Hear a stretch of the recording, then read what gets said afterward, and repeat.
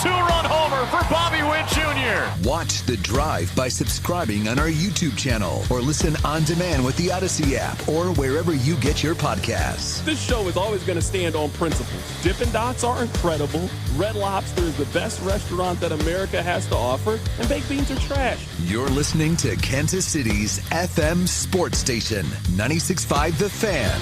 Here's C-Dot.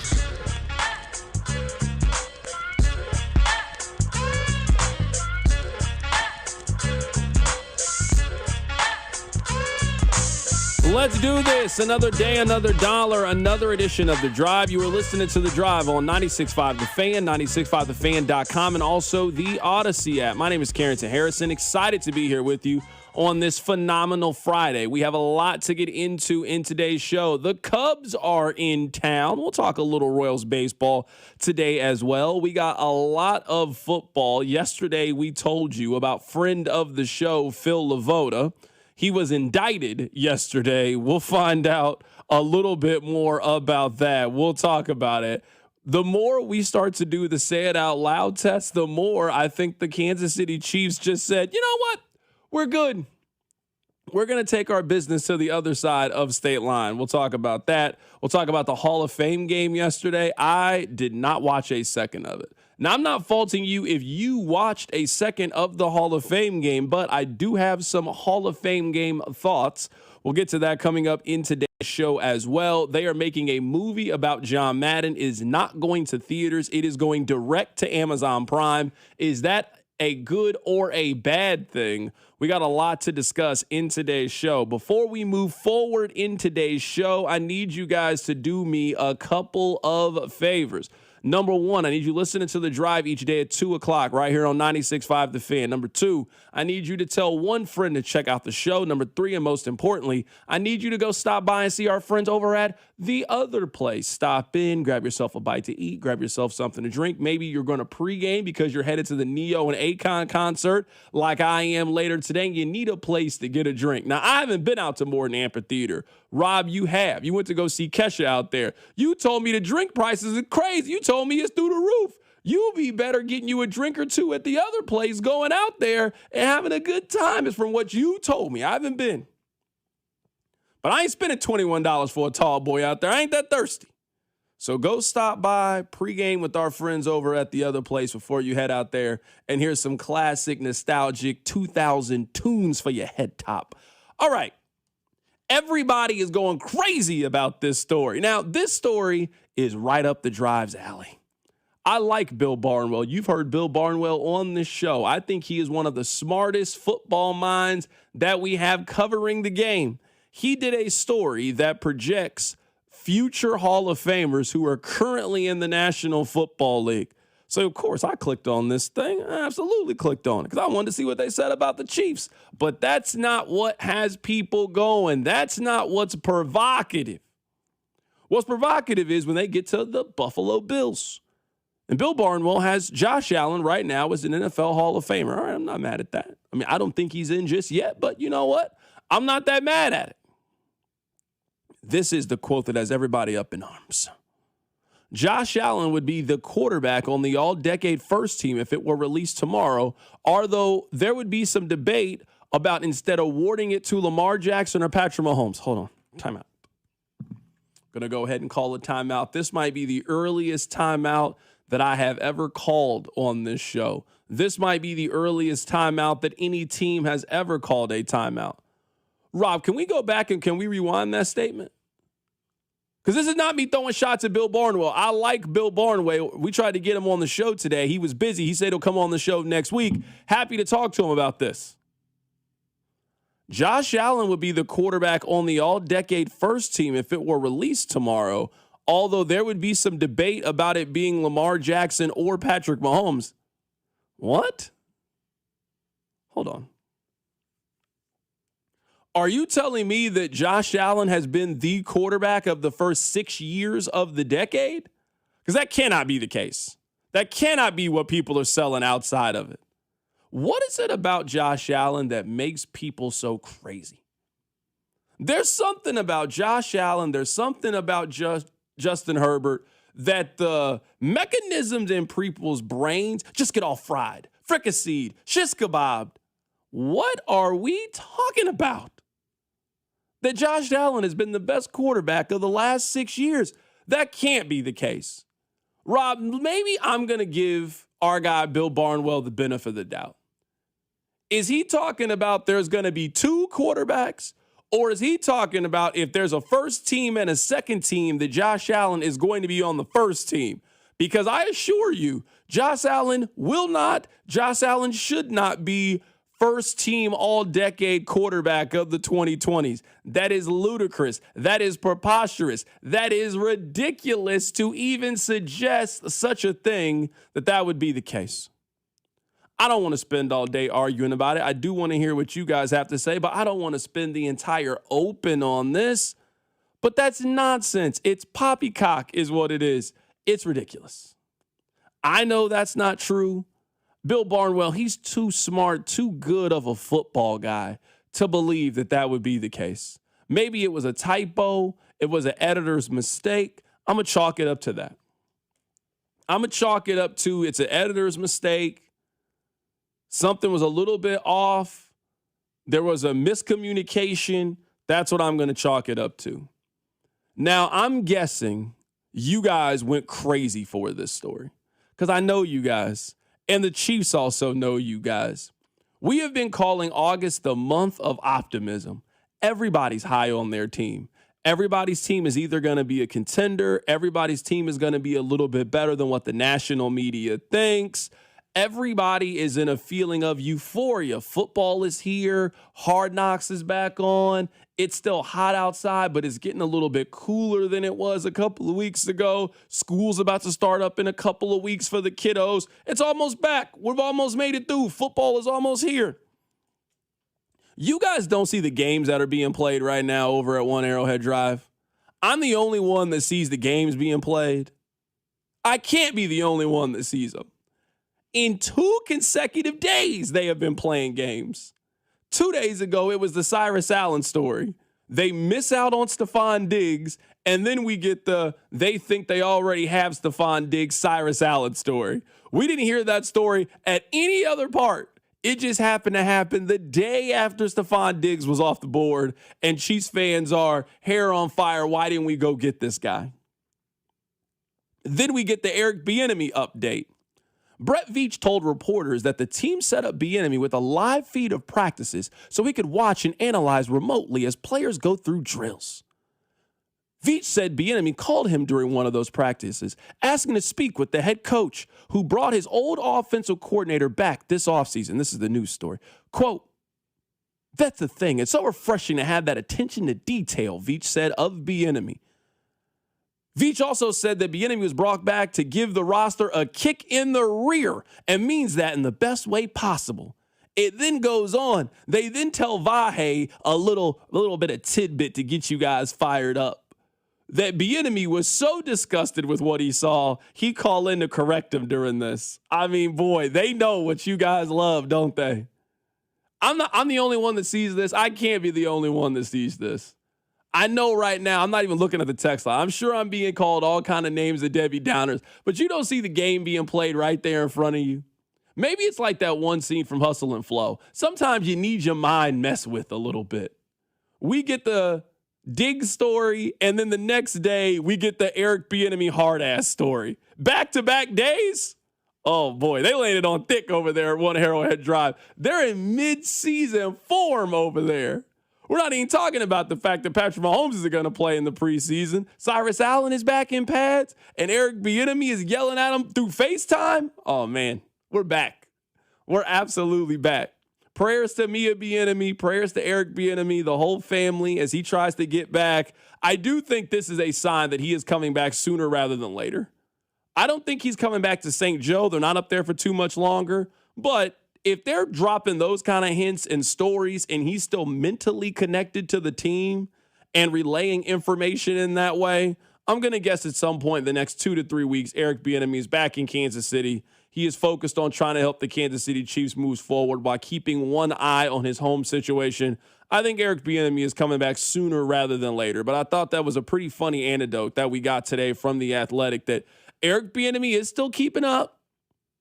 He's watching the Chiefs on FaceTime. He's in communication with Andy Reid. He's still instilling that discipline in this team. Y'all love those Eric Bieniemy stories. Y'all go crazy for those stories. And they got him. It's August. It's fun. It's the best. Coming up, speaking of August football, yesterday we had the Hall of Fame game, and I noticed something about the Hall of Fame game. I'll tell you what it is. Keep it right here. It's The Drive. You're listening to The Drive with Carrington Harrison. I mean, come on, guys. What are we doing here? On your home for Chiefs football, 96.5, The Fan. Fanatic Sportsbook makes every baseball game day this season hit harder. Swing for the fences with long ball jackpots. Just pick the player who hits the longest homer of the day to win a share of $50K in fan cash. Every day brings a new shot to win. Customers also get baseball profit boosts every game day. And your bets earn you fan cash, win or lose. To spend on merch, tickets, exclusive experiences, and more. Go deep this baseball season and download Fanatic Sportsbook today for the best baseball betting experience each and every game day. Fanatic Sportsbook. Winning hits different here. Must be 21 plus. Gambling problem? Call 1-800-GAMBLER or 1-800-MyReset. CT call 888-789-7777. MA call 800-327-5050. NY call 877-8-HOPE-NY. MD visit mdgamblinghelp.org. Offer not available in all states. Terms apply. See Fanatic Sportsbook app. In a business built on trust, experience matters. For more than 36 years, Century Roofing has installed over 36,000 roofs across Kansas City, earning a reputation for quality, integrity, and service. Homeowners have voted Century Roofing Best Roofing Company in Johnson County for the 5th consecutive year and Best in Kansas City for the 2nd straight year. KC-based and female-owned, Century Roofing. Visit CenturyRoofingKC.com. Trust the pillars of strength. Century Roofing. Trust the pillars of strength. Hey, it's Rex here with Rex Buys KC. I get it. Selling your house can sometimes feel overwhelming or scary, right? I've seen it too many times. A homeowner thought they had a deal, only to have the buyer back out at the last minute. That's not how we do business at Rex Buys KC. I'm local, I know Kansas City, and I make sure every deal actually closes like it's supposed to. No hidden fees, no showings, no last-minute surprises, just a fair cash offer and a process you can count on. We buy homes in any condition and judgment-free. So whether your house needs repairs or you just want a fast, hassle-free sale, we can make it happen. If you want certainty, transparency, and someone local who actually delivers, call 816-330-6000 or visit rexbuyskc.com. Rex Buys KC, helping people make smart choices one home at a time. 816-330-6000 or rexbuyskc.com. $5,000. That's the average amount of money people in the U.S. are now spending on gas in a year. $5,000. That's crazy. If you drive, you have to download Upside, the free app that gives you cash back for buying gas. That's right. You can earn cash back with Upside just for buying the gas you're already buying. You can literally start earning cash back today. I use Upside, and just last year, I made nearly $300. You're putting gas in your car anyway. Why not get cash back? If you like extra cash, download Upside. I'm saving the cash I earn from using Upside to help pay for a vacation later this year. Download the free Upside app now to earn cash back when you fill your tank. Use promo code SNAP to get an extra 35 cents per gallon on your first tank. You can cash out anytime, right to your bank or a gift card for Amazon and other brands. Just download the free Upside app and use promo code SNAP for a 35 cents per gallon bonus on your first tank. That's code SNAP for a 35 cents per gallon bonus. I scream. You scream. We all scream. Because Wendy's famous small classic Frosty is just $1 for a limited time. More screaming, happy screaming, summer screaming, dollar small classic Frosty screaming! But please don't scream in the drive-thru. It hurts the employees' ears. Get a $1 small classic Frosty for a limited time, only at Wendy's. U.S. price and participation may vary. A la carte only. Not valid for delivery. Limit 10 per transaction. Price may be higher in Alaska and Hawaii. What do parents think of back to school at Staples, where supplies start at just 25 cents? Staples has the latest laptops with up to 40% savings. I may hug the cashier. So embarrassing. It's the most wonderful time of the year. It's a wonderful time at Staples with up to 40% off select tech. Staples. That was easy. Visit Staples today or shop online and in the app. Ends 9/12. Exclusions apply. Every week on the Moth Podcast, you'll hear true stories that will intrigue you, inspire you, and make you laugh. He said, is there anything in your diet that might be spiking your blood sugar? I said, sometimes I eat pizza until I'm unconscious. He said, I think that might be it. For real stories live on stage from comedians, astronauts, accountants, farmers, and people just like you, follow and listen to The Moth wherever you get your podcasts. You're listening to 96.5 The Fan from the DM Injury Law Studios. Mike's got this. Car, truck, or motorcycle wreck? Remember, Mike's got this. 816-888-7500. Mike's got this. This is your home for Kansas City sports. 96.5 The Fan.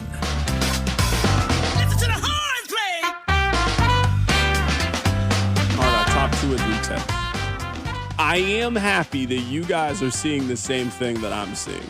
CDOT, it's like a political game. They're playing us. Someone else says the Chiefs propaganda machine is in full swing.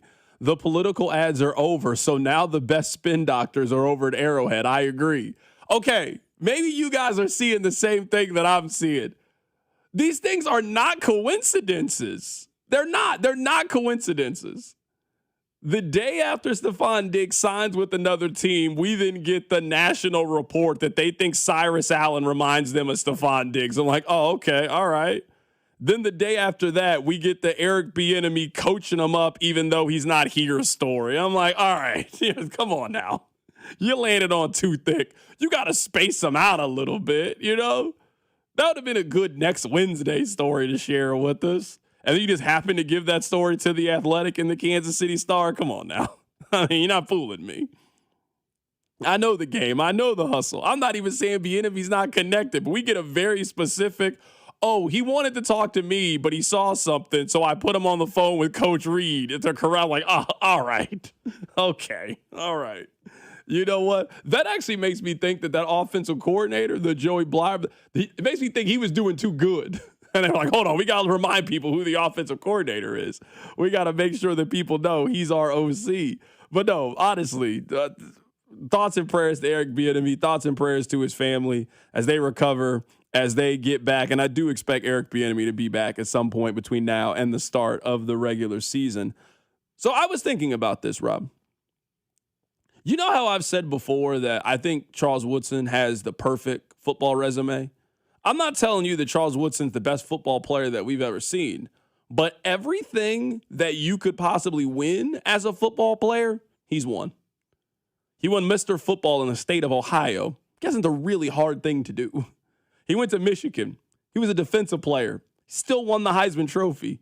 They went undefeated and won the national championship while he was there. He went to the NFL. He won Defensive Rookie of the Year. He won Defensive Player of the Year. He won a Super Bowl.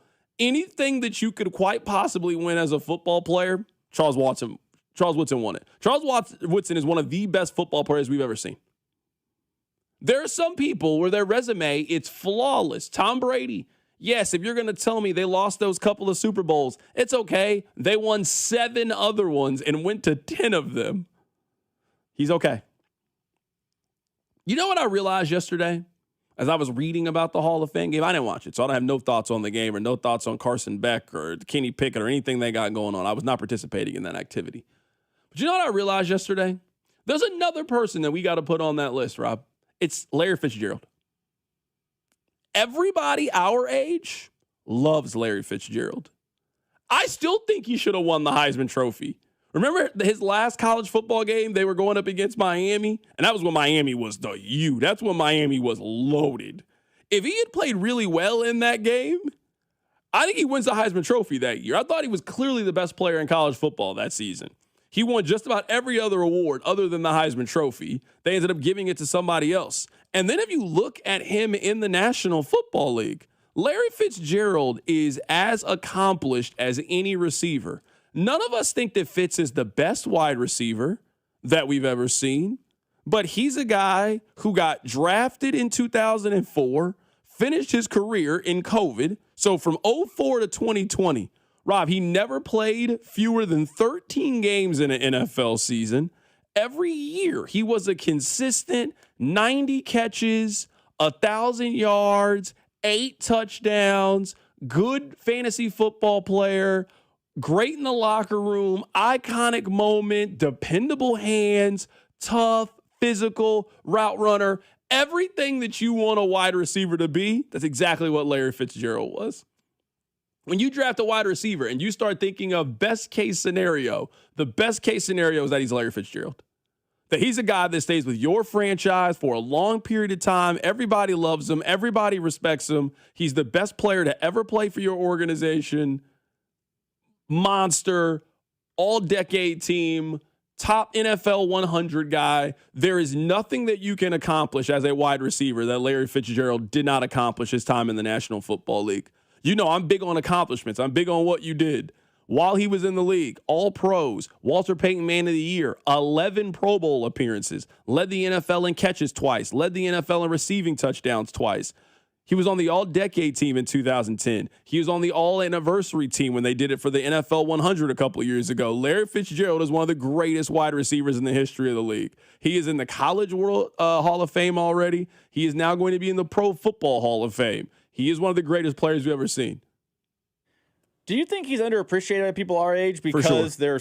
we saw the end of Jerry Rice, which was incredible, and we saw Randy Moss, which was incredible, and now we're seeing insert wide receiver because the league's become so pass heavy. I feel like he's wildly underappreciated for how great he was as a football player.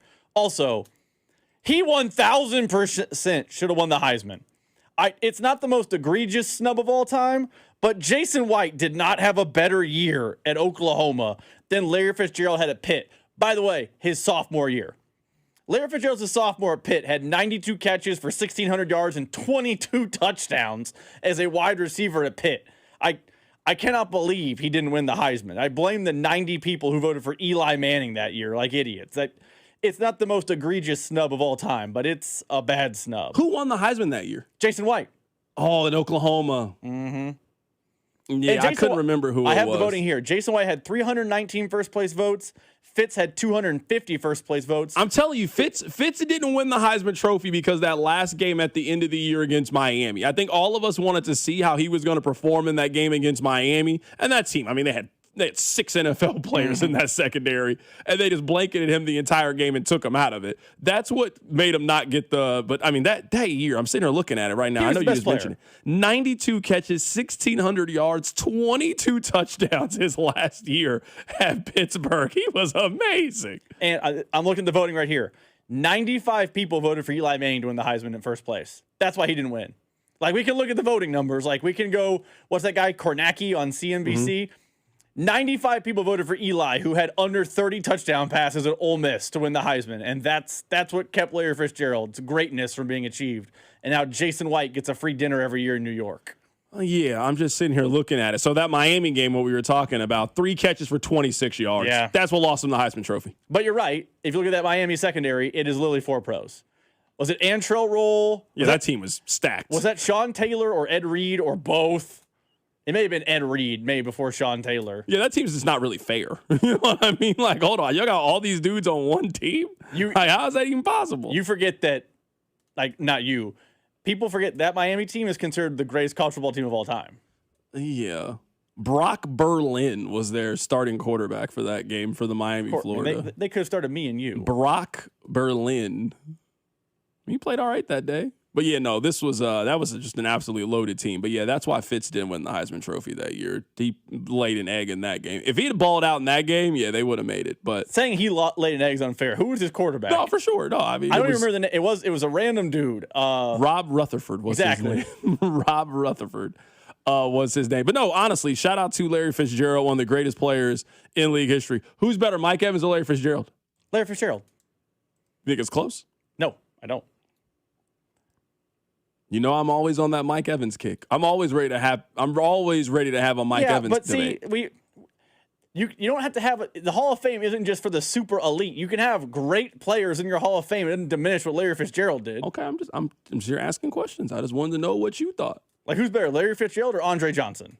Fitzgerald. Yeah, so why is Andre Johnson in the Hall of Fame? See, it's a stupid way to do it. I think Andre Johnson might have been better than Mike Evans, but you know what? We didn't got to have that conversation. You know who Andre Johnson was? On that Miami team. Yeah, he was. He was on that Miami team. He absolutely was. All right, so let's get back to the Kansas City Chiefs. I did want to shout out Larry Fitzgerald, so shout out to him. Ron Cobb is going to join us on the show coming up at the top of the hour. Happy to catch up with him. He's with Arrowhead Pride now. He is now taken over Arrowhead Pride. He was at training camp earlier today. We'll get his thoughts. Here is Steve Spagnuolo talking about the 6th overall pick, Mansour Delane. He working. He's just not tackling. Because he's dealing still with, we're trying to be a little cautious with the shoulder blade. And I think you guys saw him, he was out there today because we only had shells on so he could protect himself. The other 3 days with the shoulder pads, it was just really being safe, right? Protect him from himself because you put pads on and if we don't want to set him back. But I did think he did a good job. You saw him in and out of huddles, getting everything mentally, tried to keep the conditioning up. So hopefully, we'll see where we are tomorrow because we put the pads back on, but that'll be Rick's call. All right. I want everybody right now, let's put our chips in the middle of the table. We're probably a month away from when we need this answer, so we still got some time. But let's call it right now. Rob, do you think Mansour Delane plays week 1 of the NFL season? No. At this point, it is trending toward no. Text line, 913-586-7965. We're about a month out. Do you think that Mansour Delane is going to start week 1 of the NFL season? Rob, I'm going to stand arm in arm with you. I think the answer is no. Now, I don't know when he's coming back, but I think there are 3 possible outcomes. They could be super cautious with him right now at training camp. He starts to practice a couple of weeks before the start of the season, and this was all something about nothing. That's possible, right? Certainly possible. Or we've seen them do this before. Like, this is not the first time they would have done this. Maybe they could put him on the IR, but they think he'll be back sooner than what the IR will let you come back. They'll just make him physically inactive. They'll put him on the inactive list for the first 2-3 weeks of the season, and he'll come back sooner, and they'll just carry that roster spot because they don't want to put him on IR. That's a possibility that could happen. Or he just goes on IR, and he's out for the first 6 weeks of the season, and he comes back in the middle of the season, and that's how he starts his rookie year. I am, at this point, if you're asking me today, I don't think Mansour Delane plays week 1. I don't know. Maybe it's a hunch, a feel. I just don't think he's going to play. We know how Andy is about practicing. We know how Andy is. He hasn't had a contact drill. He hasn't been in any of the padded exercises. There's a lot of physical acclimation you need before you start playing football. So if you don't start to get that work at training camp, when exactly are you going to get it? I'll play for you what Nate Taylor had to say. We're still a couple of weeks away, I think, before we get a solid, tangible update on what is happening with Mansour Delane. Ooh, this is going to get tricky, guys. I don't think he would play a game this week. I mean, they held him out of, contact today for a reason, because the medical staff is just not comfortable with, whether or not his shoulder's fully healed. I mean, it's unfortunate because we know he has the physical tools and the traits to play well, but if you're not in pads right now, it's cool that you're out there. It's cool that you want to do like some one-on-ones, some individual periods, but Andy wants the jersey to be taken off, the non-contact yellow jersey. I just don't know if that's going to happen sort of after training camp, which would be like late August. And if the medical staff says, hey, there's no need to push him right now, all he needs is more time for that shoulder, and then you give him the extra 3 weeks, and you just say, hey, we have maybe a preseason game or two to get you, into the rhythm of it all, and then we have obviously a couple weeks before we play the Denver Broncos. But the funny thing about this, Carrington, is like they still don't have their actual depth chart. They don't know who the best cornerback is. It could be Mansour Delane. It could be Noah Williams, who's been really good so far in camp. Who knows when L'Jarius Sneed's going to take on 7-on-7 or 11-on-11 period? They just might give him the whole month to just not put any, wear and tear on his knees. I 100% agree with this text. Guys, we are a month from finding out that he broke his collarbone or something. So no, he's not playing. I think that is the right way of looking at this. This is my guess. This is a pure speculation on my part. I think we're going to get a tweet at some point in the middle of September from a NFL insider that's going to tell us what it is. We are not talking about a sprained shoulder at this point. That's not what we're talking about. I don't think this is something as minor as that. Think about how unusual this sounds. He is there. He is practicing. You just can't hit him. He plays corner. You're always getting grabbed and held and diving to the ground. It's a pretty physically demanding position. To be at this point about a month out from the start of the season and you still haven't been cleared for contact as a corner is not a good sign. We're about halfway done with training camp here. So yes, you can do some of the running and cutting and be a part of some of it, but you can't get your hands on anybody. Nobody can get your hands on you. You're not participating in the 11-on-11 drills. You can't play the position at this point. We had Nate Taylor on the show a couple of days ago, and I asked him, if today was a game week, do you think this would be handled differently? Do you think he would play? He said no. He said, I'm also not sure if he'd be playing a month from now. My guess is that we get a tweet from Jay Glazer, Adam Schefter, Ian Rappaport, and we find out what's really wrong with him, and it is something far more serious than a sprained day-to-day shoulder injury like we thought when this originally happened. When he sat out the rest of OTAs, I think we all had the same thought. Oh, it's not that big of a deal. Oh, it's just OTAs. They're not worried about it. Why push it? You spent such a high draft pick capital investment on them. There's no need to worry about it. We're in the heat of training camp. We're in the dog days of it. He still hasn't practiced with them in full. Still hasn't put the pads on. Still hasn't hit anybody. Still hasn't been hit. That's just my prediction. Again, there's three hats. The one hat is that he's cleared in 2 weeks. He starts to practice with this team on August 21st, and he's ready for September 14th. The other one is that this really was a 8 to 12 week injury. It just happened during the absolute right time early in the season. He misses a couple of games. He starts his career week 3 of the NFL season, and we go from there. Or he starts the season on IR, and he's out for the first 6 weeks of the season. This is the sentence that pushes me toward no for week 1, which, by the way, has not changed my opinion of him as a player, any of those things. This is from Jeremy Fowler.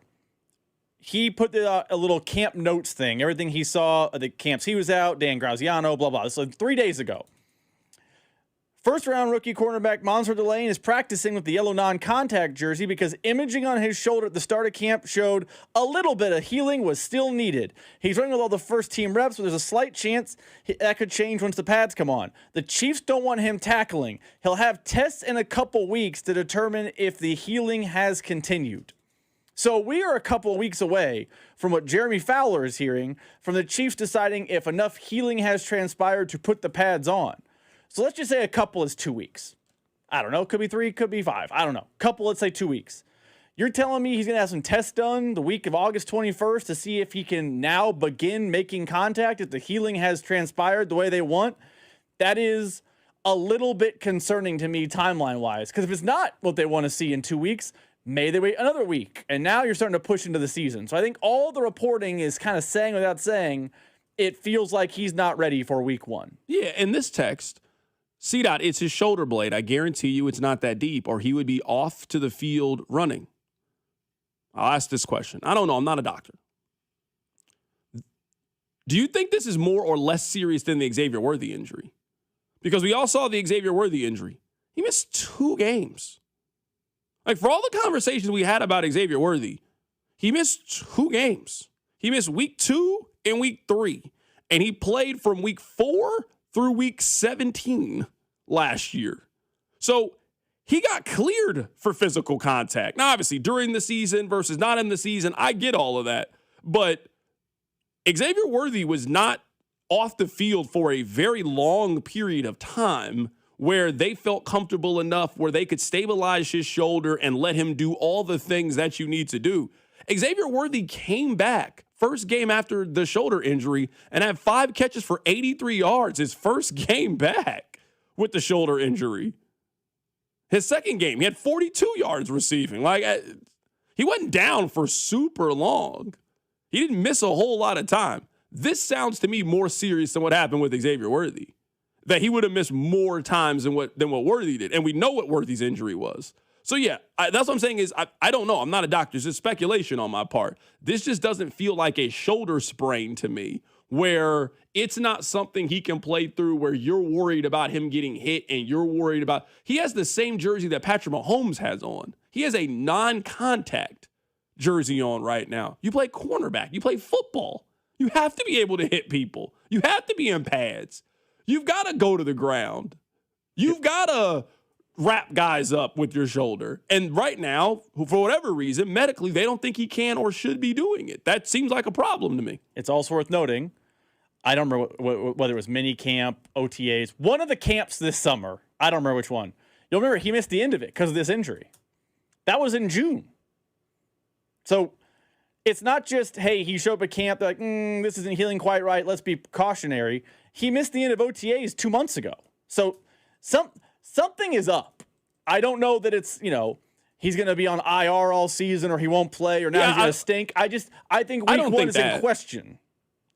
Yeah, I mean, my question, honestly, is that first game against the season against the Broncos, they could really use their number one corner against Troy Franklin, Cortland Sutton, and Jalen Waddle.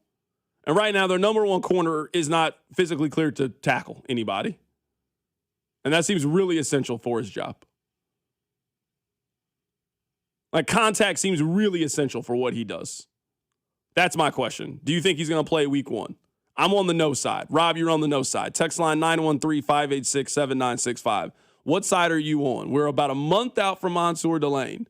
Do you think he plays in week one of the NFL season or not based on the information we have so far? We're 10 days into training camp in St. Joe.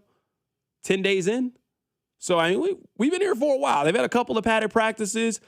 Cyrus Allen, there was a time there we thought Cyrus Allen was done for the season. That's how it felt last weekend that he was going to be done. Cyrus Allen came back in less than a week. This injury for Mansour Delane happened in June, and he's still not practicing in full with the Kansas City Chiefs. So, just something to note with the Kansas City Chiefs. Coming up at the top of the hour, we're going to be joined by Ron Cobb, 913-586-7965. Ron Cobb, he is now taking over things for our friends over at Arrowhead Pride. A lot to get his thoughts on, a lot to get his opinion on. He was at training camp earlier today as the Chiefs were in St. Joe. They're wrapping up that portion of the season. We're a week away from their first preseason game. We got an announcement earlier today. Andy Reid said that Patrick Mahomes is unlikely to play. Here's what Andy Reid had to say. There's a pretty good chance I don't play him, and percentages are leading that way. And I don't know if I'll play him the second or third game. I don't know that. So, but percentages probably lean against doing that and letting the other guys. We've got new people in those other positions and behind him that need some work. And so, the more reps they get, the better. So that was Andy Reid earlier today talking to the media. I do not think that Patrick Mahomes is playing in week one of the preseason. Maybe he'll play in the second preseason game. He was never going to play in the third preseason game. So the amount of on-the-field work for Mahomes in August is going to be a very, very limited. I don't think you assume he needs a lot of preseason. I don't think he needs a whole lot of preseason. But you never know how your body is going to respond until you get hit, until you get tackled, until you get brought to the ground. You then shake it off, you get back up, and you keep playing. So eventually that time is going to happen for Patrick Mahomes. You can only protect him for so long when it comes to that, but you obviously don't want to put your quarterback in the line of fire while you are currently in St. Joe. Coming up at the top of the hour, Ron Cobb is going to be on the show with Arrowhead Pride. Coming up on the other side, a crazy news story. I'll play it for you. Keep it right here. It's The Drive. The Drive with Carrington Harrison on Kansas City's only FM sports station, 96.5 The Fan. Men, when addressing the problem of erectile dysfunction, you want the right treatment for your specific medical situation because every case is different, and finding the right treatment can mean the difference between just an okay experience and an amazing one. This is Jeff for Heartland Men's Health, and at our practices, we offer the full range of ED treatment protocols and can even combine therapies to help make those intimate moments special both for you and your partner. At Heartland Men's Health, we take great pride in providing excellent care and treatment options for ED. Our medical providers specialize in men's sexual health and understand that no two cases are alike, which means you'll get the right treatment for you based on sound medical evaluation and appropriate applications of medical therapies. Plus, we offer treatments that are effective in well over 90% of cases, which means if you're like most men, you'll get your sex life back. So call us. Your initial visit is just $99. It includes blood work, a medical consult, and if medically advised, a test dose. And if that test dose doesn't work in the office, your visit is free. Call 844-447-6600 or go to heartlandmenshealth.com. We have 3 offices: Overland Park, Independence, and North Kansas City. America is turning 250 this year, and Circus Sports is celebrating by offering all users in Missouri $250. Dane Hughes here, and for everyone in Missouri, all you have to do is deposit $250 on your Circus Sports app. Then play through that deposit. Once you do, Circus Sports will reward you with $250 right in your account. This is available for everyone in Missouri, new and existing users. Celebrate 250 years and find out more at circusports.com today. Must be 21 or older in Missouri. Gambling problem? Call 1-800-GAMBLER. This summer, there are 250 reasons to join T-Mobile. Girls trip? Booked. And switching to T-Mobile helped make it happen. With Experience Beyond, switch and get $100 back. Plus, $650 in value in built-in plan benefits. That's $750 in your first year, guaranteed. And honestly, that $100 back, I'm putting it towards the zip line. Now that's how you do summer. Exactly. Best switch I ever made.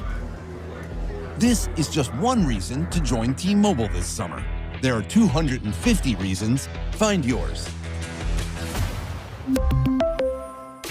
Savings based on the value of benefits included with Experience Beyond, like entertainment and 1 year of AAA Classic and Dash Pass on us. Benefits may require activation. See plan for details. Get $100 via virtual prepaid MasterCard with eligible port and no cash access and expires in 6 months. Issued by Sunrise Banks, N.A. member FDIC. Allow 8 weeks. This is the story of the one. As a maintenance engineer at a beverage manufacturing plant, he starts his day knowing every line is ready to run because Grainger delivers the industrial-grade products he needs to keep mixers, conveyors, and packaging equipment moving.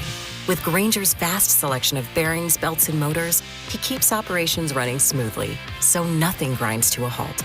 Call 1-800-GRAINGER, click Grainger.com, or just stop by. Grainger, for the ones who get it done. It's 5 o'clock. Your employees are headed home, but you're still updating spreadsheets, switching between software, and wondering where the day went. There's a better way. Odoo brings accounting, sales, inventory, CRM, and more together in one fully integrated platform. So you spend less time managing software and more time running your business, because your workday should end eventually.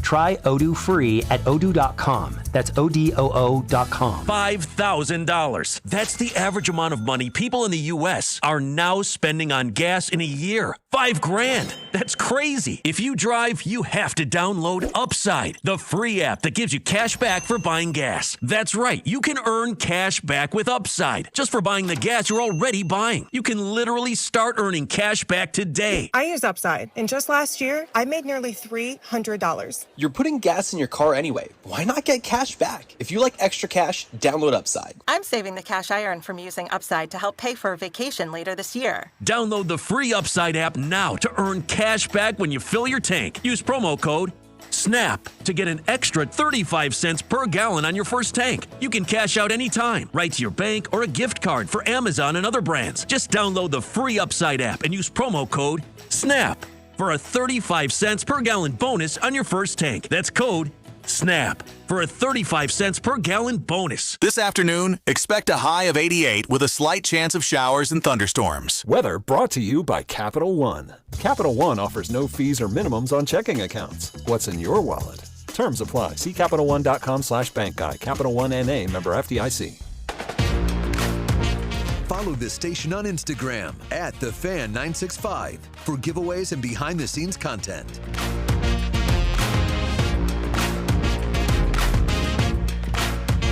Someone on the text line asked this question about Mansour Delane. C-Dot, if he goes on to the IR, does that change your opinion on last year's draft? Like we shouldn't have traded up. I'm sorry I'm behind on the stream.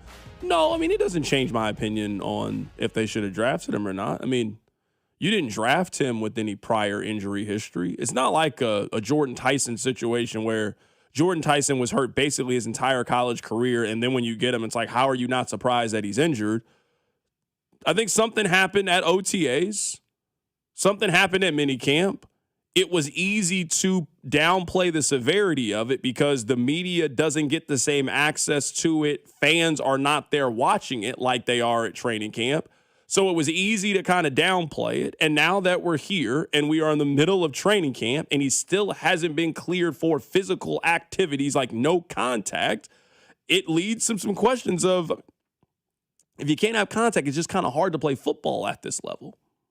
So what does that mean? What does that look like for him? So no, it doesn't change my opinion on if they should have drafted him at all. I do not have any hesitation, no reservations. Still feel very good about it once he can get on the field. You just got to get on the field. You got to be there. And right now he's partially there on the field, but not there, not practicing in full, not in pads, not doing all of those things. And we'll see how quickly we get there. We can wrap this up here because I do want to get Ron Kopp. I want to get his opinion on this as well. Here's what Matt Verderame had to say on his concern for Mansour Delane's shoulder.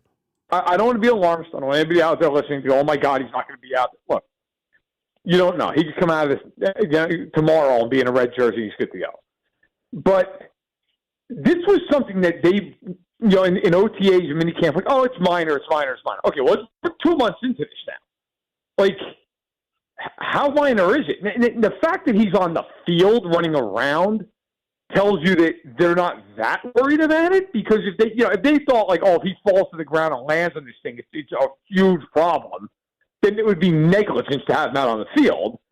So it would make you think, okay, well, then it's not that big of a deal. But then what? Like, why has he been in the non-contact for 2 months? And I can't speak for any other insider, but for me, like, nobody seems to have any real clarity of what exactly is going on with Mansour. Like they haven't talked about it. It's just been, oh, it's a shoulder. Okay, but like what? What is it? Yeah, and I'm assuming that clarity is going to happen after it's all been concluded. That's the Sunday morning news dump that we get in the National Football League. You know the one I'm talking about? Every Sunday morning at like 9:30, 10 o'clock, we just get all these news and notes. You know I'm going to assume is going to have it? Peter Schrager. Put me down right now for a Peter Schrager early September scoop on what Mansour Delane has been dealing with. Put me down for that. All right, I want to play this news story. If you know, there's some news stories that they're made for this show. This is one of them.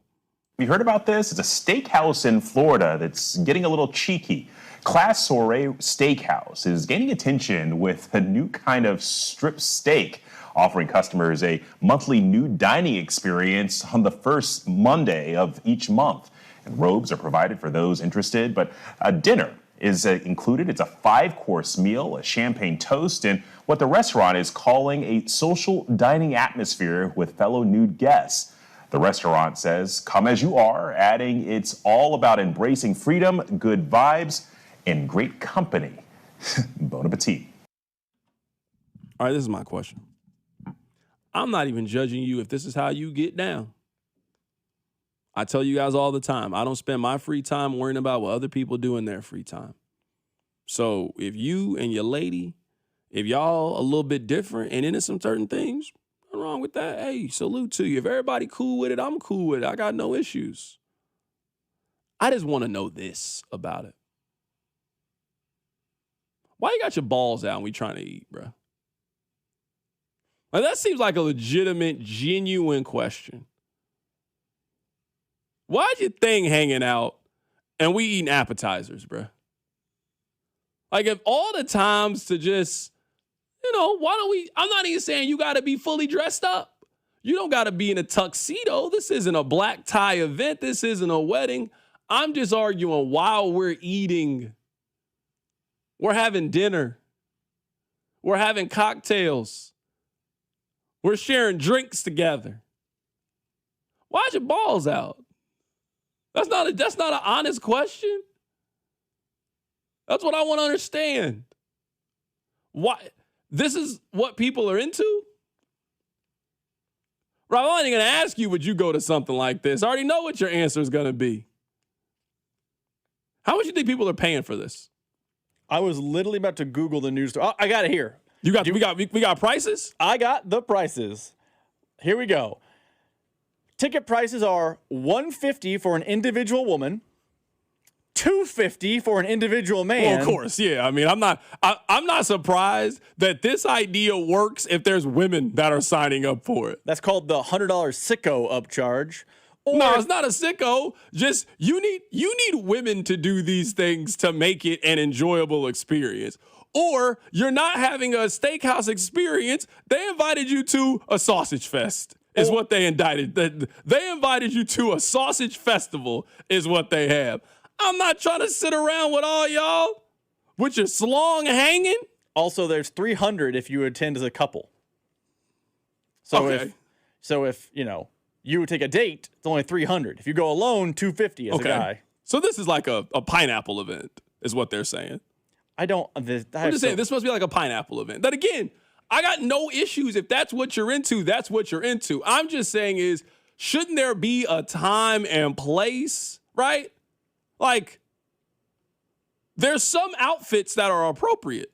That's not something you would wear to church. That's not something you would wear if you're taking your grandmother to dinner. Yeah, you can wear that. Hey, that's a really nice dress for a night out. Yeah, you would do that. You're going to happy hour with the girls, 100%. I'm just asking, why are you wearing that now? We trying to take grandma to eat. I don't think you're taking grandma to this. I know, I'm just using that as an analogy. So I'm just saying is $300 to take grandma to a new dinner is a mistake. I'm saying there's time and place. If you want to be naked, there's nothing wrong with being naked. Time and place. Why are you naked at the dinner table? It's a 5-course meal that includes a champagne sip. Like, what are we doing? I'm trying to eat this lobster mac and cheese. So what are the 5 courses? Entree, appetizer, soup. Is there a soup and a salad? Oh, no. I'd be terrified to eat a soup naked. Oh, no. I just want to understand. I just want to understand. That's it. That's all I wanted to know. That's it. I just imagine taking your Tinder date there for the first time. Oh, you got to go on the registry. I'm telling you right now, you got to go on the registry. How would you pitch that to a Tinder date? You're an offender. I'm telling you how you're offended. I'm telling you. When you offer it, all of a sudden you get a knock on the door, and it's Chris Hansen. That's who it is. It's Chris Hansen. It's what it is. I am also not stunned this is Florida. Oh, I mean, if there's any place for sure, it's Florida. The name of the restaurant's Class. Okay. All right. No class is what it is. The text line saying, why you say it like that? That's a legitimately genuine question. Why are your balls out and we trying to eat? Now's not the time for them to be out. Larry, put those away. Now's not the time. I just came here to have a nice glass of vino. I came to have some good conversation. I didn't want balls with my Brussels sprouts. That's not what I'm here for. Also, taking a date to this is wild. Yeah. Somebody said, why does it cost more for the man? Because nobody wants... Sicko upcharge. Because they want women there. Sicko upcharge. That's what they want. They want the girlies to be there. Because you walk in that place and it's 57 dudes and 2 girls. Hey, I got to go, bro. It's not for me. You paid $250 to have naked steak with a bunch of dudes. You're in a locker room at Lifetime eating a sirloin. Coming up at the top of the hour, we got Arrowhead Pride. Keep it right here. It's The Drive.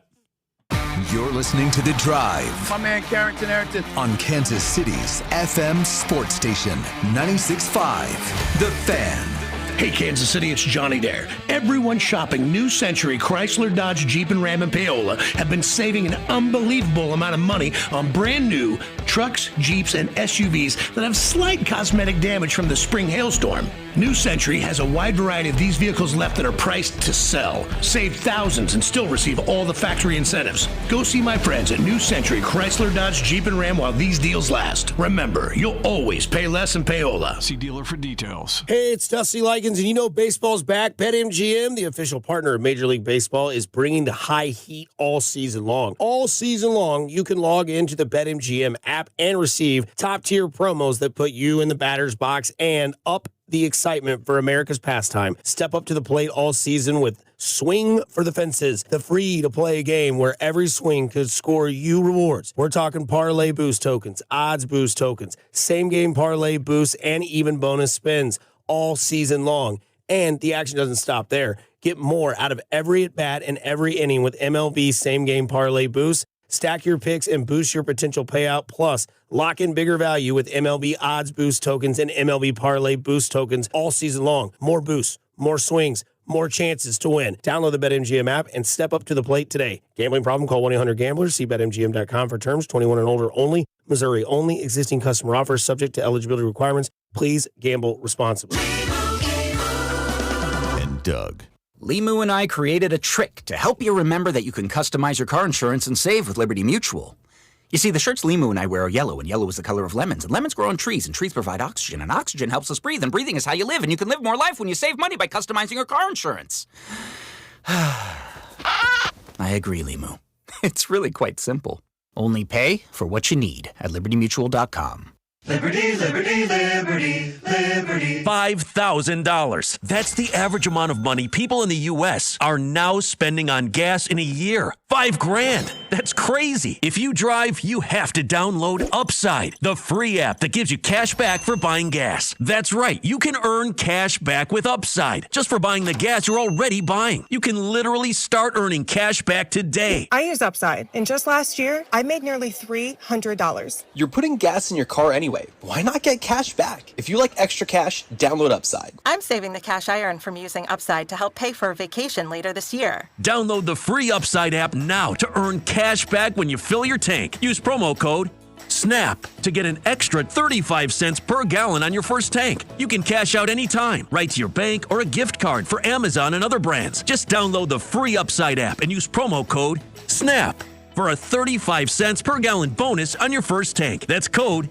SNAP for a 35 cents per gallon bonus. Onyx, I keep having stomach issues. Please make me a doctor's appointment. Okay, are you suffering from diarrhea, bloating, gas, or oily stools? If so, you may want to ask your doctor if it could actually be a problem with your pancreas, called exocrine pancreatic insufficiency, or EPI. My pancreas? How is EPI treated? A prescription medicine like Creon, pancrelipase, is used to treat people who can't digest food normally because their pancreas doesn't make enough enzymes. Creon is the #1 prescribed treatment for EPI. Creon may increase your chance of fibrosing colonopathy, a rare bowel disorder. Tell your doctor if you have a history of intestinal blockage or scarring or thickening of your bowel wall, if you are allergic to pork, or if you have gout, kidney problems, or worsening of painful swollen joints. Call your doctor if you have any unusual or severe gastrointestinal symptoms or allergic reactions. Take Creon as directed by your doctor, and always with food. Do not chew capsules, as this may cause mouth irritation. Other side effects may include blood sugar changes, gas, dizziness, sore throat, and cough. These are not all the side effects of Creon. You can learn more at 1-800-633-9110. Before your appointment, visit creoninfo.com. That's CREON info.com. I'm Bob Burke,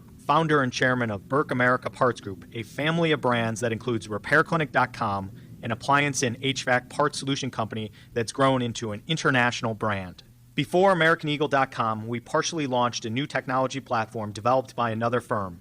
American Eagle helped take our technology to a whole new level with digital marketing, software development, and business insights into our key markets, appliances, HVAC, and outdoor power equipment, and did so both on time and on budget. AmericanEagle.com has the resources, experience, and talent needed to produce solutions. Our new technology platform, developed by AmericanEagle.com, has produced tremendous results with higher traffic, conversion, engagement, and online revenue. If you have any home repairs you need to take care of, check us out at RepairClinic.com. If you need a world-class website or technology project, then I would highly recommend AmericanEagle.com. Call AmericanEagle.com at 773-NETWORK. That's AmericanEagle.com, 773-NETWORK. Chiefs coverage sponsored by Renner Garage Door, RENNER, forward and back. Almost Andy Reid here. Summer heat can put your garage door to the test. Stay ahead of the game with a Renner Garage Door summer tune-up. Plus, get free repair or replacement quotes and $100 off a new garage door, forward and back. RENNER. Cody and Gold are live from the practice field at Chiefs training camp this summer on your home for Chiefs football. 96.5 The Fan, KFNC FM and AM, HD1 and HD2 Kansas City, an Odyssey sports station. Let's head to the phone lines right now to be joined by Ron Kopp. He is with Arrowhead Pride. He is taking over. Ron, how you doing, man? I'm good. Thanks for having me. I've just been up at camp 9 out of 10 or 8 out of 9 days so far. So I've got all the camp notes for you. I'm ready to roll. I'm ready to talk Chiefs. Ron, this is your first day of time going on the show, right? I don't think you've been on the show before, have you? You know, you had me on a few years ago, I will say, and just a little random. I pop on with Jay Binkley a lot. Shout out Jay, my guy. We talk ball. He likes to point out the 6 interception game he called for me in high school. So shout out Jay. Okay, so no, this is the second time. Okay, my bad. It was a while ago. I apologize. You know what? We'll just start fresh now. This is your first time. Yes, you come sir. on 2 more times. We'll officially make you friend of the show. I do have a lot of football to talk to you, but I have to ask you this. Tonight, I'm going, Rob is going, we're going to the Neo and Akon concert. When I hear college, I hear a lot of Neo. I hear a lot of Akon. I went to college when Lil Wayne was on fire, a little T-Pain. When you hear college, what artists do you hear? I mean, college wasn't that long ago for me, Cedar. I got to tell you, my guys in college, I mean, you're talking Travis Scott. I mean, you're talking J. Cole. I mean, I'm a J. Cole guy, huge J. Cole guy. So, no, I'm 28 years old, Cedar. So college is just a recent artist. I mean, to be honest with you, I'm going to make you feel old. I was hopping out of 7th period in high school waiting to hear Danny Parkins, CDOT, and Benny Heiss on the drive. I was ready to hear it in the car. So I'm going to make you feel old. I'm pretty young, so that question doesn't do much for me. One time we had this intern, and he came up. He was like, man, I'm so excited to meet you, man. I was listening when I was in elementary. I was like, bro, you got to leave, dog. Why are you here talking to me? Why are you here talking to me right now? I had to tell him to leave. I couldn't have that energy around me in my spirit. Hey, high school. Elementary school was a little crazy. Yeah, that was a little too deep. Yeah, that's what he said. I was like, bro, you got to stay away from me. I don't know what's happening right now. All right, Ron, a lot to get to. So let's start with this. What is your big takeaway so far as we are at camp? What's been the thing that you have noticed the most? What do you think is the biggest talking point? Well, I'll start off with the rookie minicamp tryout player that's starting on the offensive line right now through the first week or so of camp at right tackle, obviously Khalil Benson from Indiana. But I think the interesting thing to me that you saw today, Trey Smith obviously misses practice. Andy says it's a hip thing. He doesn't feel like it's anything to worry about, but they sent him to a specialist. Anyway, they moved Benson inside the right guard, which he's done in college. He has over 1,000 snaps logged at Colorado and Indiana at the right guard position. But I will say, I think it tells you that they already feel like he's one of their 5 best linemen, right? Where instead of keeping him at right tackle and having a Caliendo or one of the other reserve players get in at guard for Trey, they're shifting him in and bringing in the veteran tackle they have that, you do have this plethora of tackles, it feels like, right? And so I think the biggest story to me so far is that they just found a guy that they already feel like is one of their 5 best linemen, and they want to have him on the field.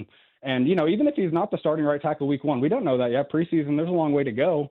He's going to be probably or they maybe want him to be, I should say, that first guard off the bench if we see another Trey Smith injury this year or, Kingsley, obviously, on the other side. I think it just tells you that, I think Khalil Benson is the biggest story of camp for sure. Even if he's not the starter week 1, I mean, they found a future, someone they can feel good about going into the future developing as someone along that offensive line. Do you think he's going to start week 1 at right tackle because he's been getting a lot of those reps? Yeah, you know what? I will lean in that camp just because I think the strengths of his game are the run game. I think he fires off the ball. He's powerful. He's got these powerful hands. He's a huge dude. He's like 6'8", and he's got a great kind of athletic profile where you can see him, get into the second level. Cut off linebackers. All that to say, the run game should be more the identity of the Chiefs' offense this year. Why not lean into, if this guy is hungry, if he's showing you something, I think a lot of people are talking him up, his teammates, his coaches. If the run game is really what he's good at and he's maybe get better at that than Jalen Moore is at any particular thing, right? Then yeah, lean on him, lean on the run game.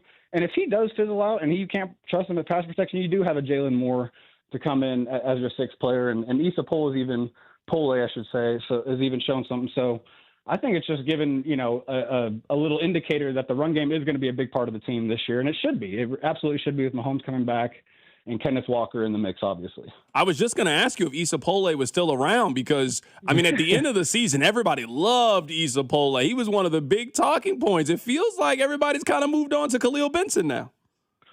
Right, and I think it just tells you that maybe they already kind of know what they got a little bit with him, and they're just trying to see what they got with Benson, right, where they see tools just like they saw with Pole last year.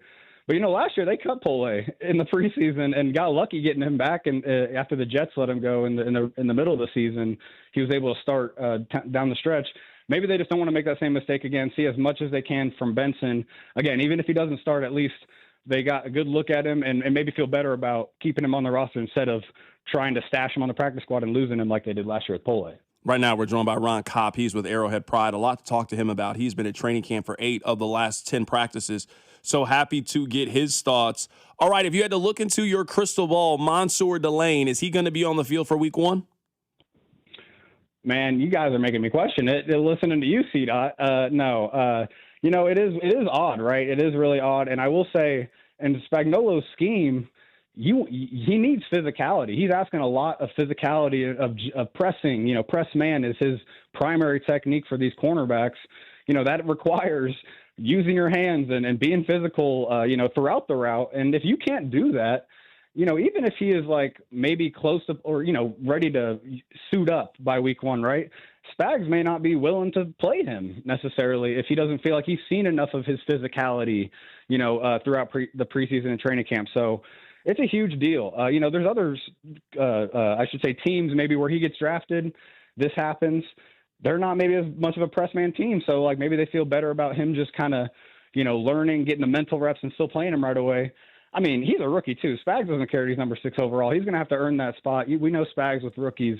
I just feel like if he doesn't get the reps, especially with Spagnuolo, it's just going to be tough for him to, again, even if he is ready to play week 1, even he may just not start and like play as much as he probably should as a number 6 overall pick because Spags hasn't been able to see him get physical throughout camp in the preseason. So we really need to see that yellow non-contact jersey get off sooner than later. Yeah, that's kind of where I am in all of this. Like, he needs to be on the field here in the next 2 weeks because we know how Andy is when it comes to practice. We're talking about you will have then missed all of training camp, and now you're just going to pop in, and we're talking about a rookie. Like, this would be different if we were talking about Jalen Watson or Trent McDuffie, a guy that's been in the system, been in the scheme, played 5+ years in the National Football League. We're talking about a guy that got hurt at the end of OTAs and still hasn't been cleared for physical practice.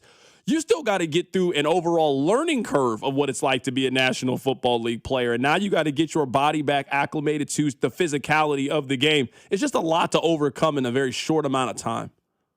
No, I'm with you. And Spags is with us too. He talked after practice, I want to say yesterday, and he was asked, what do you need to see from Delane before we get to week 1? He said a lot, point blank, and then kind of just said the main thing he's missing is the chemistry, the coordination with all these new guys, right? And I think it's a interesting point, depending on the position you play. If you're in Delane's position, where you're kind of coming back from injury, maybe you can just kind of get thrown in right away. But man, playing pass coverage in the NFL, there's so much communication that goes on with the safeties and the linebackers, at that corner position, switching stuff off, all that kind of stuff. So, Spags pointed that out as the main thing that he's missing on. And so that and the physicality, you kind of combine those two. Man, yeah, no, it is. It's more just. It would be crazy to me if he goes on like IR, right? Like I don't think we're seeing that situation. I just think he's working back, and it's just even if he's ready week 1 again, I don't know if Spags going to trust him as much as he should. Right now, we're talking to Ron Kopp. He is with Arrowhead Pride. He is now taken over as the editor-in-chief of the website. They've had a lot of great people do that. Ron is next up in leading that website into the future and beyond. All right, let's talk about the wide receiver room on a scale from 1 to 10. 10 being you think this is the best wide receiver room in the league. How confident are you right now in their wide receivers? Oh, man. Definitely nowhere close to 10. I'll say like 4. I'll give you a 4 because they're so fragile. I mean, there's so much fragility in the receiver position. I mean, that's why you see a rookie, Cyrus Allen, just come in right away and pop off, is because he's had the opportunity to with Rice, obviously working back to 100%. I think he's looked better, I will say, being at camp. I think the first time I saw Rice move around when I was out there, I was pretty worried. Last few days, it looks like he's definitely kind of gotten his legs back under him a little more.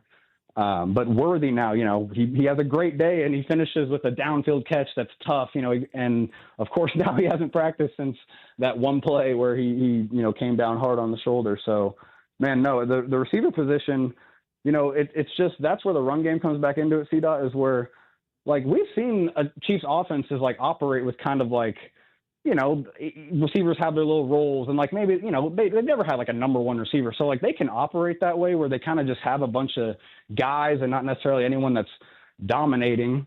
But do they have those guys, right? And like Cyrus Allen has impressed me.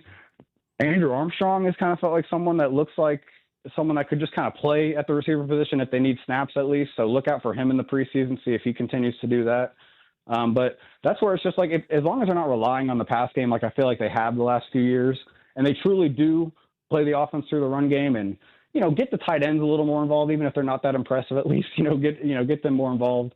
I would just say they can work around it, I think, this offense this season, but the receiver position itself is not very impressive, I would say. Yeah, I mean, almost every wide receiver conversation is really wrapped up in Rice putting it together, both off the field and physically, for 5 months, and Xavier Worthy taking the next step and also holding it together.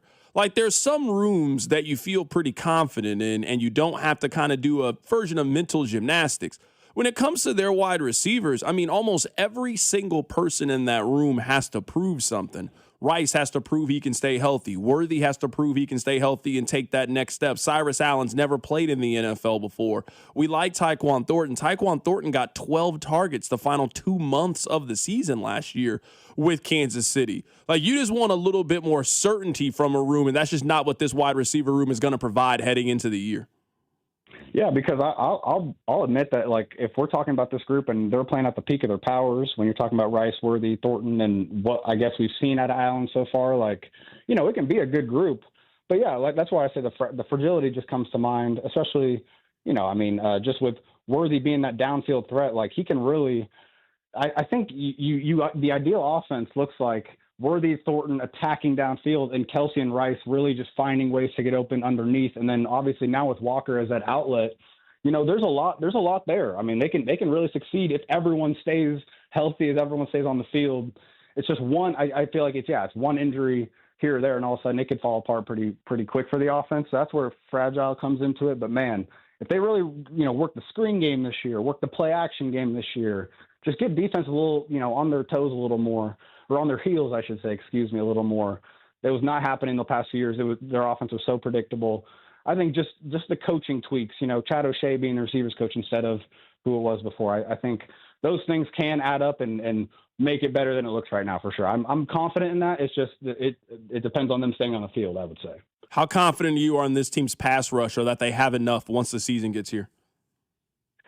Man, I will say Peter Woods.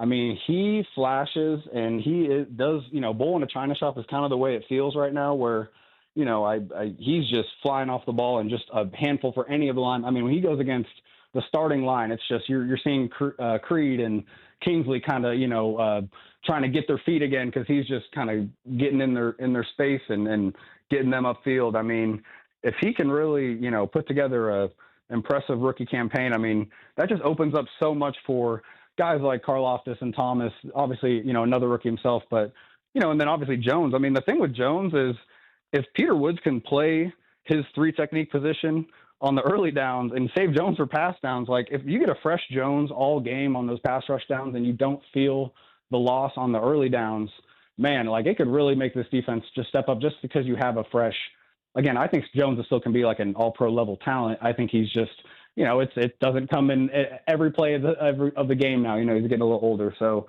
the fresher they can keep him, the better. So it all depends on these young guys. I think Woods and Thomas are huge factors in it, and they both have kind of, shown up and impressed so far in camp, I would say. I'll get you out of here with these last 2 questions. They're general NFL questions and not specifically related to Chiefs training camp. There's 3 teams at the top of the AFC West: Denver, Kansas City, and Los Angeles. Who do you think wins the division? I do think the Chiefs, with the schedule they have, I think it's an underrated thing that if they get this Broncos win, 1-0, I think their next 3 games are very doable if they have that momentum, especially you go into the bye week. I don't know. All that to say, I think the Chiefs are going to get off to a hot start. It's going to help them inflate their record, even if they're not as good of a team as maybe they're still finding things out. Like, I really feel like their schedule helps them inflate the record. I do feel like they win the AFC West. They get the Broncos twice early in the season this year. The Broncos are like week 8, I want to say, too. The Broncos notoriously don't start out, I should say Sean Payton notoriously doesn't start out very hot. He's usually a guy that finds his way as the season goes on. I think it's an advantage for the Chiefs. The fact that Mahomes looks like he's ready to go week 1, I think the Chiefs start hot, and I think it helps them win the AFC West. We had this conversation a couple days ago. There's probably 8 teams in the AFC that feel like they're Super Bowl contending teams, from Houston to Los Angeles to Buffalo to New England, like all of these teams. Who do you think is the best if you were doing a power ranking? You guys love to do this over at Arrowhead Pride. We're big fans of the website. Who would you put at number 1 of an AFC power ranking right now?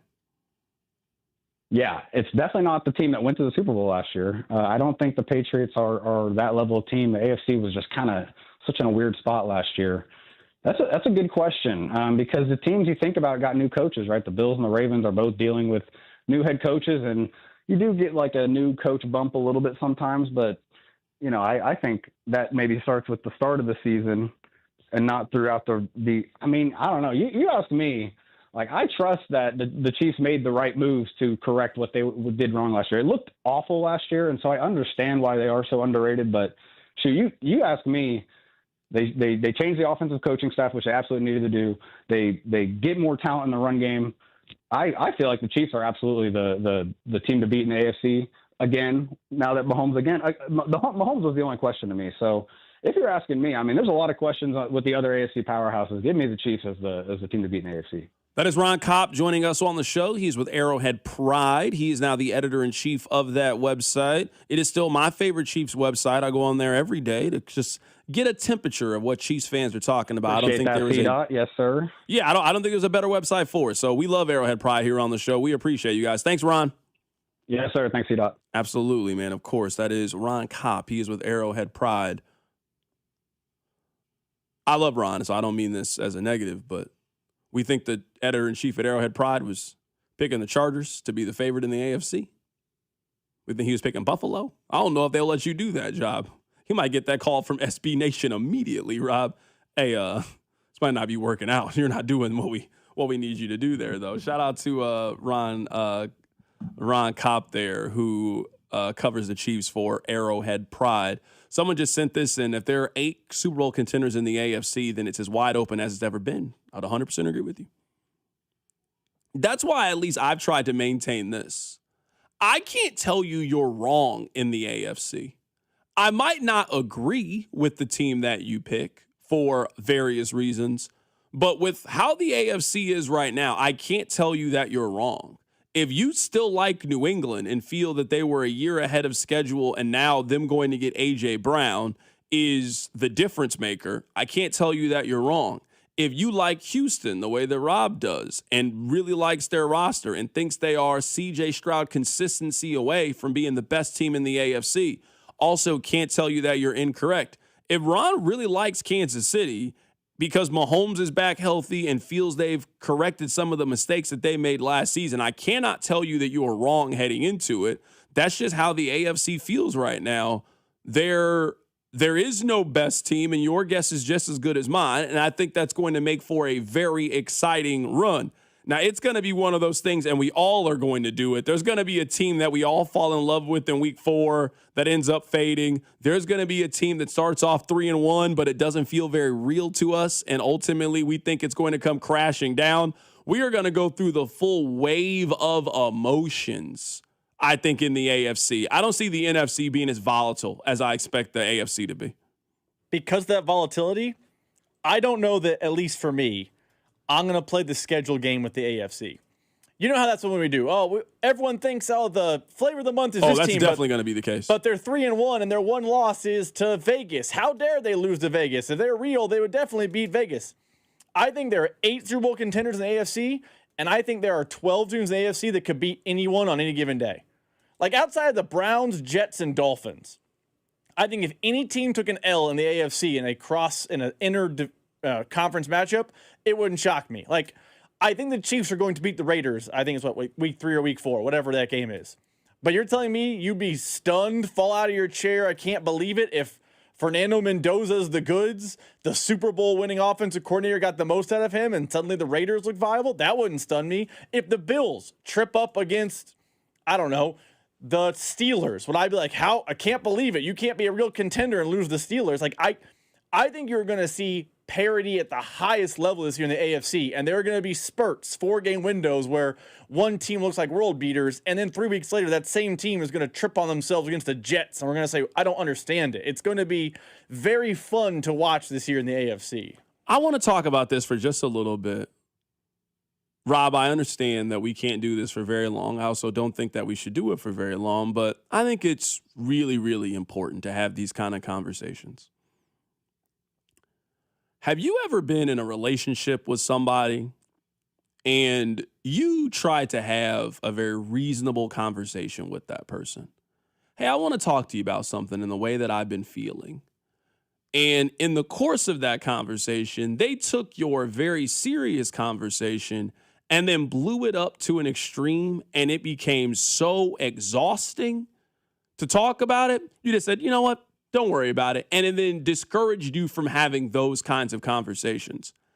I think that's how we handle social issues in this country at almost every single turn. I think there are a lot of reasonable people that want to have reasonable conversations.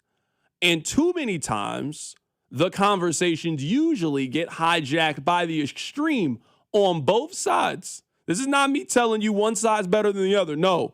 The conversation usually gets hijacked by the 20% of people that I don't think it is their mission to finding a common ground or better understanding.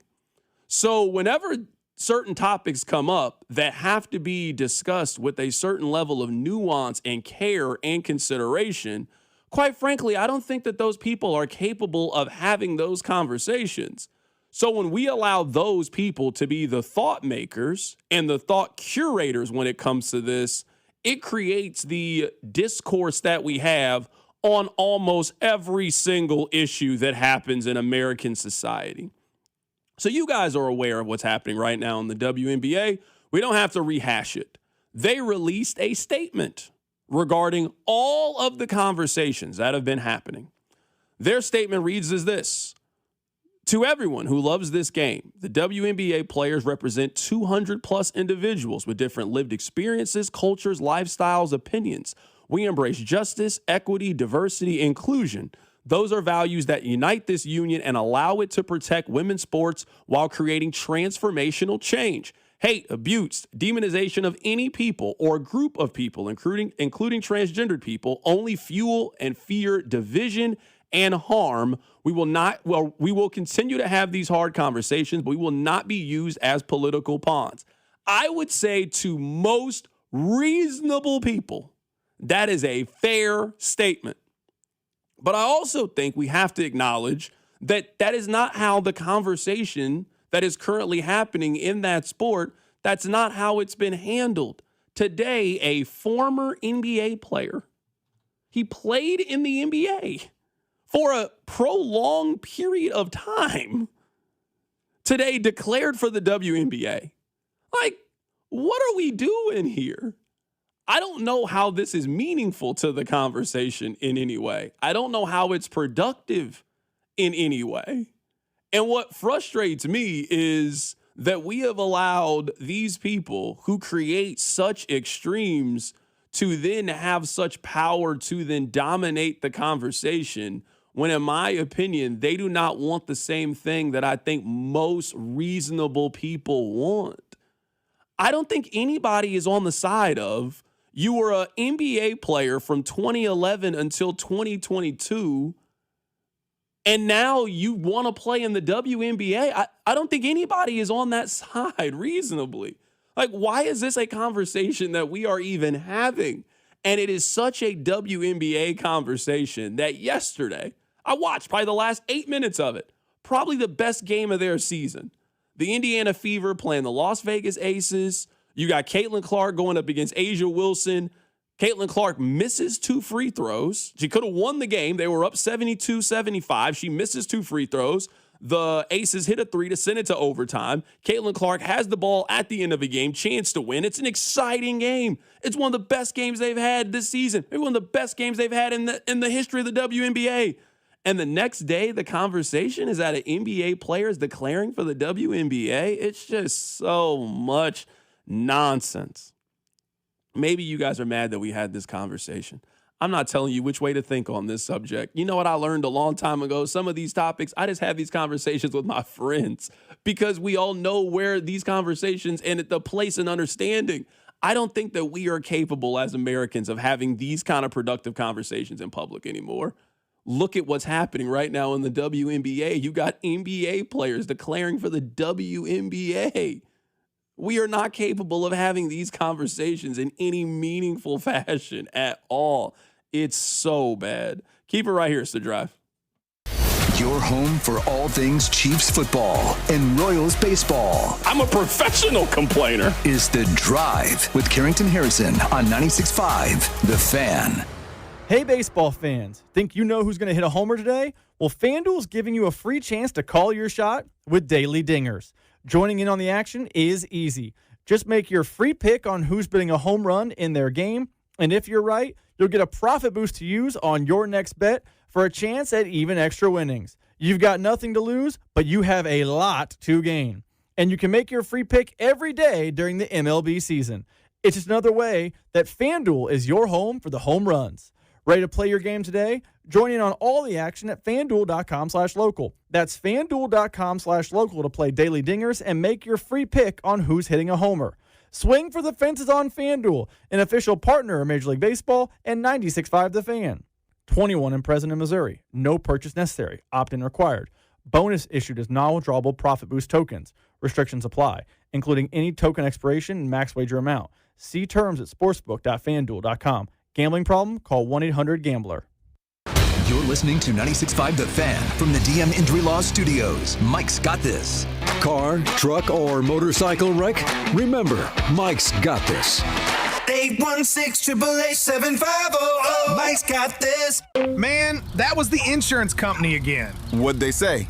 They want another statement, more paperwork. They're telling me what my car's worth. Now they want all my medical records. Dude, why are you dealing with all that? Call the Car Crash Kings. One call and they deal with the insurance company for you. The calls, the paperwork, the negotiations. You just focus on getting better. Hurt in a car wreck? Don't do it yourself. Call the Car Crash Kings. It's what we do. The choice of a lawyer is an important decision and should not be based solely from advertisements. When it comes to my policy, Farmers gives it to me straight, so there's no surprises.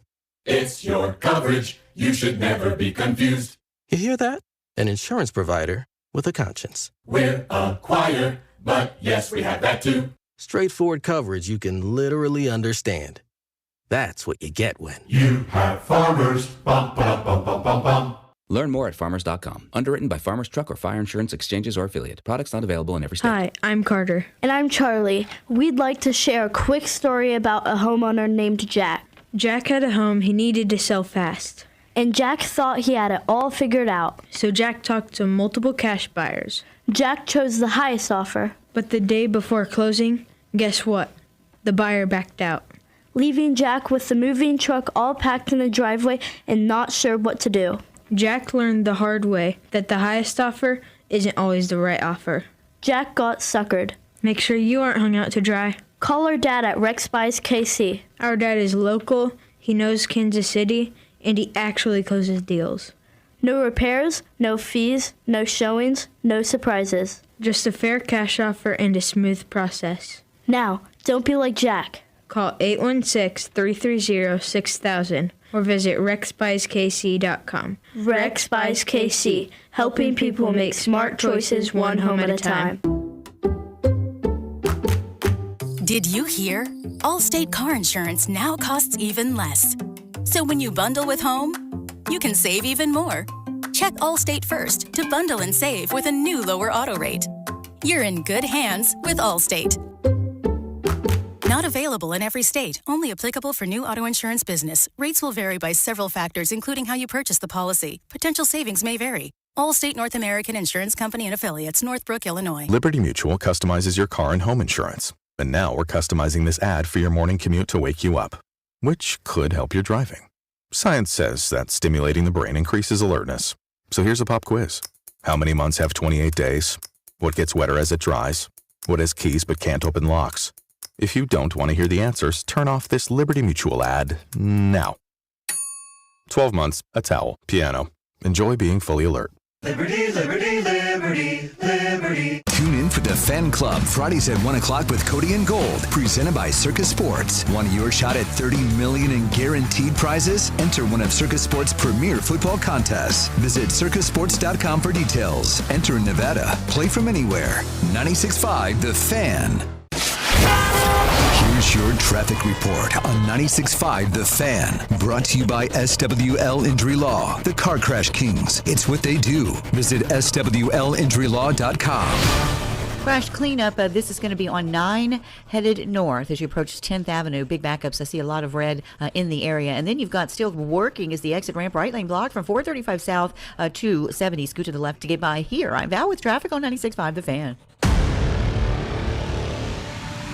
Hey, it's Chris Jones from the Kansas City Chiefs. Welcome back to The Drive with C-Dot on your home for Chiefs football. 96.5 The Fan.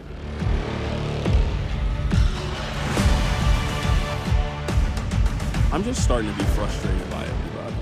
It's not even related to the thing we were just talking about. I moved on from that. So if you were texting it, man, I'm not reading it. I said what I had to say. I don't have anything else to add to the conversation. I just wanted to let you guys know where I was at. Rob, people are really arguing this Bill Barnwell piece. And this is why I think the public is not telling the truth when they talk about hot takes and debate culture and all of those things. I do believe that the media is a reflection of us. Like, it's a product. People are buying and selling it. Like, it's in the best interest of the person selling it to sell you something that you like, something that you want. I think this is the kind of media that people want. I think people want differing opinions. I think people want the big opinions. I think people like telling me I'm an idiot more than they like telling me I'm right. And I don't need, like, the validation of, oh, you got that right. Like, I'm not saying that part, but you guys get more joy. The shows are better. They're more fun. The text line is more lively when you are telling me how I lost and not how I won. That's just kind of how we are. So I think the media, it's you got to say the thing. You got to do the thing that gets everybody paying attention and gets everybody on one side of the argument. Like, I understand that point. And there are certainly topics where we can do that in a very organic fashion where it doesn't have to be forced. It doesn't have to be manufactured. I don't know how you could argue that Josh Allen has been a better quarterback than Patrick Mahomes in the first 6 seasons of the decade. Based on what? He's never been first team All-Pro. He's never been to a Super Bowl. He's never won a Super Bowl. Mahomes has done all of those things.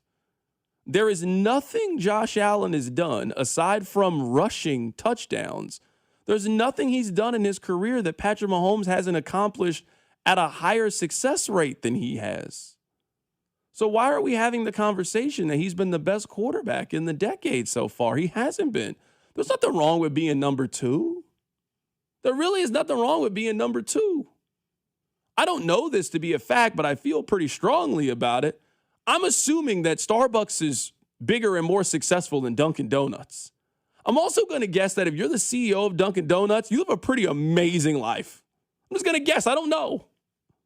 But I'm just going to assume that you live a pretty great life if you're the CEO of Dunkin' Donuts.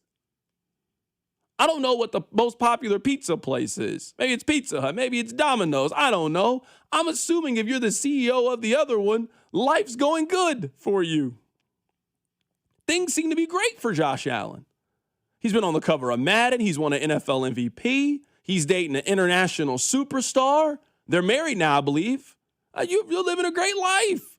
You're just not Patrick Mahomes. That's nothing to hang your head about. You don't got to be upset about that you're not Patrick Mahomes, but you're not going to try to gaslight and manipulate me into believing otherwise. You're not going to do that, especially when I've seen you guys go up against each other. I've been watching you. You're telling me the quarterback that lateraled the ball to Casper the Friendly Ghost in his last playoff game, that's been the best quarterback in the league over the last 6 years?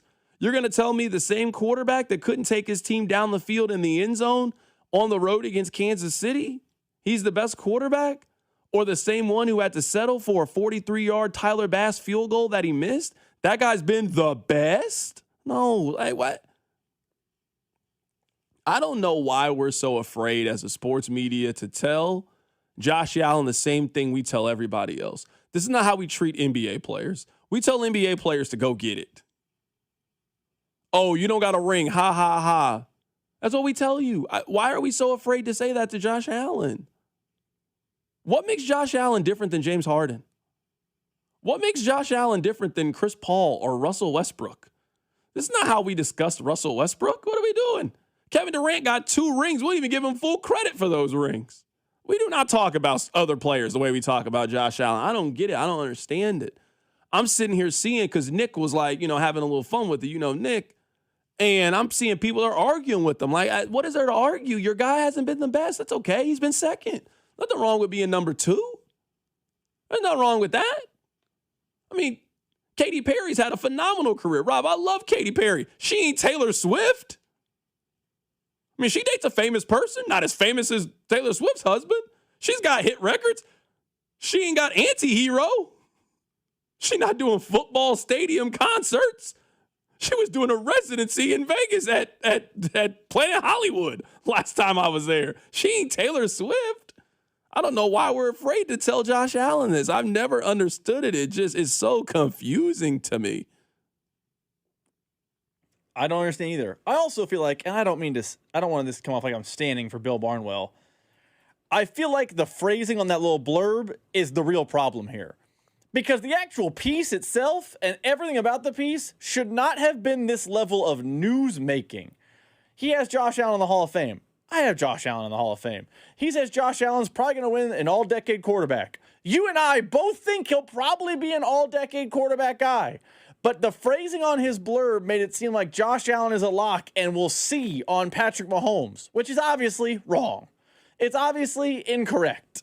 That is not even a legitimate belief. So I feel like this is manufactured Twitter hate more than anything real, because the whole thing just seems goofy to me. It just, the blurb that went viral is just a problem for Bill Barnwell. But I can't believe a smart football mind like that truly believes that Josh Allen's a lock for all decade and Mahomes, we'll see what happens. I just can't believe that. No, that's not even a regular opinion. Yeah, I guess at least for me, what the frustration is to me is we pat Josh Allen on the head for playoff failure, and we don't do that for any other American athlete.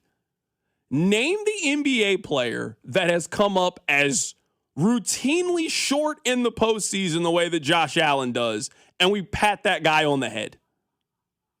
Tell me who that is. Rob, you watch the NBA like I do.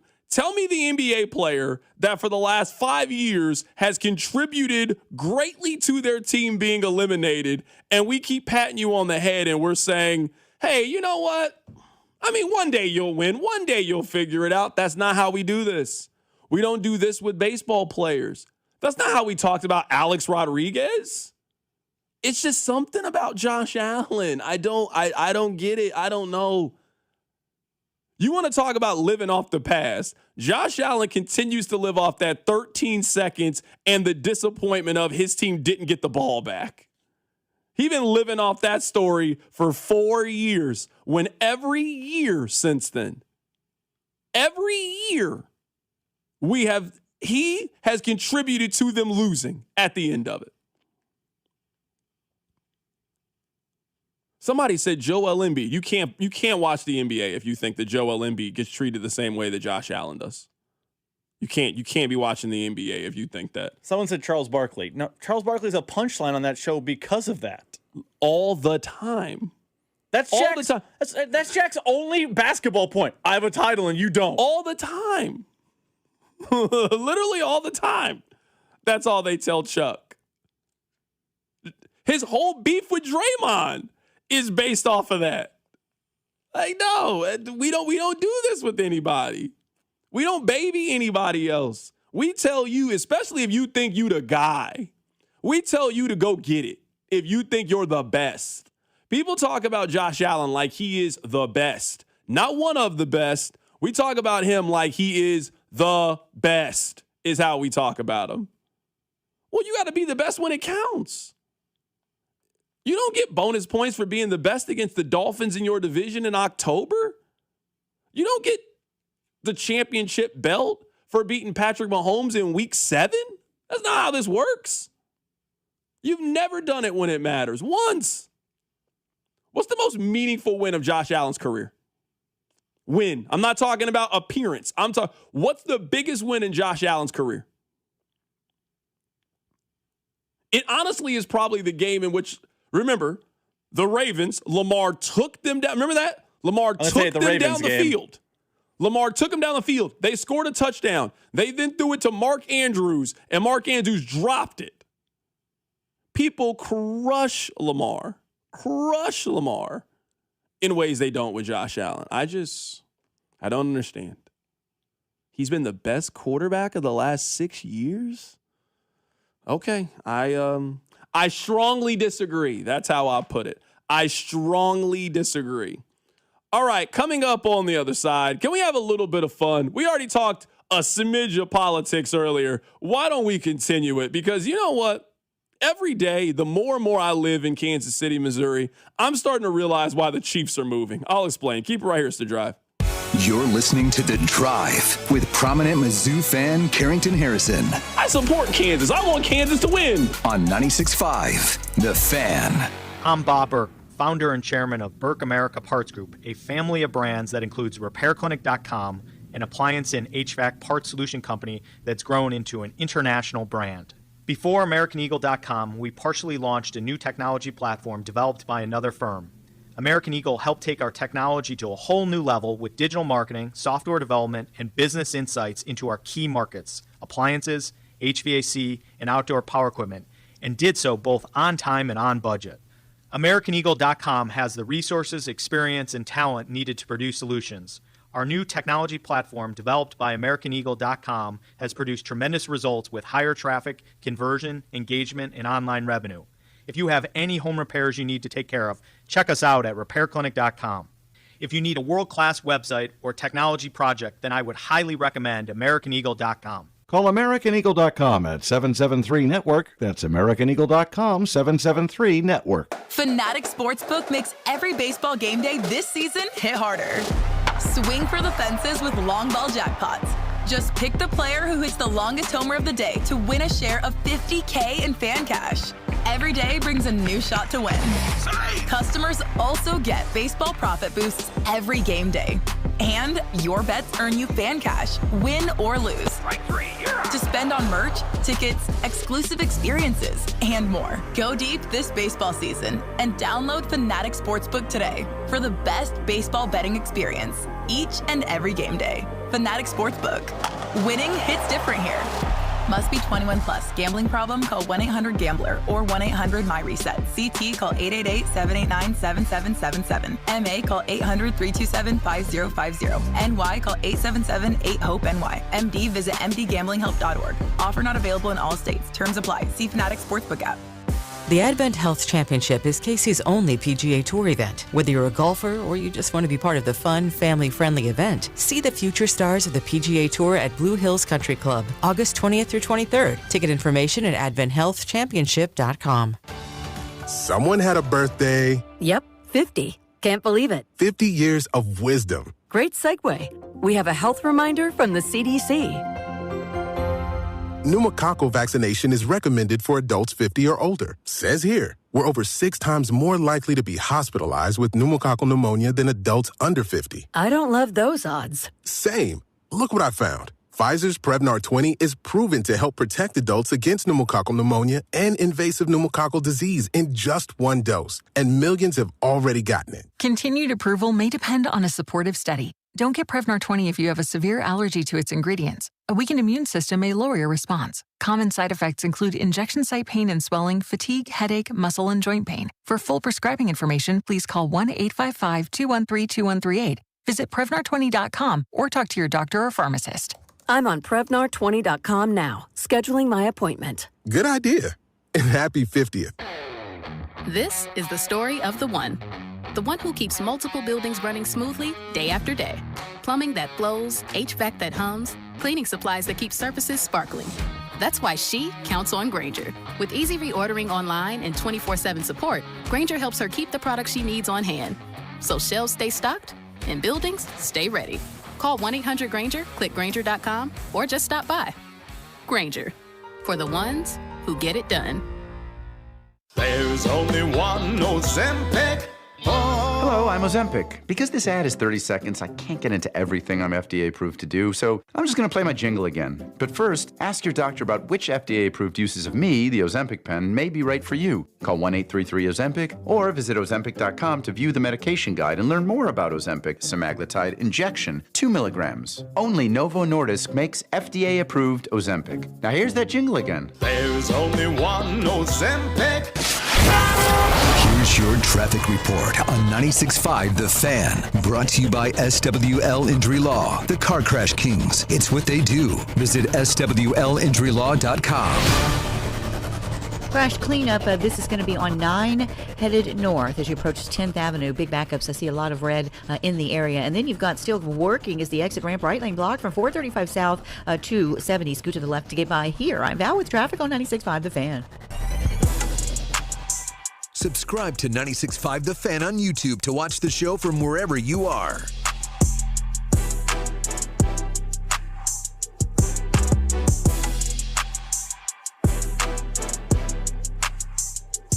All right, welcome back into the show. I want to read this for you. I mean, why don't we just get real political here, you know? Pete Mundo came up in my timeline earlier today. I've never met Pete Mundo, actually. I don't have any beef with him, no issues with him. He's always been kind to me, or he said nice things about me, so salute to him. I'm not super familiar with the show, just not really the content I'm consuming in my free time, but you know what? I got no issues with the man. So he came up on my social media timeline, and he tweeted this. For those keeping track at home, the last 4 Jackson County, Missouri executives, Catherine Shields, indicted, not convicted. Mike Sanders, indicted, convicted. Frank White, recalled. Phil Lavoda. What are we deciding? Is he friend of the show? Only one appearance, so no. Now that he came in studio for an hour, though. Now that he's indicted, definitely not. We don't want that kind of friendship. I'm just saying, if you come in studio for an hour, that doesn't make you friend of the show? On Stadium Day, too. He had taken an L and came in studio. Yeah, that's what I'm saying. I feel like he has to be friend of the show. Because if he did something good, we would call him friend of the show. That's fair. I guess he is friend of the show.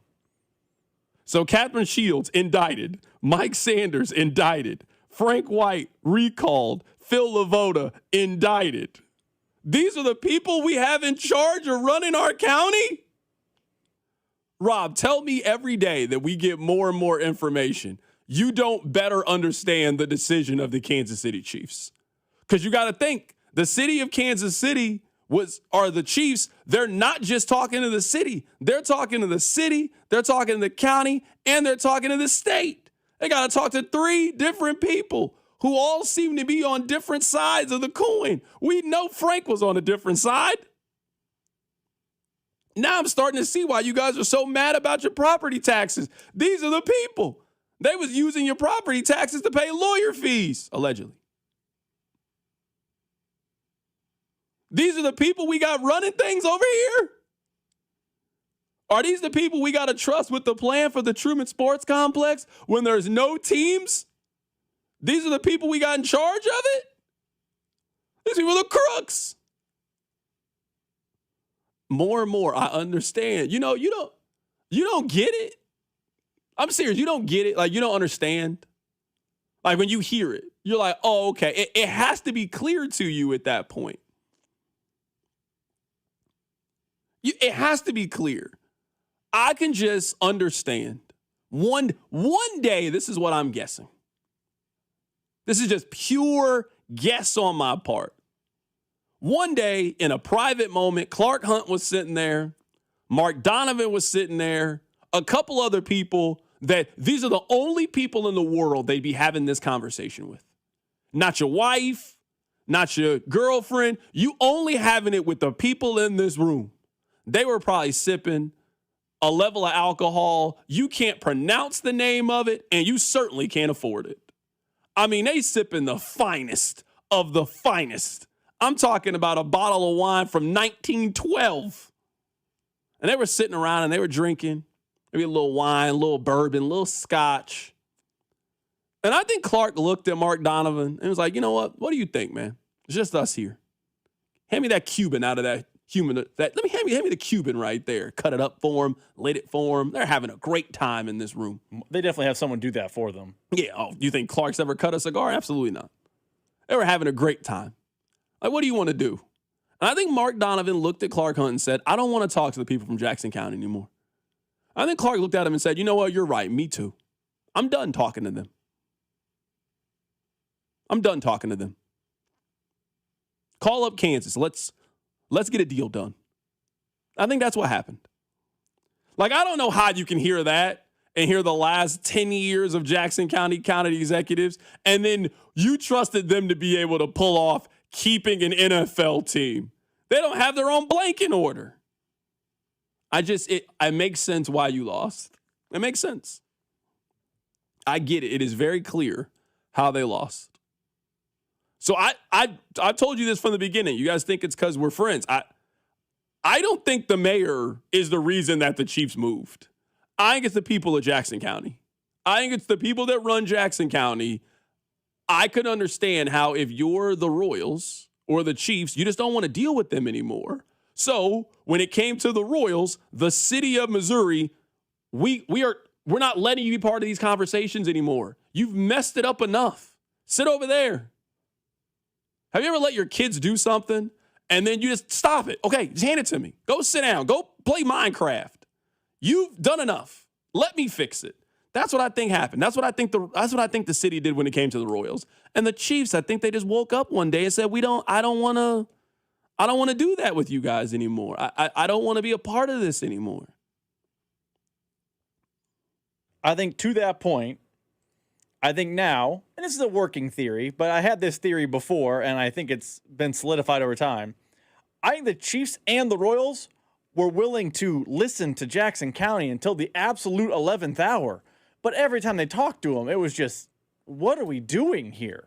And we got little drips of news during the process that, at the time, Frank White and the Chiefs and the Royals aren't seeing eye to eye. Frank White is skipping meetings with the Chiefs and the Royals. And I think the Chiefs and the Royals gave the county every chance to, hey, get your blank together. Like, we are fine here. Let's make it work. And they couldn't. They kept tripping over their own feet. And now the Chiefs are going to be at Google Fiber Stadium on Bucky's Drive over in KCK. No, don't say it like that, man. And the Royals basically just said, no thanks to the county, we'll go straight to the city. I mean, that's essentially what happened. Don't say it like that, brother. There's probably more sponsors, you're right. I just forgot. Just when you say it like that, it stings. You know what I mean? It just stings. You don't like that? Hunt Family Field with Google Fiber Stadium and the Coca-Cola Dome over at Bucky's Drive? It stings when you say it like that. But I'm serious. Like, that's honest to God what I think happened. And just at every turn, they show you exactly why the Chiefs just one day said, we're done. Things over in Kansas, I'm assuming they're not perfect. Like, it's politics. It can't really be perfect. But you know what? It sounded to me like Kansas got all of its blank together. That's what it seems like. That's how it comes off to me. I mean, when Kansas got the Chiefs, they had a full celebration. The right, the left, everyone in the middle. Big party. When the Royals were announced, random council members were like, I hate this. This is the worst. Yeah. The only person mad with the Kansas plan is the mayor of Kansas City, Kansas. That's the only person mad. Somebody hadn't communicated to her that you don't matter in this conversation. I'm sure she does a lot of good. I'm sure she's a great person. You were not stopping this $1 billion deal from happening. No one needed to ask your opinion on this deal. Like, no one needed to hit you up and get your thoughts on what was happening with the Chiefs. I promise you. To be fair, I get why she feels a little bit of a way. It's like you went to a really nice steakhouse, everyone got the best meal possible, and they handed her the tab and walked away. That's basically what happened to the KCK. She's going to be gone by the time the stadium there anyway. She ain't got to. Is that coming out of her check? What's she talking about? Nah, you know what this is like? This is like you went to 1587 and somebody ordered for you. Like, well, I wanted this. It don't matter. It don't matter. I don't care what you wanted to get. You're going to eat the pork chop and you're going to like it. I don't like pork. I don't care. You can either not eat or eat the pork chop is what you better do. Those are your two options. All right, coming up, I have a wild idea that you guys are going to think it's crazy. I don't think it's crazy. I'll tell you what it is. Keep it right here. It's The Drive. The Drive is always streaming live on our YouTube channel. If you're a bad tipper, that's okay. You're all right. I'm not here to judge you for that. Just search for 965 The Fan. Here's your traffic report on 96.5 The Fan. Brought to you by SWL Injury Law, the Car Crash Kings. It's what they do. Visit SWLinjurylaw.com. Crash cleanup. This is going to be on 9 headed north as you approach 10th Avenue. Big backups. I see a lot of red in the area. And then you've got still working is the exit ramp right lane blocked from 435 south to 70. Scoot to the left to get by here. I'm Val with traffic on 96.5 The Fan. Do you feel like you're just not the man you used to be? Are you experiencing low energy, poor sleep, brain fog, workouts that aren't getting you the gains that you're used to? Maybe the weight's a little bit harder to lose, or the sex drive just isn't where it needs to be. Could be low testosterone. And over at Heartland Men's Health, they have an experienced medical team that specializes in diagnosing and treating low testosterone and other hormonal issues with a personalized treatment plan that may include TRT and other advanced therapies. Many men report having more energy, better workouts, improved sleep, sharper focus, and renewed confidence after treatment. You can take a free low T quiz over at heartlandmenshealth.com. Schedule a consultation. You'll receive lab work. You'll renew your results with a licensed medical provider and discuss the treatment options that are right for you. So don't settle for feeling less than your best. Pick up the phone and call this number, 844-447-6600, and call my friends at Heartland Men's Health today. Or check out the website, heartlandmenshealth.com. It's time to start feeling like yourself again. Featured therapies are compounded and have not been evaluated nor approved by the FDA. Provider prescription required. See website for details. Chiefs coverage is brought to you by Peter's Clothiers. The last 3 days of our summer sale are here. Save from 30 to 50% on suits, sports coats, and sportswear at Peter's Clothiers. Find the look you want at the price you'll love. Visit Peter's Clothiers at 124th and State Line. Sale ends soon. Hey, Kansas City, it's Johnny Dare. Everyone shopping New Century Chrysler, Dodge, Jeep, and Ram in Paola have been saving an unbelievable amount of money on brand new trucks, Jeeps, and SUVs that have slight cosmetic damage from the spring hailstorm. New Century has a wide variety of these vehicles left that are priced to sell. Save thousands and still receive all the factory incentives. Go see my friends at New Century Chrysler, Dodge, Jeep, and Ram while these deals last. Remember, you'll always pay less in Paola. See dealer for details. Straight Talk Wireless presents Pickup Truck Wisdom. If you're only good to your new friends, you're not going to have any old ones. Straight Talk gets it. That's why new and existing customers get free 5G phones on Verizon's 5G network. Pretty simple, really. You keep good people by being good people. Find us at straighttalk.com and Walmart. Straight Talk Wireless. Straightforward. Always. Taxes and fees apply. Plan purchase required for free phone offers. Copyright 2026 Verizon. You're still glowing, flirting, grooving. You've still got it. But your immune system weakens as you age, making it harder to fight illnesses like pneumococcal pneumonia and RSV. Vaccines are a key part of any health routine and can help protect you from getting really sick. Ask your doctor or pharmacist which vaccines you need. See more at PfizerForAll.com. Sponsored by Pfizer. Hey, baseball fans. Think you know who's going to hit a homer today? Well, FanDuel's giving you a free chance to call your shot with Daily Dingers. Joining in on the action is easy. Just make your free pick on who's hitting a home run in their game, and if you're right, you'll get a profit boost to use on your next bet for a chance at even extra winnings. You've got nothing to lose, but you have a lot to gain.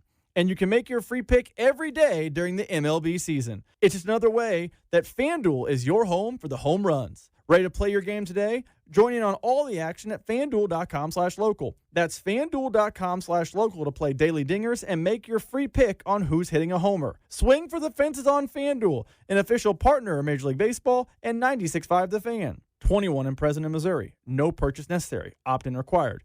Bonus issued as non-withdrawable profit boost tokens. Restrictions apply, including any token expiration and max wager amount. See terms at sportsbook.fanduel.com. Gambling problem? Call 1-800-GAMBLER. This is your home for Kansas City sports. 96.5 The Fan, KFNC FM and AM, HD1 and HD2 Kansas City, an Odyssey sports station.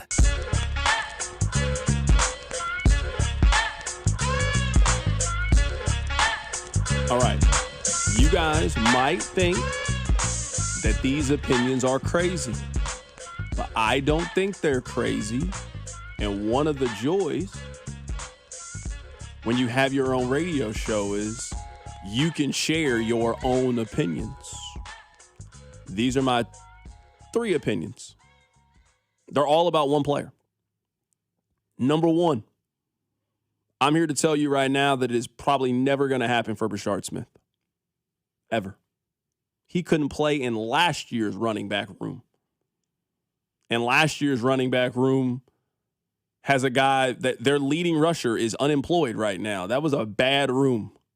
Isaiah Pacheco was not good last year at all. Couldn't pass him on the depth chart. If you couldn't play on last year's team at running back, there will likely never be a team that you can play running back for in maybe league history. So I'm here to tell you that it will probably never happen for Brashard Smith. But you know what? I'm not here to just tell you about problems. I am here to tell you on solutions. I am here to sell you a solution. These are the 2 solutions. Today, they had special teams practice. He was one of the kick and punt returners today. Brashard Smith needs to devote all of his energy to being the best possible special teams player that he can be. That will keep him in the league. If he can be a positive kick and punt returner and a good blocker, you can stay in the NFL for a while. You might not play for 15 years. You can play 6 or 7, 8 years as a guy that is a plus on special teams, doesn't commit penalties, blocks, is in the right spot at the right time, good teammate, 100%. So that is number 1. Number 1 for Brashard Smith, I would go up to Dave Tobe and tell him, I want every opportunity that you have on special teams. I can do this. And I would try to be the best special teams guy possible. I would try to be Marcus Kemp and try to hang in the league for as long as you can by being a positive special team guy that a couple of coaches like. That's number 1. Number 2, what I would do if I'm Brashard Smith is I would go up to Andy Reid and I would tell him, I don't want to be a running back anymore. I want to go back to playing wide receiver. In 2026, is it more likely that Brashard Smith can help this team playing wide receiver or running back? Because at running back, I don't think he's getting any carries at running back. I don't think that they are giving him the football at running back. Could he compete in that wide receiver room? We're talking about a guy who played wide receiver in college and who wasn't bad at it in college and playing wide receiver. He was a pretty decent wide receiver, actually, in college football.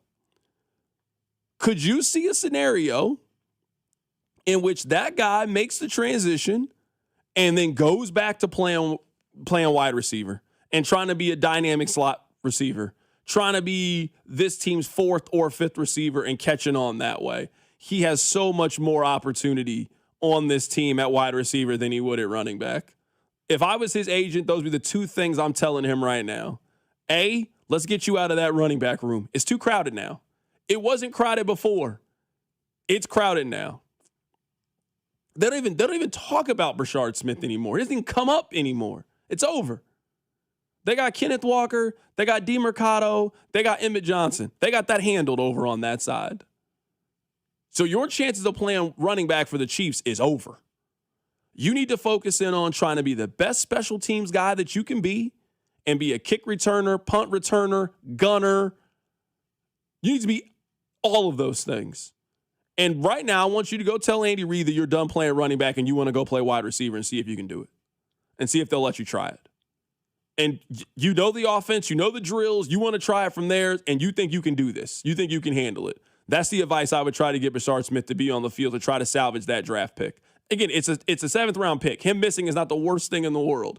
But I remember there was a time everybody liked him. Everybody was excited about him. And he had a good last year at SMU. He was a very productive player. He was not good last year. He averaged 3.4 yards per carry.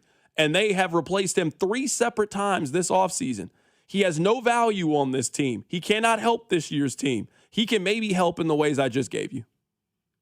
I don't think any of your suggestions are bad, but let me ask you this. Why didn't he do any of those things last year? Because it wasn't like last year's special teams unit had Dante Hall back there.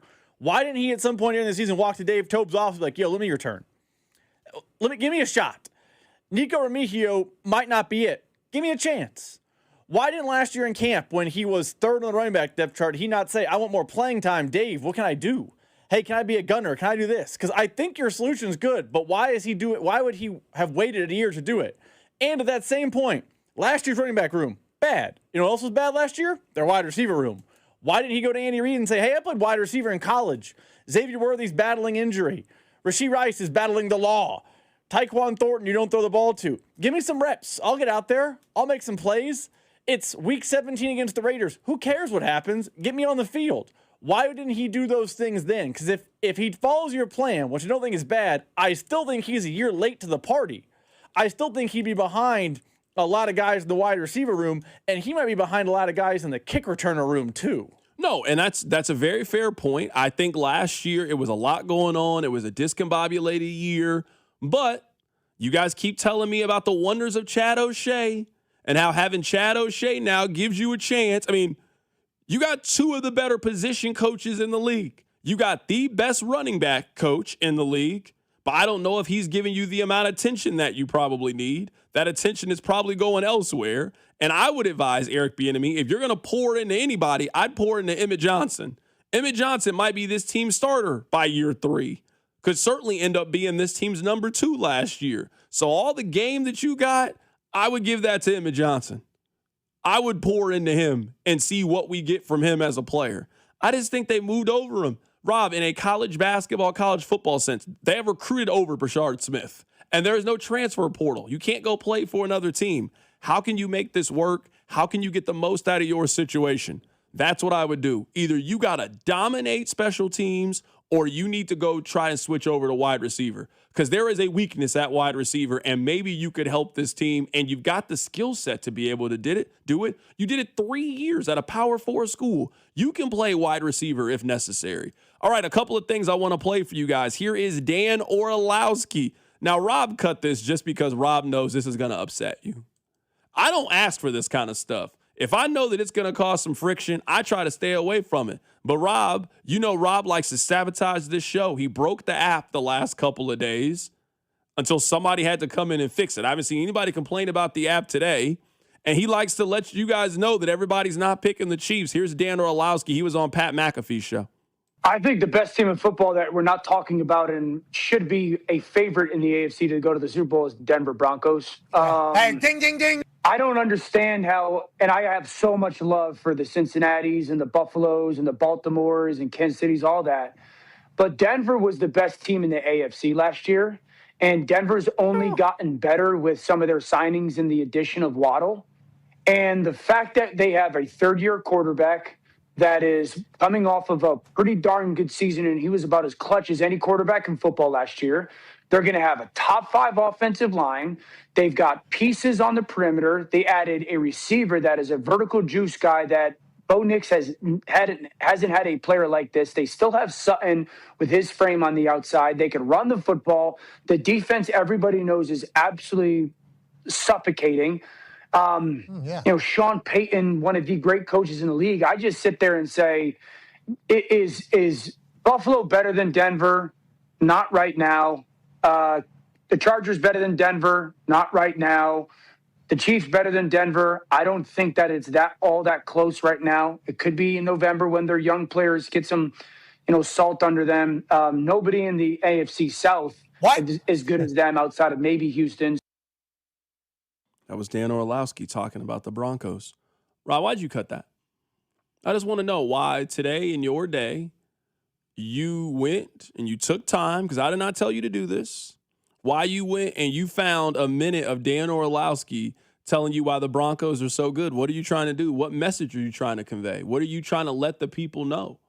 I heard that today on McAfee, and I thought, I've heard that before. Where have I heard that before? No, I never said none of that.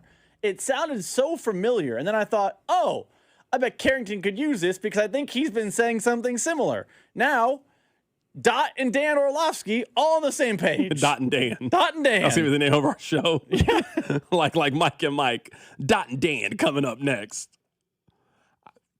I can't tell you that I disagree with what Dan Orlowski had to say. I can't tell you that I'm on the opposite side of Dan Orlowski, not on the Broncos. I cannot tell you that I'm on the opposite side. I won't confirm if I'm on the same side or not, but I cannot deny that I think he made a lot of good points. I think he made a lot of strong points that some of them I understand the direction that he is coming from. That's how I'll put it. I understand the points that he were making, and I can't tell you that I don't agree with those points. You see the logic. It's a good way to say 100%. I follow it. I'm picking up what he's putting down. I want to play one more. Now, I do not agree with this. I might not endorse those comments earlier, but I don't reject them. I 100% reject these comments you told me about. Yeah, I like the Chargers in the division better than I like the Chiefs. If you could gamble, I don't know if you can gamble on this stuff, but if you could responsibly gamble for fun, there you go. Herbert will absolutely be top 5 in the MVP conversation come Thanksgiving. I would be shocked if he's not. This offense will be a top 5 unit. They're loaded at tight end. They're loaded at back. If the offensive line is healthy, it's got a chance to be top 5 in the league. Quentin Johnston has to take another step forward like he did last year, and we all know Ladd's great. You know what I hear with the Chargers? Now, fellas, some of you have lived this life. Some of you haven't. Have you ever tried to get another chance with your lady? Like, baby, I changed. I'm different. I'm not going to be running out in these streets anymore. I'm going to be faithful. I'm going to come home to you. I love you. I want to be with you. And then she give you the second chance. That's about 3 weeks. You go back to doing all the stuff that you said you weren't going to do. How many years in a row have we been playing this game with the Chargers? How many years in a row? I'm serious. Because remember when at first it was Brandon Staley's fault. It was Brandon Staley's fault and that they were too aggressive on 4th down. I mean, you've got this top 5 quarterback. You just got to get a new head coach. That's the problem. You don't have the right head coach. And then they got rid of him. And then it was injuries. And then it was they didn't draft well. It's just always a bunch of excuses on why you can't go get it done. He has no playoff wins. Every other quarterback that we talk about in the AFC got a playoff win. How he's the only one that doesn't have one? Mahomes, Allen, Burrow, Jackson, Bo Nix, C.J. Stroud, Trevor Lawrence. Every quarterback in the AFC has at one point won a playoff game. Justin Herbert still hasn't won one, and we keep selling this same story, this same dream, these lies. No. I'm not picking the Chargers over the Chiefs until proven otherwise. Top 5 offense. Because they got Mike McDaniel? That's why? Is that why people are so high on the Dolphins or on the Chargers? Because they have the former Dolphins head coach? That's now reason to be all in on the Chargers? Another loser? What has he won? He's won something? I saw that man in that Kansas City cold air. He was ready to quit. He hasn't thawed out from that game. That was the end of the Dolphins. The last game of the Dolphins was that playoff game in Arrowhead. That's the reason people are so high on them? Top 5 offense? Okay, all right. Okay. So I don't disagree with the Broncos stuff. I don't agree, but I don't disagree with the Broncos stuff. I strongly disagree with the Chargers stuff. Almost every word that he said, I disagree with. Sometimes I really think I watch different NFL games. I'm serious. I think I watch different NFL games than everybody else watches.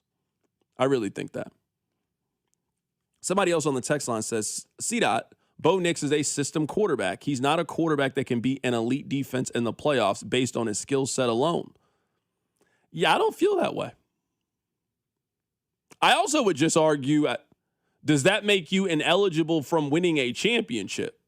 Because I think a lot of people would say that about the quarterback that won the Super Bowl last year. His team won it. I think a lot of people would say that about the quarterback that won it 2 years before that, and he won it.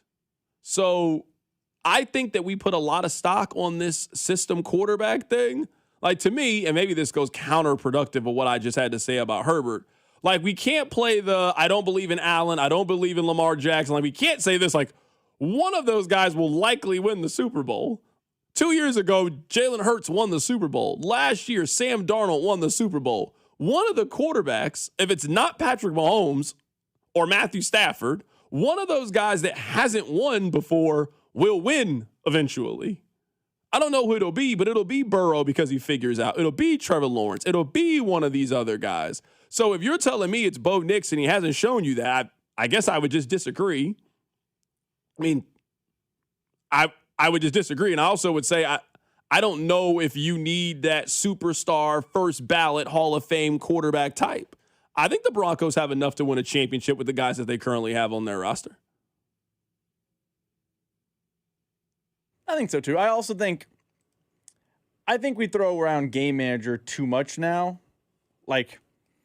And we just assume anyone who isn't throwing for 50 touchdowns and 5,000 yards is a game manager. Like, you can be a good quarterback and be a game manager. Do I agree that I don't think Bo Nix is a difference maker? I mean, that's semantics. I do agree with that. But I think he is good enough to get you to a Super Bowl, especially on a rookie contract. That's also a huge part of the calculus here. Yeah, I just also think, we have these conversations about system players, and but isn't that what you're supposed to do? Like, aren't you supposed to come up with a system? Or draft a player into a system that fits around your system and that can execute the plan of said system? Like, for example, now some of it was injuries. What makes Snead not a system corner? He went somewhere else. He failed miserably somewhere else and then came back to the system that he knows and had success in. I don't think that makes him a lesser player. Right situation. There's been some people in your life that you just haven't really been compatible with. But there's some people, you were like hand in glove. Maybe that's it. On the text line, Bo Nix is a good quarterback. I'm just unsure if they can have a contending roster in a couple of years once he gets paid if the Broncos decide to pay him. I don't really know why you wouldn't pay Bo Nix, but I don't know if that argument works anymore because everybody decides to pay their quarterback. Like, you don't get that rookie year window of protection for too much longer. Almost half the league is in the same situation now when it comes to quarterback. What team hasn't paid their quarterback or doesn't pay their quarterback? Everybody does. I also think, and I don't like Bo Nix, I also think we do this whenever a guy doesn't look transcendent. Like, we did this with Jared Goff and the Lions. Oh, he's just winning because of the system and Dan Campbell and talent, and wait till he gets paid. The Lions are still good, and he's been paid. I mean, we can name quarterbacks who are mid-tier guys who have been paid, and if their teams keep winning, it kind of kills the logic on rookie quarterback. Yeah, I understand. That was a fair complaint, I think, when we had this 10, 12 years ago about guys.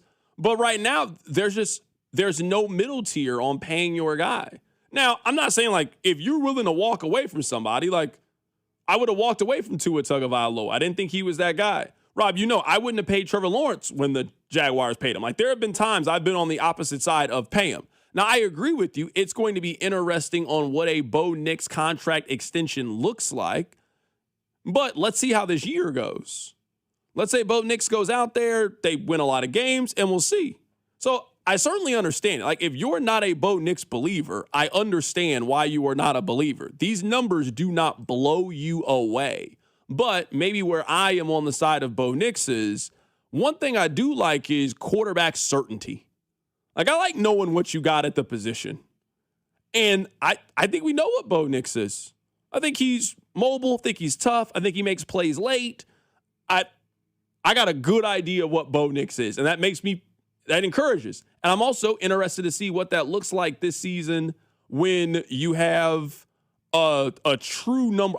I really like Jalen Waddle.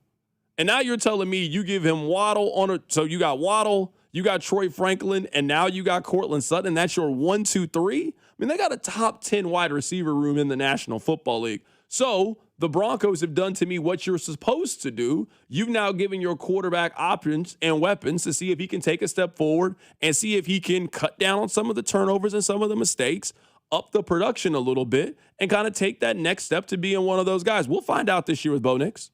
You're higher on Bo Nix than me, but I do agree with your larger point that sometimes we are unfair to quarterbacks in the NFL, and we just slap a label on them. Do I think he's in the same category as Mahomes, Burrow, Allen? No. But I think he is a guy you can absolutely win with. I think he is very Alex Smithian. I know there's no other analogy. I wish we had another player we could use, but he's a guy that with the right coaching, the right scheme, the right talent, you can absolutely win with.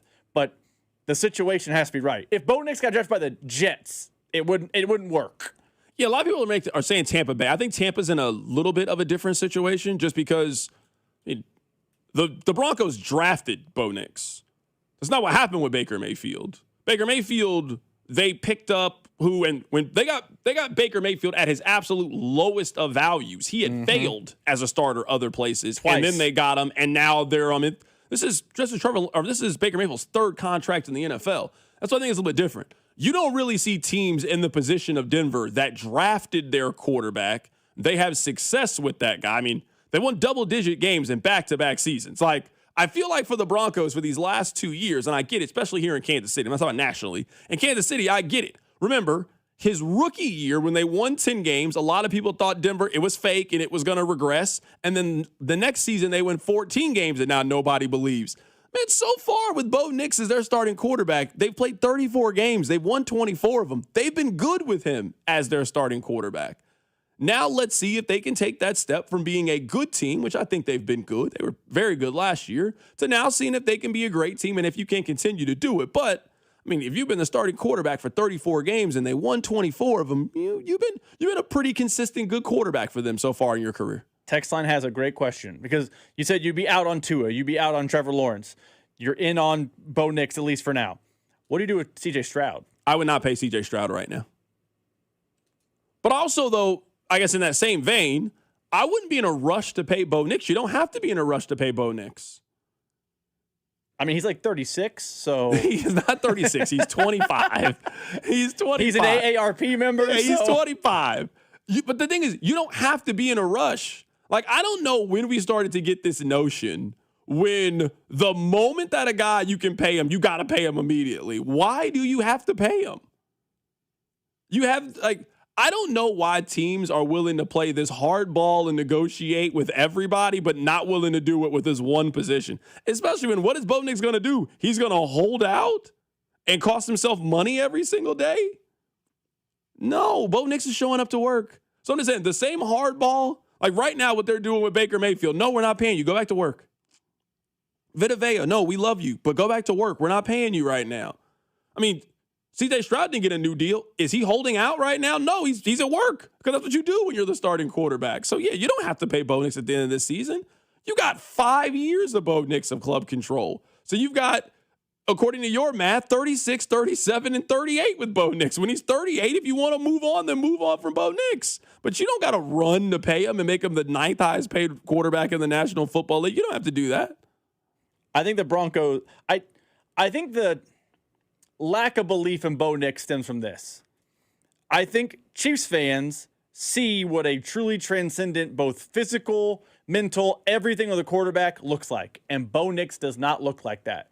Bo Nix does not play like that. Bo Nix can't do anything Mahomes can do. And I think Chiefs fans look down at anyone who isn't that level. They don't like people who are in the same vein. They don't like Burrow. They don't like Allen. They don't like Stafford. But if you are a tier below, if you're in the Mike Sando tier 2 of quarterbacks, which I believe is where Bo Nix was, there's just a belief that it's all smoke and mirrors because he doesn't check the same boxes Mahomes does. For sure. And I would say that that's sports in a lot of ways and why we like it so much. I mean, you couldn't win a championship with just a team that took jump shots until we saw the team do it, and then the Warriors became the best offensive team of its generation. You couldn't win a championship when your best player was 6'1" until we just saw the Knicks do it a couple of months ago with Jalen Brunson. So, yeah, I certainly understand it. Like, that skepticism is what fuels us as sports fans. Hey, we don't think you can do something, so go prove it on the field. Go prove it. We can keep having this conversation about the AFC and about quarterbacks. That's the point that I made about Josh Allen. Go prove it on the field. I still haven't gotten my question answered. We can get to it. What is the best win of Josh Allen's career? We're now, almost a decade in on Josh Allen? What's the win you think of when you think of Josh Allen? Because I'm going to guess the moment most associated with Josh Allen is tied to him losing a game. And he has received a lot of love over the last 5 years for almost winning more than the games that he has actually won. We'll talk about that next. Keep it right here. It's The Drive. You're listening to The Drive with Carrington Harrison, the go-to show for dating advice you didn't ask for. If you got to ask your girl to help on the bill on Valentine's Day, you've done something wrong. On your home for Kansas City sports, 96.5 The Fan. You're listening to 96.5 The Fan from the DM Injury Law Studios. Mike's got this. Car, truck, or motorcycle wreck? Remember, Mike's got this. 816-888-7500. Mike's got this. Hop in a John Deere Gator XUV for a day's work. Let's see what's on the to-do list. There goes the tree. And the fence. Not a problem. Because you've got a cargo box filled with solutions. Up to 4,000 pounds of towing capacity, and you're ready to roll. The power's out! Here we go again. The Gator XUV, built for every kind of workday. Learn more at johndeere.com/Gator XUV. Nothing runs like a deer. At Farmers, our honesty is contagious. Wait, am I going to catch honesty? Well, when you're with Farmers, it's kind of inevitable. Well, how long does it take to... I lied to you when you asked if I knew what a deductible was. I don't know my dad's birthday, and I thought umbrella policies were for rainstorms. Actual rainstorms. I have it, don't I? You don't just have honesty. You have Farmers. Bum, ba, bum, bum, bum, bum. Learn more at farmers.com. Underwritten by Farmers Truck or Fire Insurance Exchanges or affiliate. Products not available in every state. Liberty Mutual customizes your car and home insurance. And now we're customizing this rush hour ad to keep you calm, which could help your driving. And science says therapy is great for a healthy mindset. So enjoy this 14-second session on us. I think you've done everything right and absolutely nothing wrong. In fact, anything that hasn't gone your way could probably be blamed on your father not being emotionally available because his father wasn't emotionally available, and so on. And now that you're calm and healing, you're probably driving better too. Liberty, liberty, liberty, liberty. Hey, it's Dusty Likens, and you know baseball's back. BetMGM, the official partner of Major League Baseball, is bringing the high heat all season long. All season long, you can log into the BetMGM app and receive top-tier promos that put you in the batter's box and up the excitement for America's pastime. Step up to the plate all season with Swing for the Fences, the free-to-play game where every swing could score you rewards. We're talking parlay boost tokens, odds boost tokens, same-game parlay boosts, and even bonus spins all season long. And the action doesn't stop there. Get more out of every at-bat and every inning with MLB same-game parlay boosts. Stack your picks and boost your potential payout. Plus, lock in bigger value with MLB odds boost tokens and MLB parlay boost tokens all season long. More boosts, more swings, more chances to win. Download the BetMGM app and step up to the plate today. Gambling problem? Call 1-800-GAMBLER. See BetMGM.com for terms. 21 and older only. Missouri only. Existing customer offers subject to eligibility requirements. Please gamble responsibly.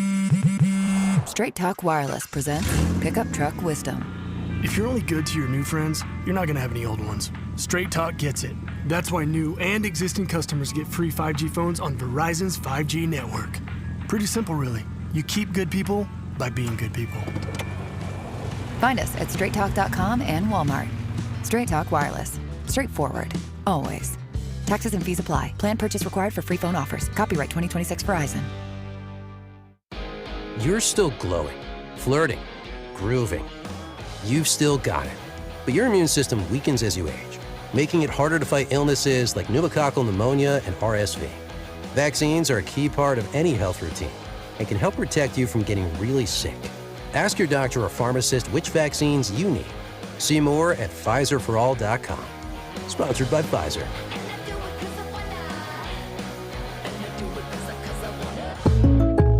Having insurance isn't the same as having State Farm. It's like needing a lawyer, but getting some guy who just watches courtroom dramas. How does the defendant plead? Guilty. Wait, what? Also, objection. You object to what? Erroneous. Counsel, approach the bench. Hey, can I get a whack at the gavel? You wouldn't settle for just any lawyer, so don't settle for just any insurance. Get the real deal with State Farm. Like a good neighbor, State Farm is there.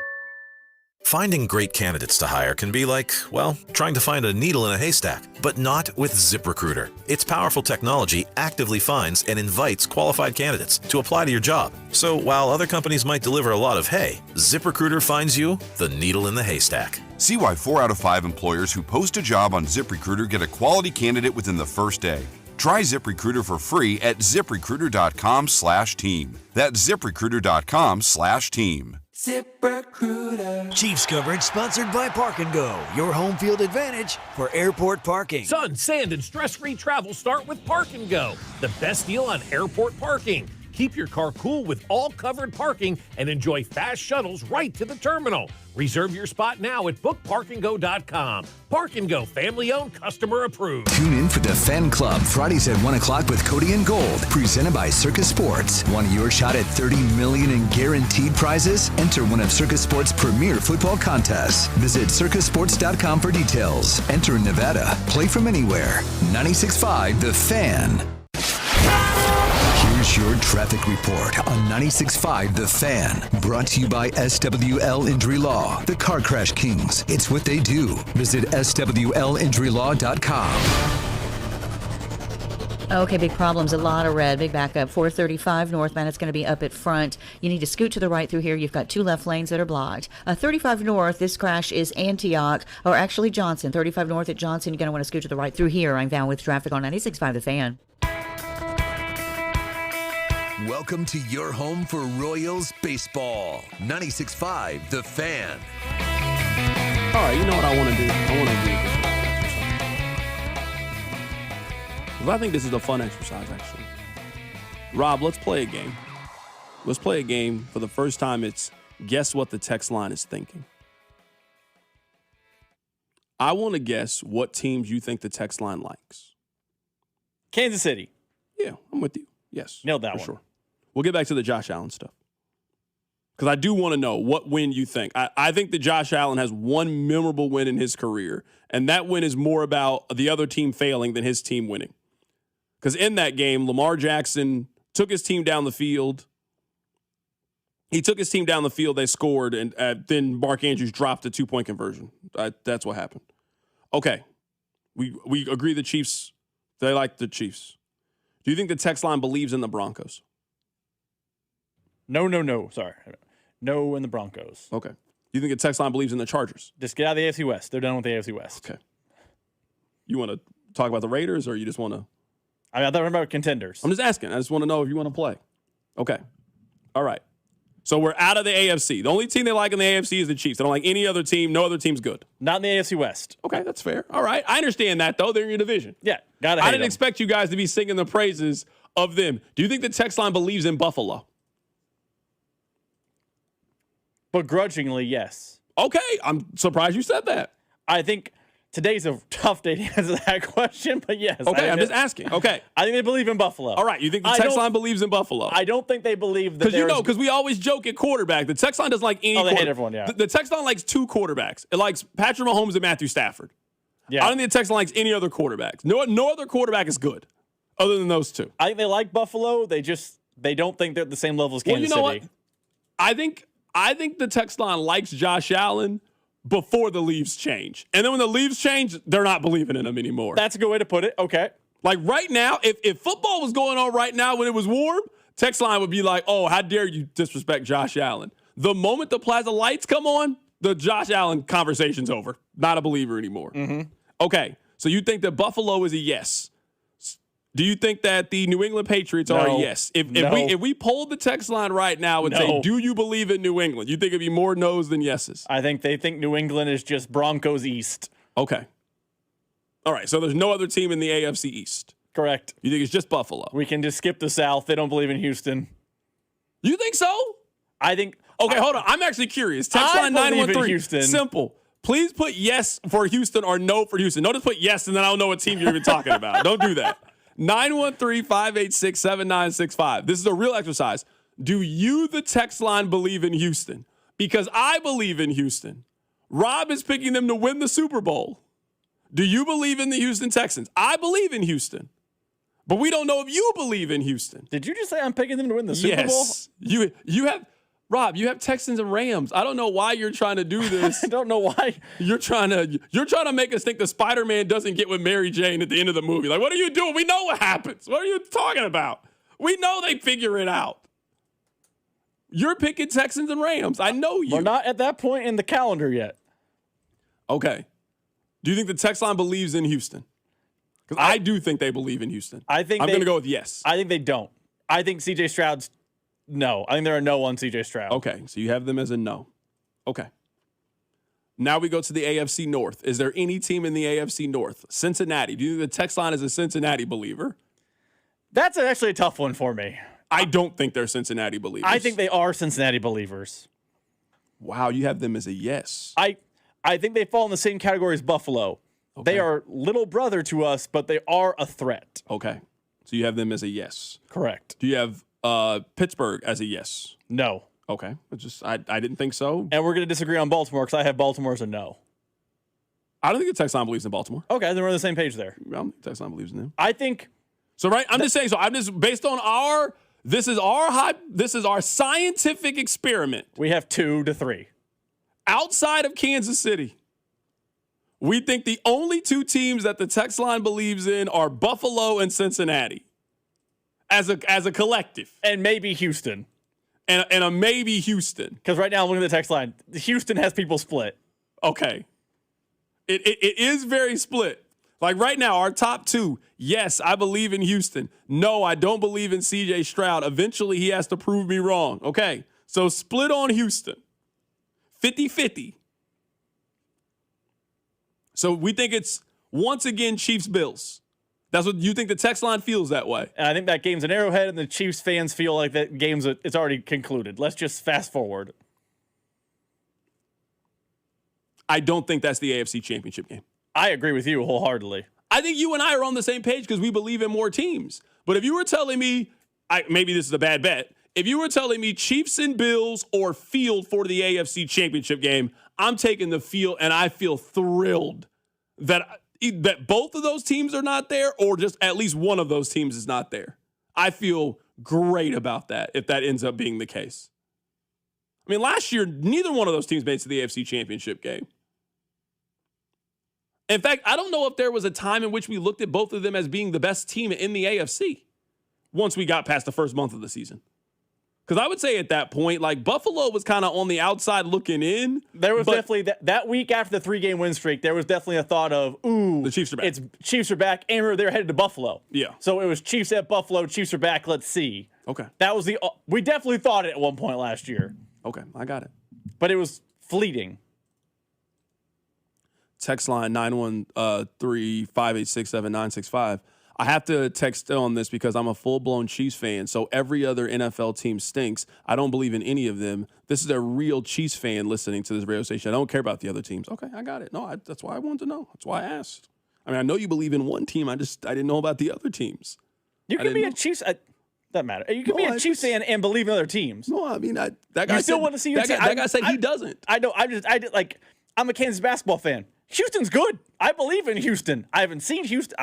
I'm still going to cheer for Kansas, but I go into the season knowing, hey, Houston's good.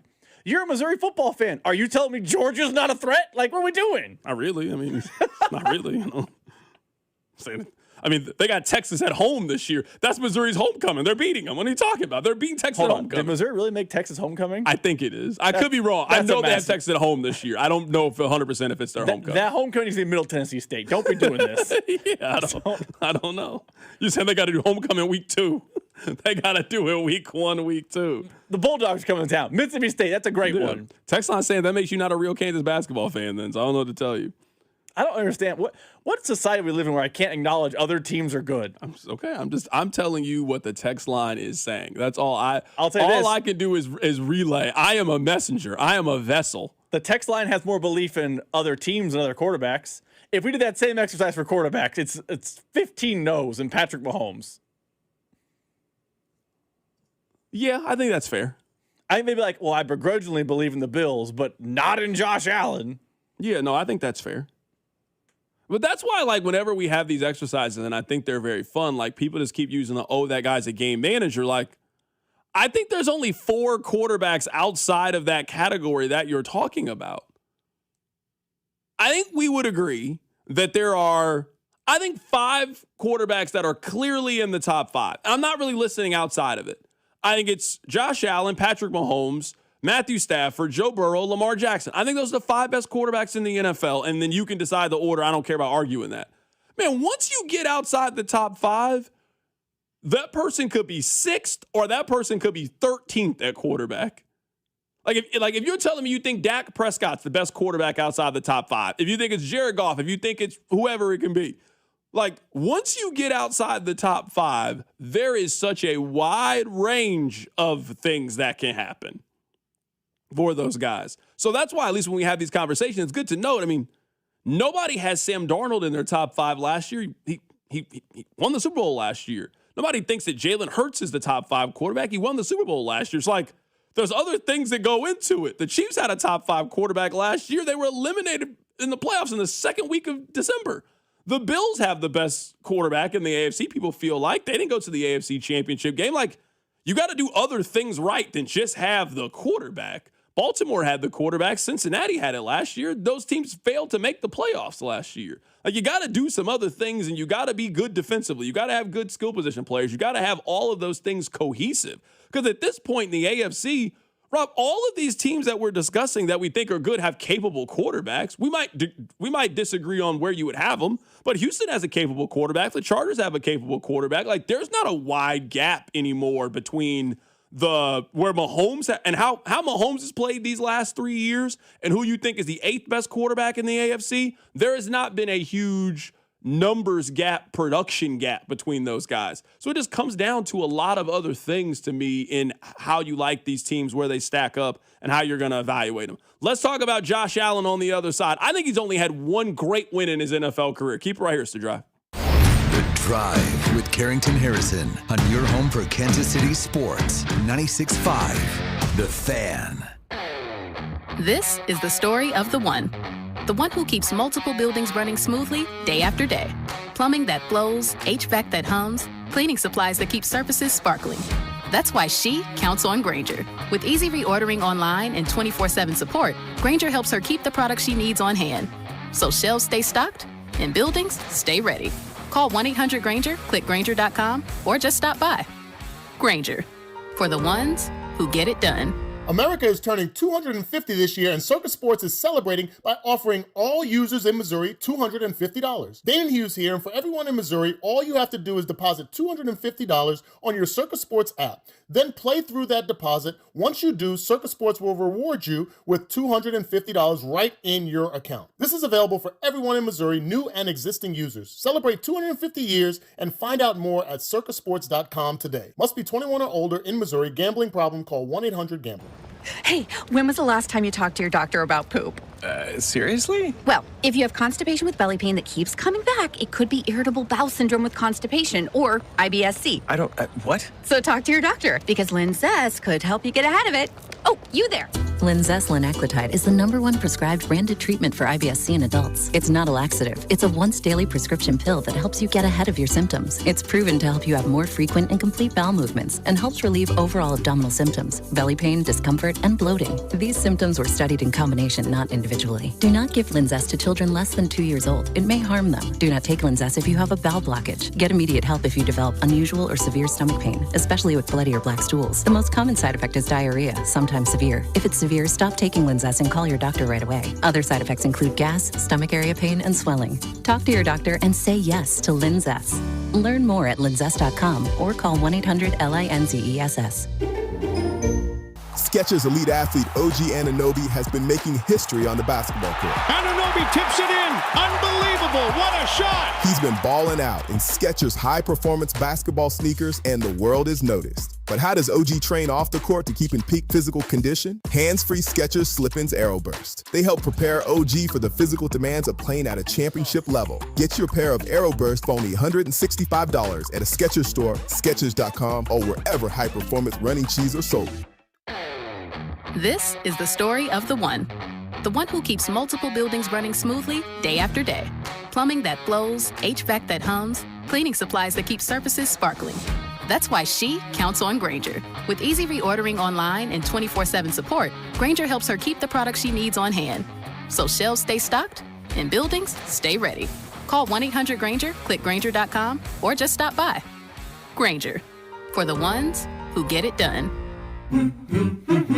When it comes to my policy, Farmers gives it to me straight, so there's no surprises. It's your coverage. You should never be confused. You hear that? An insurance provider with a conscience. We're a choir, but yes, we have that too. Straightforward coverage you can literally understand. That's what you get when you have Farmers. Bum, bum, bum, bum, bum, bum.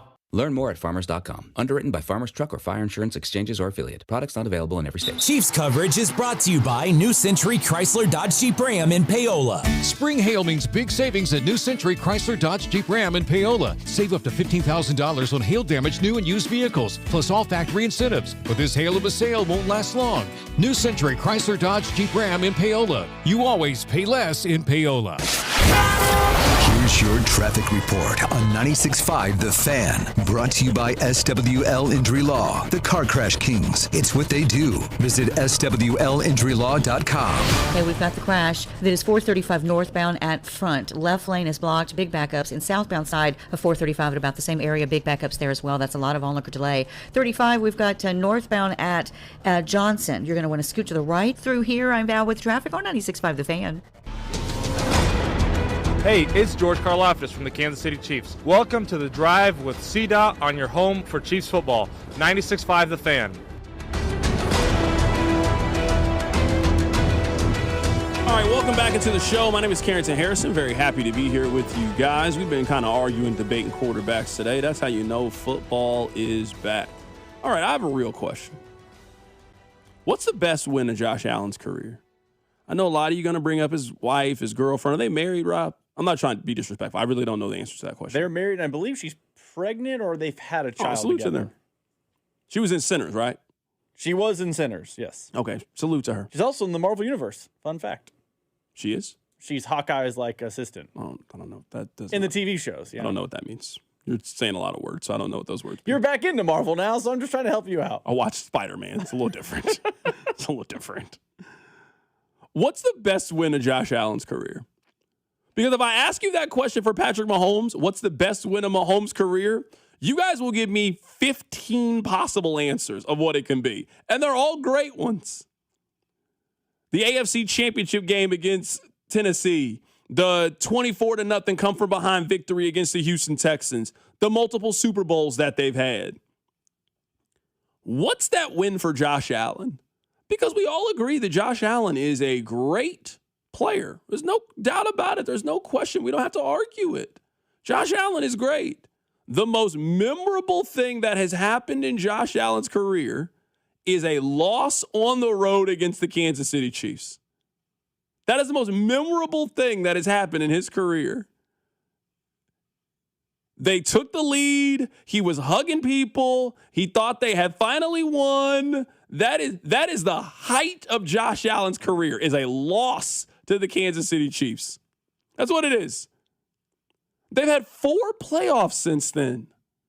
That's the thing about this. We keep talking about this 13-second game. What? We've had a whole presidential election. We've had a World Cup. All these things have happened. We've had 2 World Cups since then. What are we doing here? That 13 seconds, it was 4 playoffs ago. The next year, they got eliminated. They got blown out by Cincinnati. You remember, that was the Damar Hamlin year. They had to play Cincinnati again. Because remember, that game got postponed. It ultimately then got canceled. And then they moved things around out of respect for Damar Hamlin. They should have done that. And then they got another opportunity to play Cincinnati, and Cincinnati beat them 27-10. It's like we've forgotten that happened. So they got pummeled on their way out of the playoffs. Their playoff win was Miami. That's who they beat. That was the Skylar Thompson. Remember, Skylar Thompson started that game. The next year, they beat Pittsburgh, who has been a drum. That's who Pittsburgh has been. They've been a team that makes the playoffs, but in the first round, every team that's good beats Pittsburgh. Every team. They beat them. They then played Kansas City the next week. That was the game where Tyler Bass misses the field goal. Taylor Swift was there. You remember that? They finally had them at their place, in their building. They lost. All right, you know what? The next year, they won back-to-back games. They beat Bo Nix in his first playoff game. They then won the game against Lamar Jackson. You remember, Lamar took Baltimore down the field. They then threw a pass to Mark Andrews. Mark Andrews dropped the pass, and they won 27-25. Josh Allen has one memorable career, or one memorable win in his time in Buffalo. He has one. What are we doing here with Josh Allen? That's been the best quarterback of the last 6 years. Jalen Hurts has more memorable performances than what he does. I don't know what it was. I don't know. Maybe it's something Dr. Strange did, but people have frozen time for Josh Allen. We keep telling the story about that we keep telling that same story about him. He hasn't done anything close to that since. Last year against the Denver Broncos, he had 2 interceptions and a fumble right before half. He turned the ball over 3 times. That's a significant reason of why they lost. So I just want to know the answer. Please give me one. I don't know there is one. I'm sure Buffalo fans have, like the same way Chiefs fans wax poetically about non-Mahomes quarterbacks and their good wins, but maybe last year's Jags game, they trailed early. He made a comeback win, but that's just it hasn't been memorable to the average NFL fan. No, not at all. Someone said they almost lost to Skylar Thompson too. I mean, he ain't lying. They almost did. Somebody said his best win was against Jacksonville. No, I'll give him that Baltimore one. That's what he has. He has one good win against Baltimore. Have they ever beat a playoff contending team or a Super Bowl contending team? I guess Baltimore? I mean, Baltimore, yeah. That's it? Okay. All right. So Josh Allen has gotten the better of the other quarterback that can't get over the hump. So, I mean, he can't get over the hump of Mahomes, and then Allen, Jackson can't get over the Allen hump or the Mahomes. You're never winning one. Lamar is never winning one. I'm just tired of us telling these lies about Josh Allen's career. Somebody's going to tell the truth about it. So if it's me and Nick Wright, if we're the only 2 people that are fighting that fight, okay, I'll stand with my brother. We'll do that. Can I play this audio for you guys real quickly, and we'll reset, and we'll get back to the Chiefs coming up at the top of the hour, and we'll talk a little training camp. Michael Porter was on a podcast. He was asked about tipping culture in America. Here's what former Missouri Tiger alum Michael Porter had to say. I just think the 20% rule is like if you spending $3,000 on a meal, like, you know what I mean, you shouldn't have to tip $600, 20% to me. But like, and then Uber Eats is another thing. If the Uber Eats order is $250, why are you still tipping 20% when they're doing the same amount of work as if you ordered a $20 meal? You know what I'm saying? They still just bringing the meal to you. So I would say tipping culture is definitely out of control to me. All right. We don't got to spend a lot of time on this. I don't want to spend a lot of time on it. And Missouri Tigers just don't tip. Missouri Tigers are having a bad month of comments, I would say. A lot of comments from them. A lot of talking lately. A couple of things. Spending $3,000 on a meal is not normal. I think that is a very abnormal thing to do. I've had some really good meals in my life. Rob, you and I have had a couple of we didn't spend $3,000 on said meal. That's number one. That's not a normal thing to do. Is $250 on Uber Eats, is that a normal thing to do? That's a lot of food. That feels pretty high to me. It's like $250 in takeout food is insane. how many people were eating for $250? How many people did you order food for? Where did you order the food from? It's to go. So that's also abnormal. I'm not gonna lie. Spending $250 in Uber Eats is crazier to me than spending $3,000 at a steakhouse. That's crazier to me. But this is the thing about tipping culture that I never understand. It's optional. You do not have to tip, but you have to assume that if you choose to talk about tipping, people are going to judge you based on what you say about tipping. Right? 95% of the time, you can just be a bad tipper and it never come up again. Rob, let's say that you and your wife go to eat at a Korean restaurant in Kansas City and you just write $0 down. Rob, I'm here to tell you, they are not broadcasting that anywhere that you didn't tip. That's your one time you go and that's it. But if you start having these conversations out in public, the rest of us are going to be like, yo, that sounds weird. Especially for somebody who's going to make $150 million in their lifetime playing basketball. For you to be arguing about this amount of money is crazy to me. The $250 Uber Eats, you can't give the guy the $250 to have to carry all of that stuff. You can't just make that you can't make that $300. You had $250 to spend at Uber Eats, you couldn't get that guy $300. Like, I'm not here judging anybody. Everybody's money is a little bit different. Like, if you're doing Uber Eats, you ain't really rolling in it, you know? You're doing this to provide for yourself. You need to take care of your family. Great. Hey, help that person out. I got no issues with that. But, like, you're an NBA player. Why are you even having this conversation? You can't give the Uber Eats guy $40. What are we talking about here? That $40 might go a long way with that person. Fill that person's gas tank. You really make a difference. This is stupid. Like, I just stop. We got to ban podcasts from these NBA players. They got to stop talking about money, at least. You want to talk about basketball? Cool. You want to talk about Spider-Man? Cool. They got to stop talking about money on these basketball podcasts. Like, it's like they don't realize that regular people pay taxes too. They always do that. Man, you know, after we got our check and they took out the taxes, like, yeah, they take taxes out of our check too. I don't know what you're talking about. Hey, we'll get back to training camp next. Keep it right here. It's The Drive. The Drive with Carrington Harrison on your home for Chiefs football. 96.5 The Fan. Here's your traffic report on 96.5 The Fan. Brought to you by SWL Injury Law, the Car Crash Kings. It's what they do. Visit SWLinjurylaw.com. Okay, we've got the crash that is 435 northbound at Front. Left lane is blocked, big backups. And southbound side of 435 at about the same area, big backups there as well. That's a lot of onlooker delay. 35, we've got northbound at Johnson. You're going to want to scoot to the right through here. I'm Val with traffic on 96.5 The Fan. J. Rieger & Co. Oh, so good. Quality crafted in Kansas City. J. Rieger & Co. Straight Bourbon Whiskey. Winner of Best Craft Bourbon at the 2025 Ascot Awards. At 90 proof, it's rich, well-balanced, and oh, so good. Quality crafted in Kansas City. Listen up, guys. Do you think you know who's going yard today? Well, FanDuel is giving you a free chance to prove your baseball expertise with daily dingers. Here's how it works. Make your pick on who's going to hit a home run, and if you're right, you'll get a profit boost to use on your next bet for a shot at extra winnings. Now, when your favorite star goes deep and knocks it out of the park, it'll feel that much sweeter. Daily Dingers is free to play, and you can lock in a pick every day of the baseball season, and that's why FanDuel is your home for home runs.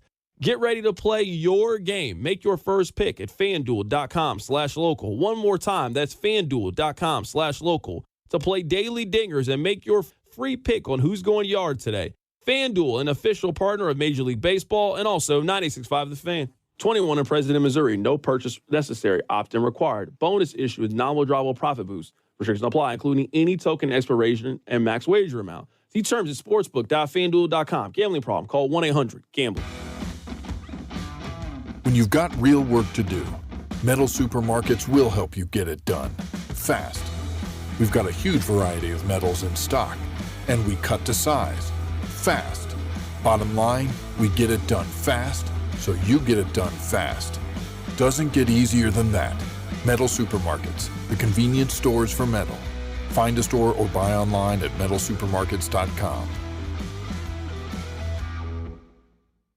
There's enough needless nonsense in the world already. Your phone plan shouldn't add to it. Verizon's new Simplicity plan cuts down on the nonsense in your life. Now there's just one plan, one price. $30 a line per month, even for a single line. And everyone gets our best 5G network. It's a phone plan designed to do exactly what a phone plan is supposed to do. Isn't that a lot simpler? Switch today at Verizon.com or at your nearest store. For new customers, $30 per line includes auto pay and switch discount. Additional taxes, fees, and terms apply. Unlimited data is restricted to on-device smartphone usage. Domestic data roaming at 2G speeds. Hi, I'm Tom Shane, third-generation owner at Shane Company. As a family jeweler for almost 100 years, we're known for doing right by our customers. Our legacy of integrity depends on it. We stand behind our engagement rings with our all-inclusive free lifetime warranty. We handpick the most beautiful diamonds, then negotiate for the best price. At Shane Company, we put you first because a friend always has your back. Shane Company, your friend and jeweler. And Doug. Limu and I created a trick to help you remember that you can customize your car insurance and save with Liberty Mutual. You see, the shirts Limu and I wear are yellow, and yellow is the color of lemons. And lemons grow on trees, and trees provide oxygen. And oxygen helps us breathe, and breathing is how you live. And you can live more life when you save money by customizing your car insurance. I agree, Limu. It's really quite simple. Only pay for what you need at libertymutual.com. Liberty, liberty, liberty, liberty. Men, erectile dysfunction can affect much more than just your sex life. It can create stress in relationships, leading to feelings of anxiety or embarrassment, and impact your overall confidence and well-being. This is Jeff for Heartland Men's Health, and we specialize in treating men's sexual health issues to help men find solutions that fit their individual needs. ED is a frustrating condition, and many men suffer for years without seeking treatment. But the good news is that if you're like most men, we have the answer. Our licensed medical providers will evaluate your specific medical situation and recommend a plan designed for you. And these advanced medical therapies work, with treatments having success rates of well over 90%, which means you and the one you love can have great sex again without the fear and worry of ED. You can even last up to an hour or more, and you may just find you're performing like you haven't in years. So call us. Your initial visit is just $99 and includes blood work, a medical consult, and if medically advised, a test dose. And if that test dose doesn't work in the office, your visit is free. Call 844-447-6600 or go to heartlandmenshealth.com. Chiefs coverage sponsored by Renner Garage Door, RENNER, forward and back. Almost Andy Reid here. Summer heat can put your garage door to the test. Stay ahead of the game with a Renner Garage Door summer tune-up. Plus, get free repair or replacement quotes and $100 off a new garage door, forward and back. RENNER. This is Michael Waka from the Kansas City Royals, and you're listening to 96.5 The Fan. KFNZ FM and AM, HD1 and HD2 Kansas City, an Odyssey sports station.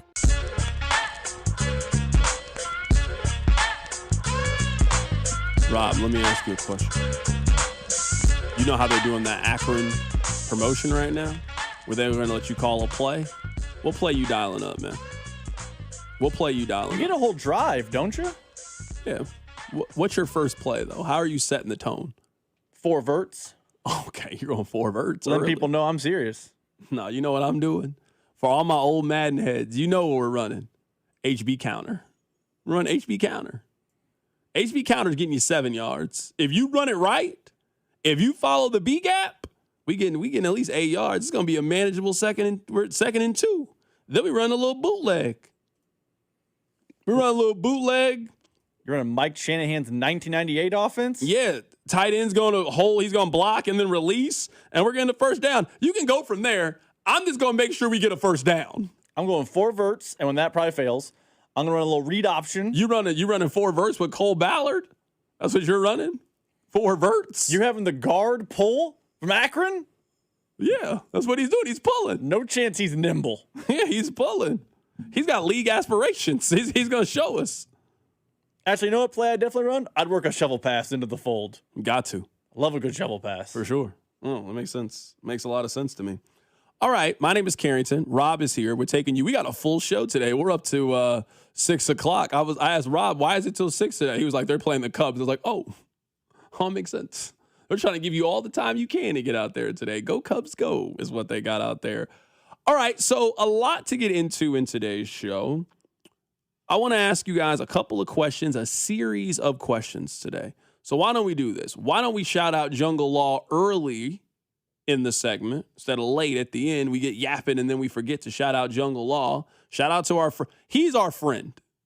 He brought us a gift and he was in studio. I'm ready to move him to the front of the line. No, it's not consistent. I can do that. So let's shout out Jungle Law and then I'll ask some questions. Your workday is over. Oh, yeah. You're headed home, and now you're stuck in traffic. Time to get caught up on the biggest stories in Kansas City and around the country with CDOT and Rob. It's time for the hits.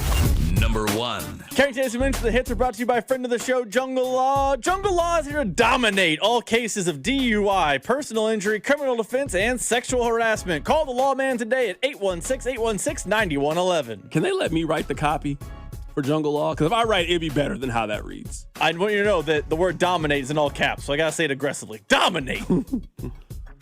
If you in a legal bind, hit up our guy Jungle Law. It don't matter what it is. At least pick up the phone and give him a call. Don't matter what it is. You got a slip and fall, sexual assault allegations, DUI. They found a little weed in your car. Whatever your legal problem is, call our friends over at Jungle Law. See what I mean? Let me do their read. I didn't get paid to do that. I did that for free. You probably need the number, too, which is 816-816-9111. You might not have the Jungle Law number. It ain't that hard to get hold of them. It ain't that hard. It ain't that hard to get a hold of our dear friend at Jungle Law. Okay, this is question number 1. Hit number 1. Do you think that Mansour Delane is playing week 1 of the NFL season? Do you think he's playing? Because I don't think he's playing. Now, I don't know how serious it is, but I don't know if they're telling us the full truth. And this is just a hunch of mine. I believe at some point we are going to get a Adam Schefter, Ian Rappaport, Peter Schrager report, and they're going to tell us how serious this is. Because originally, when this was just at OTAs and this was at minicamp, and no one was there and no one could watch it, I think we all had the same, it's not that big of a deal. Oh, they're holding him out for precaution. Then you have Nate Taylor on the show, and Nate is saying that they still got to wait 2 more weeks for imaging. All right, that kind of raises some red flags. When Nate Taylor tells us that if it was a game this week, he would not play in the game, I don't know. That's a little interesting to me. We're about halfway done with training camp. He still is not working or practicing in pads. Now, he's out there running and doing those things, but it's non-contact. He plays football. Contact is very important in the job description. Ability to give out punishment and receive punishment, really high on the list of things that you got to be able to do as a football player, especially on defense. At a position where you're running and jumping and bumping each other and jostling for positioning, and you got to extend to try to deflect the pass, or you try to dive to make a catch. You need contact in order to play his job. Still not there yet. I'm going to play for you 3 cuts. And text line 913-586-7965. Let me know your answer. We'll read some of them after we play this audio. Do you think Mansour Delane's going to play week 1 of the NFL season? Because to me, there appears to be 3 possibilities. Possibility 1 is all of this is nothing. And that he shows up to practice in 2 weeks and he is ready to go against the Denver Broncos. They're going to need him. The Broncos have Cortland Sutton, they have Jalen Waddle, and they have Troy Franklin. They got 3 really, really good receivers. So having your number 1 wide receiver, that'd be ideal. Or it's number 2, and we've seen the Chiefs do this before. They don't put somebody on IR. They just make him inactive for a couple of weeks until he's healthy, and they just hold that roster spot. I could see them doing that. Or worst case scenario is he just goes on IR and he's out for the first 6 games of the NFL season.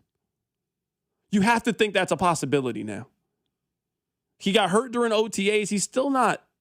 He has the same jersey on that Mahomes has on. We're playing football. We can't hit you. There's no contact. That doesn't sound good to me. Here's Steve Spags.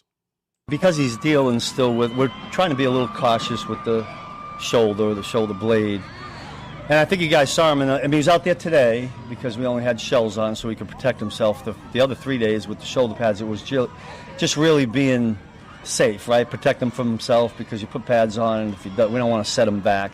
But I did think he did a good job. You know, you saw him in and out of huddles, getting everything mentally. Tried to keep the conditioning up. So hopefully, we'll see where we are tomorrow because we put the pads back on, but that'll be Rick's call. Well, they put the pads back on. He couldn't put the pads back on. I mean, Cyrus Allen got hurt a couple of days ago. I mean, we thought he had a very serious injury.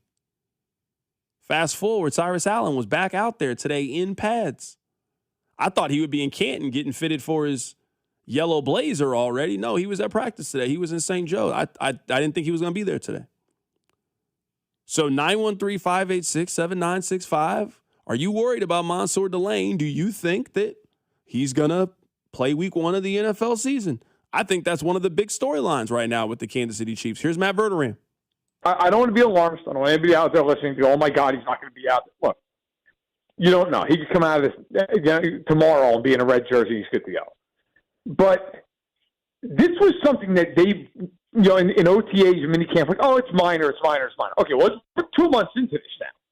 Like, how minor is it? And the fact that he's on the field running around tells you that they're not that worried about it, because if they thought like, oh, if he falls to the ground and lands on this thing, it's a huge problem, then it would be negligence to have him out on the field. So it would make you think, okay, well then it's not that big of a deal. But then why has he been in the non-contact for 2 months? And I can't speak for any other insider, but for me, like, nobody seems to have any real clarity of what exactly is going on with Mansour. Like they haven't talked about it. It's just been, oh, it's a shoulder. Okay, but like what? What is it? So that's my Verderam. That's him. I don't feel they're giving us all the information, which I understand it's an injury. Very rarely do they just come out and say this. But if you've been, you know how this works. We will get an early Sunday morning update. We'll get an Ian Rappaport, and it'll be, oh, wow, he broke his collarbone, and that's why they had him in the non-contact. This is important to note because we talk a lot about Xavier Worthy. Oh, last year he was hurt, so I'm with you. Xavier Worthy missed 2 weeks and was back practicing in full for the Chiefs. He missed 2 weeks. He missed weeks 2 and weeks 3. And he played from week 4 until week 16 of the NFL season. So Xavier Worthy, his shoulder issue was not nearly as severe as what it appears like this Mansour Delane shoulder injury is. So just something to note. All right, Rob, hit number 2. Number 2. All right, hit number 2. Am I the only one that's seeing the propaganda that is coming out of One Arrowhead Drive? So yesterday, we got the Cyrus Allen, Stephon Diggs report. Now, that's a little bit different than what Nate said. This was from Albert Breer, where he says, the Chiefs feel like they have Stephon Diggs on the roster. And I'm like, wait, hold on. He just signed 2 days ago with the Commanders. So you're trying to tell me he didn't sign because the Chiefs think that Cyrus Allen can be Stephon Diggs. Okay, all right, interesting. All right. Then today, we get the Brett Veach, Eric Bieniemy, him being a disciplined good cop, bad cop story. And I'm like, oh, this was a clear plant. So according to The Athletic, Brett Veach told reporters that the team set Eric Bieniemy up with a live feed of practice so he can watch and analyze remotely as the players are going through drills. So they got him a football ring camera so he can watch it. He's watching practices on FaceTime right now. He's not just watching. Oh, he's chiming in.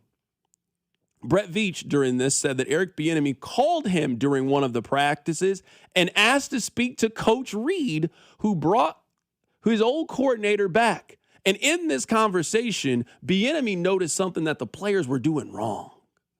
Oh, man, they're good. The Chiefs PR team, they're good. They really are good. Sydney, let me tell you, you deserve a raise. Brad, Make sure you give Sydney a raise. You guys are good. That's good. We get the Eric Bieniemy, even though he's not there, he's still instilling discipline story. We still get the, even though he's not there, he's always watching. He's Santa Claus. He knows when you're sleeping. He knows when you're awake. So you better listen to Coach Reed for Andy's sake. This is good. I don't know what kind of PR they got going on over there, but that's 2 banner days for Chiefs unnamed sources.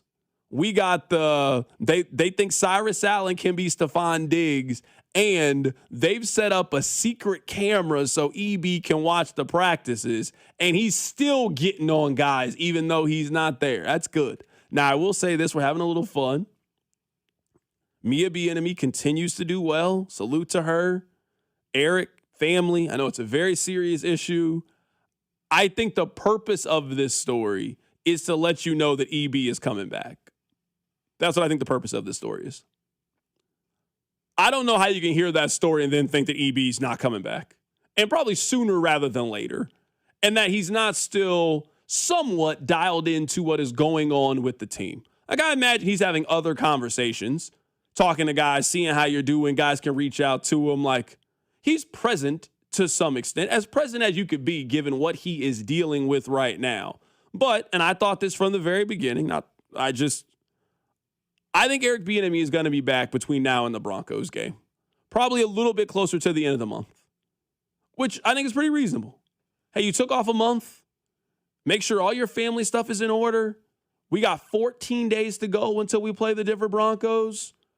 And I think he comes back to the team. I think he's well received with the team. I think the guys want him back. I think he ultimately wants to get back to work, put this incident behind him and his family. His wife's good, and they'll figure out all the legal stuff. There's certainly a lot of stuff to figure out with everything that happened. But I do think that Eric Bieniemy is coming back at some point here in the next 21 to 24 days. I think, first off, I'm happy you heard it the same way I heard it. That is Chiefs PRing at a very high level.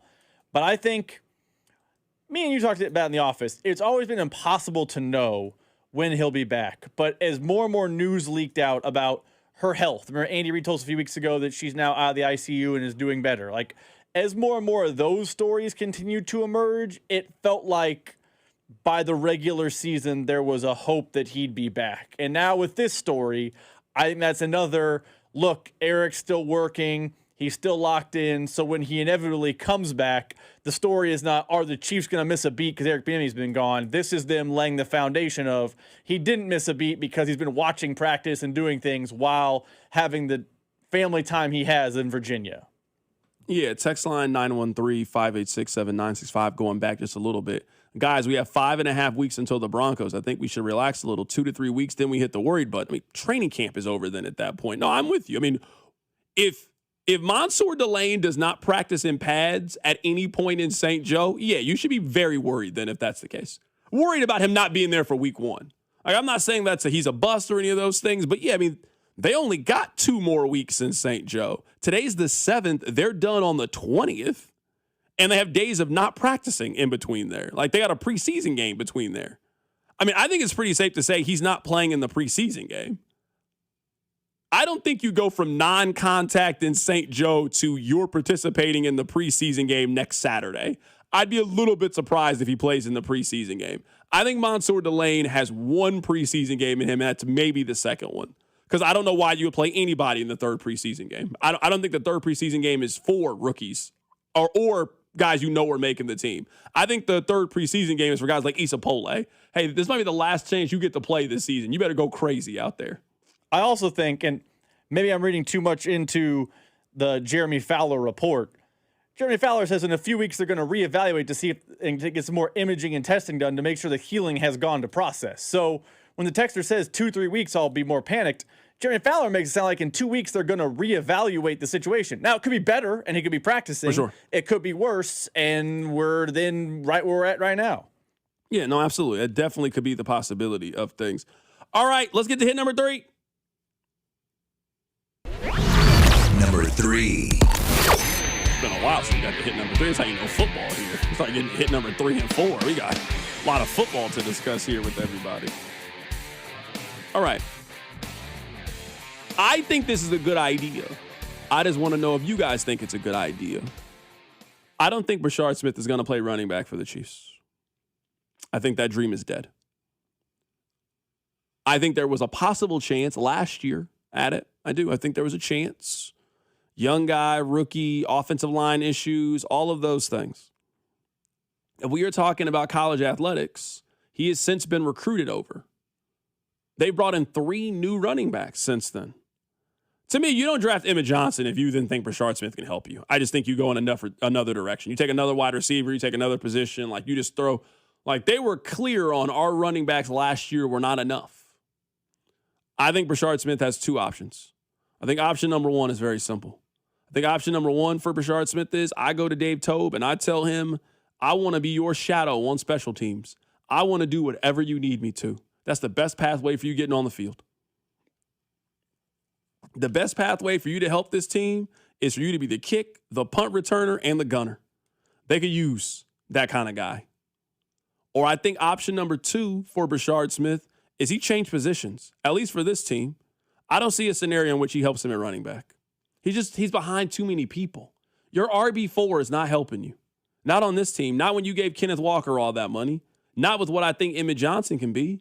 Not with DeMarcado, who is a bigger receiver, bigger blocker, and wants to pass block. Yeah, you're not getting on the field, brother. Not a lot.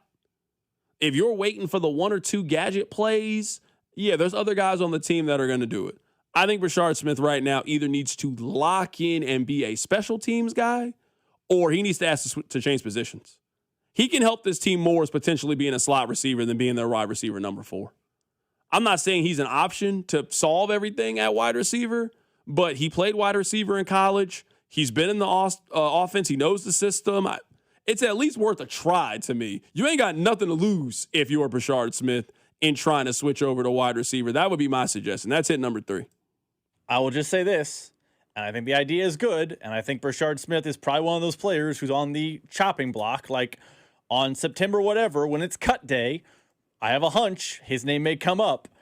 But if Brashard Smith thought that, why didn't he think it last year? Why didn't he think, hey, I maybe need to be more involved in special teams. Hey, maybe I need to be more involved with, the run game. Maybe I need to move to wide receiver. Why is he, if he's just now thinking about it, or he's listening to your advice and just now thinking about it, doesn't it feel like he's day late, dollar short? I got distracted, actually. I apologize. I got distracted. No, I got distracted. I was trying to find this. I'm sorry. I got distracted. You know how they made that 82-0 game? They have a Kansas basketball game. We should play that game on the show. Have you never? I played that game a lot. You've never told me this existed? You think I was going to sit down and tell you about a Kansas basketball undefeated internet game? Rob, do you know the amount of times that you and I have talked about the EPL? I'm just saying, can you guess how many times? Guess how many times you have told me about Bridgerton or some nonsense? Of all the things that I would participate in, this would be something I would participate in. I thought this was knew this. You had this information. Yes. I thought it was under the same umbrella. You knew we could have used this for the show, and you have never told me about the Bill Self game. I thought it was under the same umbrella as the EPL, which don't talk to me about that nonsense. Rob, I watch Kansas basketball. I don't watch the EPL. I try to talk to you about. I follow Kansas basketball. I don't know anything about the EPL. I don't know nothing. I would have participated in this with you. I would have tried to build a team with you. It's a great game. Can we play in the next segment? We can play in the next segment. What's it called, like 35-0 or whatever? I didn't know. I've never seen it. That's why when you were talking, I thought you were going to talk a little bit longer. I was trying to find the link, but I couldn't find the link. And then you caught me off guard. You stopped talking. I was like, oh, well, let's play this game. You got to make the best possible lineup for a Bill Self team. I'm down to play that game. Let's try. It's the 82. By the way, there's a football not for Kansas. There's a football version. I hope it's not a Kansas football game. Goodness gracious. There's a college football version. Can you make a bowl team? That'd be tough. That'd be an uphill battle. That would be the game. We got to play this. That's my Brashard Smith thought. Let me get back focused. That's my Brashard Smith thought. That's what I thought. Can you repeat the last 10 seconds of what you said? Why didn't he if these thoughts crossed his brain, why is he now just communicating them today? Shouldn't he have been doing it last season? When, by the way, last year's running back room, a lot of words to describe it I can't use on the radio. He was like, not getting a chance at all in that room and never thought to himself, let me get back to wide receiver. I played it in college. Yeah, I'm with you. He probably played more college wide receiver than Connor Embry last year, and that was the wide receiver coach. Yeah, if you can't play running back on that team last year, you're just not an NFL running back. If there was ever a team that just would have gave you the Chris Comer snaps, like, here, go in there. Just let's see what you can do. Just go play. And you couldn't play for that team? No, you can't. That's not something you can do. You can't. You will not be a participant. All right, coming up on the other side, I want to tell you about the perfect football player, and we're also going to play this game, this Kansas basketball game. We're going to play it together. Keep it right here. It's The Drive. The Drive with Carrington Harrison and Rob Brenton. You losers! It's what you are! On your home for Kansas City sports. 96.5 The Fan. Hey, when was the last time you talked to your doctor about poop? Seriously? Well, if you have constipation with belly pain that keeps coming back, it could be irritable bowel syndrome with constipation or IBS-C. I don't, what? So talk to your doctor, because Linzess could help you get ahead of it. Oh, you there. Linzess linaclotide is the #1 prescribed branded treatment for IBS-C in adults. It's not a laxative. It's a once-daily prescription pill that helps you get ahead of your symptoms. It's proven to help you have more frequent and complete bowel movements and helps relieve overall abdominal symptoms, belly pain, discomfort, and bloating. These symptoms were studied in combination, not individually. Do not give Linzess to children less than 2 years old. It may harm them. Do not take Linzess if you have a bowel blockage. Get immediate help if you develop unusual or severe stomach pain, especially with bloody or black stools. The most common side effect is diarrhea, sometimes severe. If it's severe, stop taking Linzess and call your doctor right away. Other side effects include gas, stomach area pain, and swelling. Talk to your doctor and say yes to Linzess. Learn more at linzess.com or call 1-800-LINZESS. We all hear the radio ads about the IRS. They tell you to be afraid, to be scared, and they try to frighten you into calling. I'm not here to do that. Tax Relief Advocates is different. TRA is here to tell you that if you owe money to the IRS, whether it's $5,000, $50,000, or $500,000, we have a solution. It doesn't matter if you're sitting in your car, at work, or with your kids. No matter where you are, call now. 800-575-9834. Don't lose hope. TRA can eliminate or reduce what you owe to the IRS. Generous programs are now available that can give you a fresh start. Our passion is taxes and helping individuals fix their IRS problems. We have over 1,000 5-star reviews on Google and an A+ with the Better Business Bureau. You don't need to be afraid of the IRS any longer. End your tax nightmare today by visiting us online at TRA.com or call 800-575-9834. That's 800-575-9834. Tax Relief Advocates. Real solutions for real people. Hey, when was the last time you talked to your doctor about poop? Seriously? Well, if you have constipation with belly pain that keeps coming back, it could be irritable bowel syndrome with constipation or IBS-C. I don't, what? So talk to your doctor, because Linzess could help you get ahead of it. Oh, you there. Linzess linaclotide is the #1 prescribed branded treatment for IBS-C in adults. It's not a laxative. It's a once-daily prescription pill that helps you get ahead of your symptoms. It's proven to help you have more frequent and complete bowel movements and helps relieve overall abdominal symptoms, belly pain, discomfort, and bloating. These symptoms were studied in combination, not individually. Do not give Linzess to children less than 2 years old. It may harm them. Do not take Linzess if you have a bowel blockage. Get immediate help if you develop unusual or severe stomach pain, especially with bloody or black stools. The most common side effect is diarrhea, sometimes severe. If it's severe, stop taking Linzess and call your doctor right away. Other side effects include gas, stomach area pain, and swelling. Talk to your doctor and say yes to Linzess. Learn more at linzess.com or call 1-800-LINZESS. Skechers elite athlete OG Anunoby has been making history on the basketball court. Anunoby tips it in. Unbelievable. What a shot. He's been balling out in Skechers high-performance basketball sneakers, and the world is noticed. But how does OG train off the court to keep in peak physical condition? Hands-free Skechers Slip-ins Aeroburst. They help prepare OG for the physical demands of playing at a championship level. Get your pair of Aeroburst for only $165 at a Skechers store, Skechers.com, or wherever high-performance running shoes are sold. I scream. You scream. We all scream. Because Wendy's famous small classic Frosty is just $1 for a limited time. More screaming, happy screaming, summer screaming, dollar small classic Frosty screaming!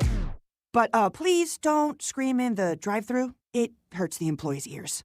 Get a $1 small classic Frosty for a limited time, only at Wendy's. U.S. price and participation may vary. A la carte only. Not valid for delivery. Limit 10 per transaction. Price may be higher in Alaska and Hawaii. This is the story of the one. As a maintenance engineer at a beverage manufacturing plant, he starts his day knowing every line is ready to run because Grainger delivers the industrial-grade products he needs to keep mixers, conveyors, and packaging equipment moving. With Grainger's vast selection of bearings, belts, and motors, he keeps operations running smoothly, so nothing grinds to a halt. Call 1-800-GRAINGER, click Grainger.com, or just stop by. Grainger, for the ones who get it done. Skechers elite athlete OG Anunoby has been making history on the basketball court. Anunoby tips it in. Unbelievable. What a shot. He's been balling out in Skechers high-performance basketball sneakers, and the world is noticed. But how does OG train off the court to keep in peak physical condition? Hands-free Skechers Slip-ins AeroBurst. They help prepare OG for the physical demands of playing at a championship level. Get your pair of AeroBurst for only $165 at a Skechers store, Skechers.com, or wherever high-performance running shoes are sold. Here's your traffic report on 96.5 The Fan. Brought to you by SWL Injury Law, the Car Crash Kings. It's what they do. Visit SWLinjurylaw.com. We've got a crash. It's 35 south as you approach Missouri 1, Antioch. It is the right lane that's blocked. Okay, they've given you another right lane. Okay, so one right lane blocked. Scoot to the left through here. And then we've got the crash that is 70 eastbound at Manchester. You've got to scoot to the left through there. Okay, right lane exit ramp blocked. I'm Val with traffic on 96.5 The Fan. You're listening to The Drive with Carrington Harrison on 96.5 The Fan and the Odyssey app.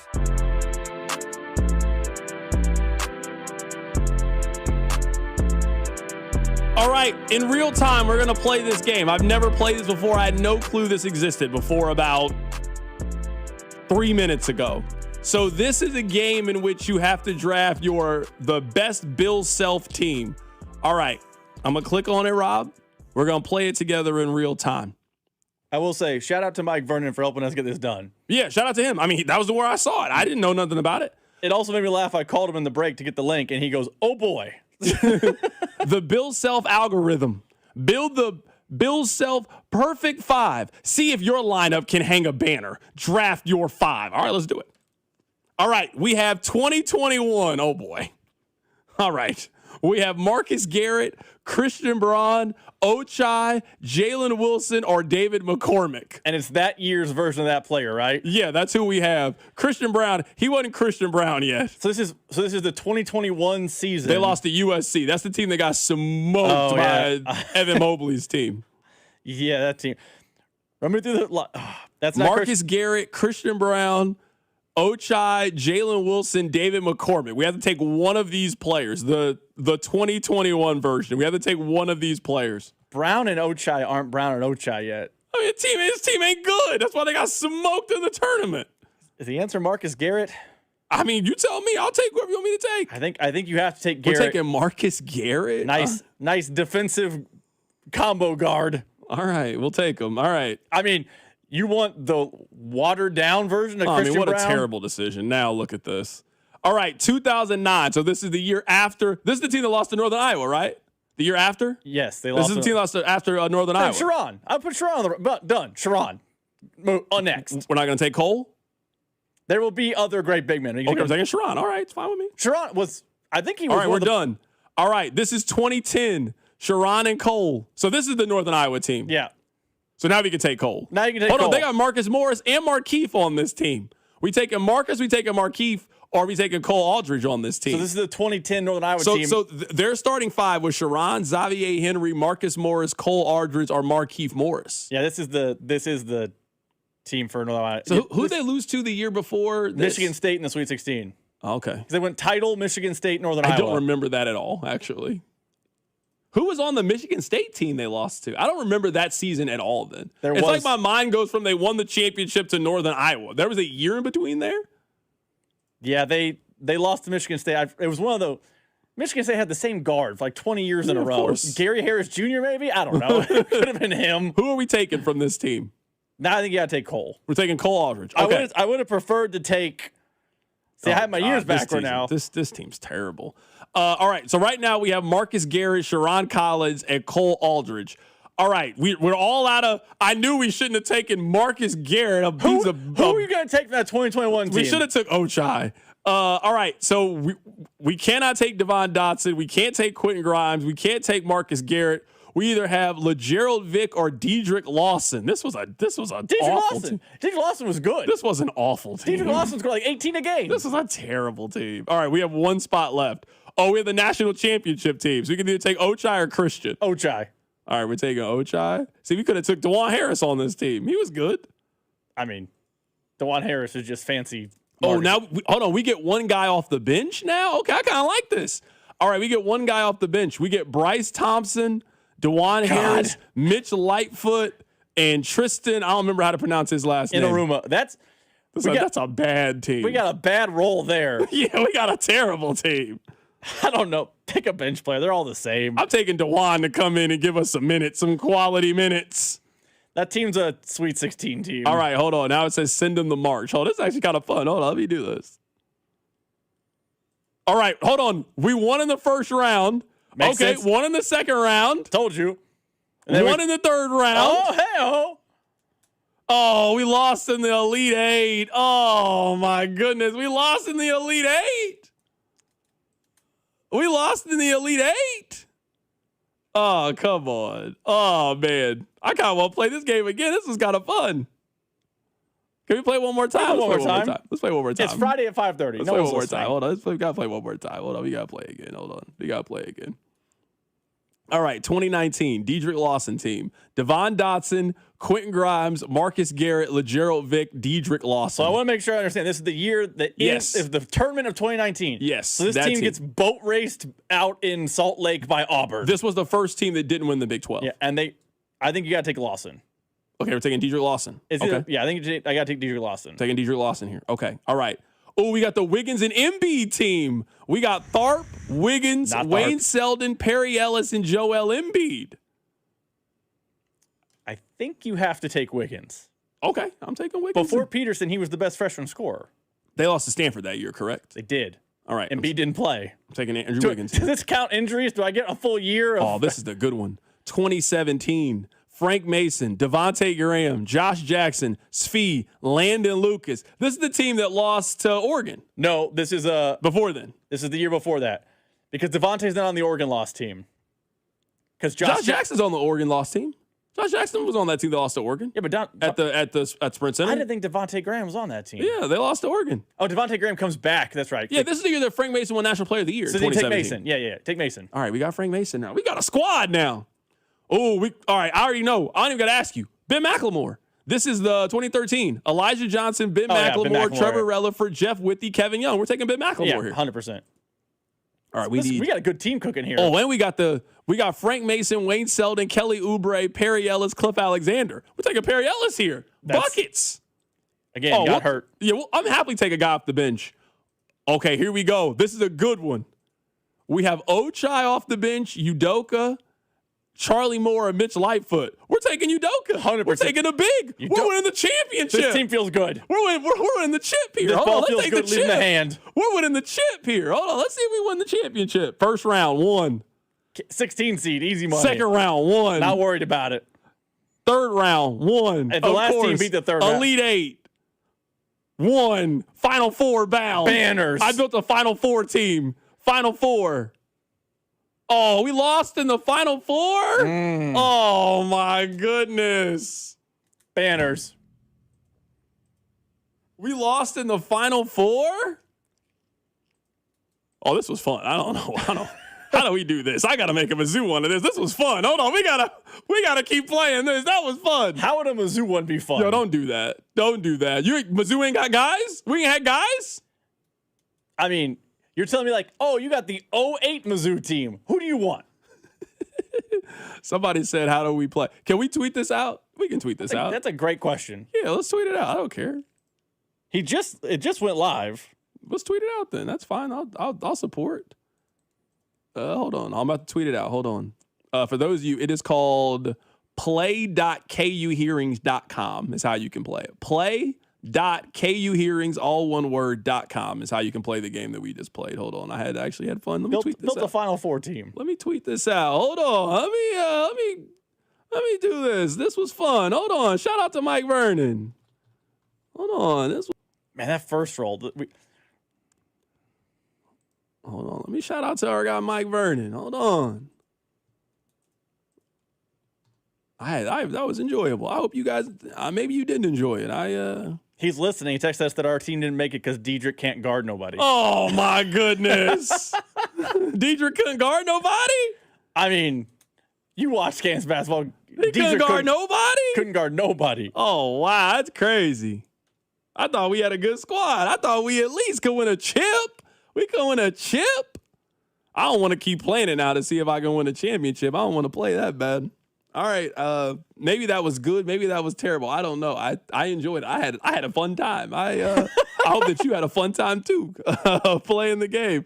Play.kuhearings.com. You can play the game that we were just playing. Come right back. It's The Drive. The Drive with Carrington Harrison on your home for Royals baseball. 96.5 The Fan. You're listening to 96.5 The Fan from the DM Injury Law Studios. Mike's got this. Car, truck, or motorcycle wreck? Remember, Mike's got this. 816-888-7500. Mike's got this. And Doug. Limu and I created a trick to help you remember that you can customize your car insurance and save with Liberty Mutual. You see, the shirts Limu and I wear are yellow, and yellow is the color of lemons, and lemons grow on trees, and trees provide oxygen, and oxygen helps us breathe, and breathing is how you live, and you can live more life when you save money by customizing your car insurance. I agree, Limu. It's really quite simple. Only pay for what you need at libertymutual.com.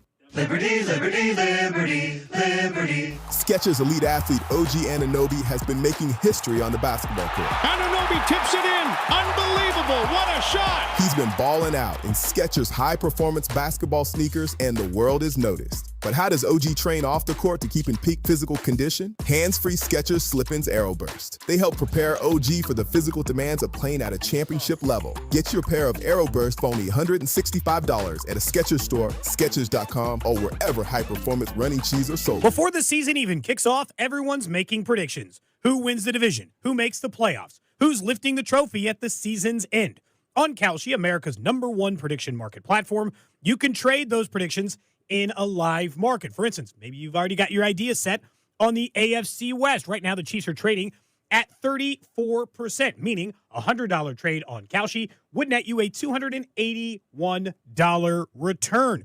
You can do that and futures and so many other options over on Kalshi. That's because on Kalshi, you're trading against peers in a live market, meaning there is no house, and as the probability changes, you can buy in and out of your position.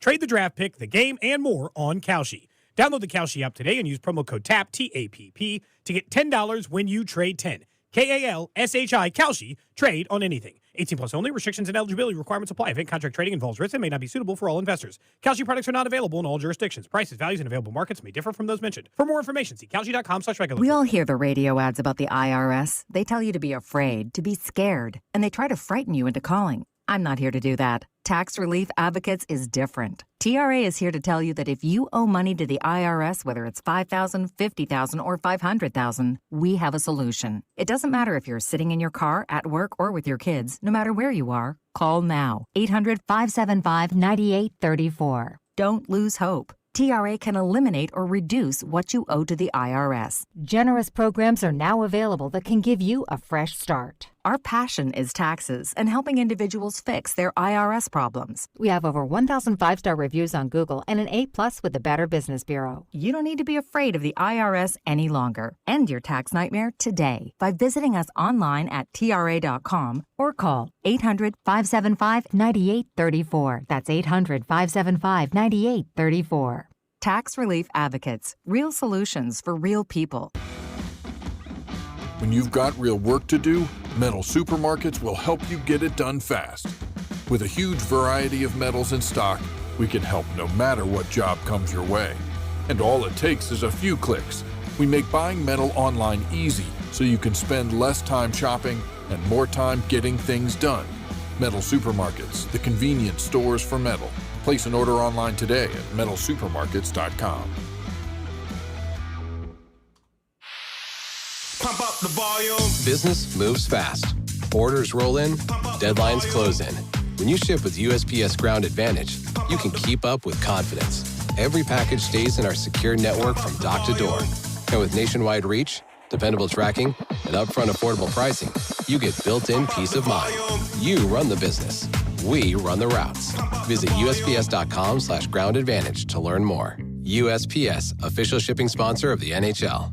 We all hear the radio ads about the IRS. They tell you to be afraid, to be scared, and they try to frighten you into calling. I'm not here to do that. Tax Relief Advocates is different. TRA is here to tell you that if you owe money to the IRS, whether it's $5,000, $50,000, or $500,000, we have a solution. It doesn't matter if you're sitting in your car, at work, or with your kids. No matter where you are, call now. 800-575-9834. Don't lose hope. TRA can eliminate or reduce what you owe to the IRS. Generous programs are now available that can give you a fresh start. Our passion is taxes and helping individuals fix their IRS problems. We have over 1,000 5-star reviews on Google and an A+ with the Better Business Bureau. You don't need to be afraid of the IRS any longer. End your tax nightmare today by visiting us online at TRA.com or call 800-575-9834. That's 800-575-9834.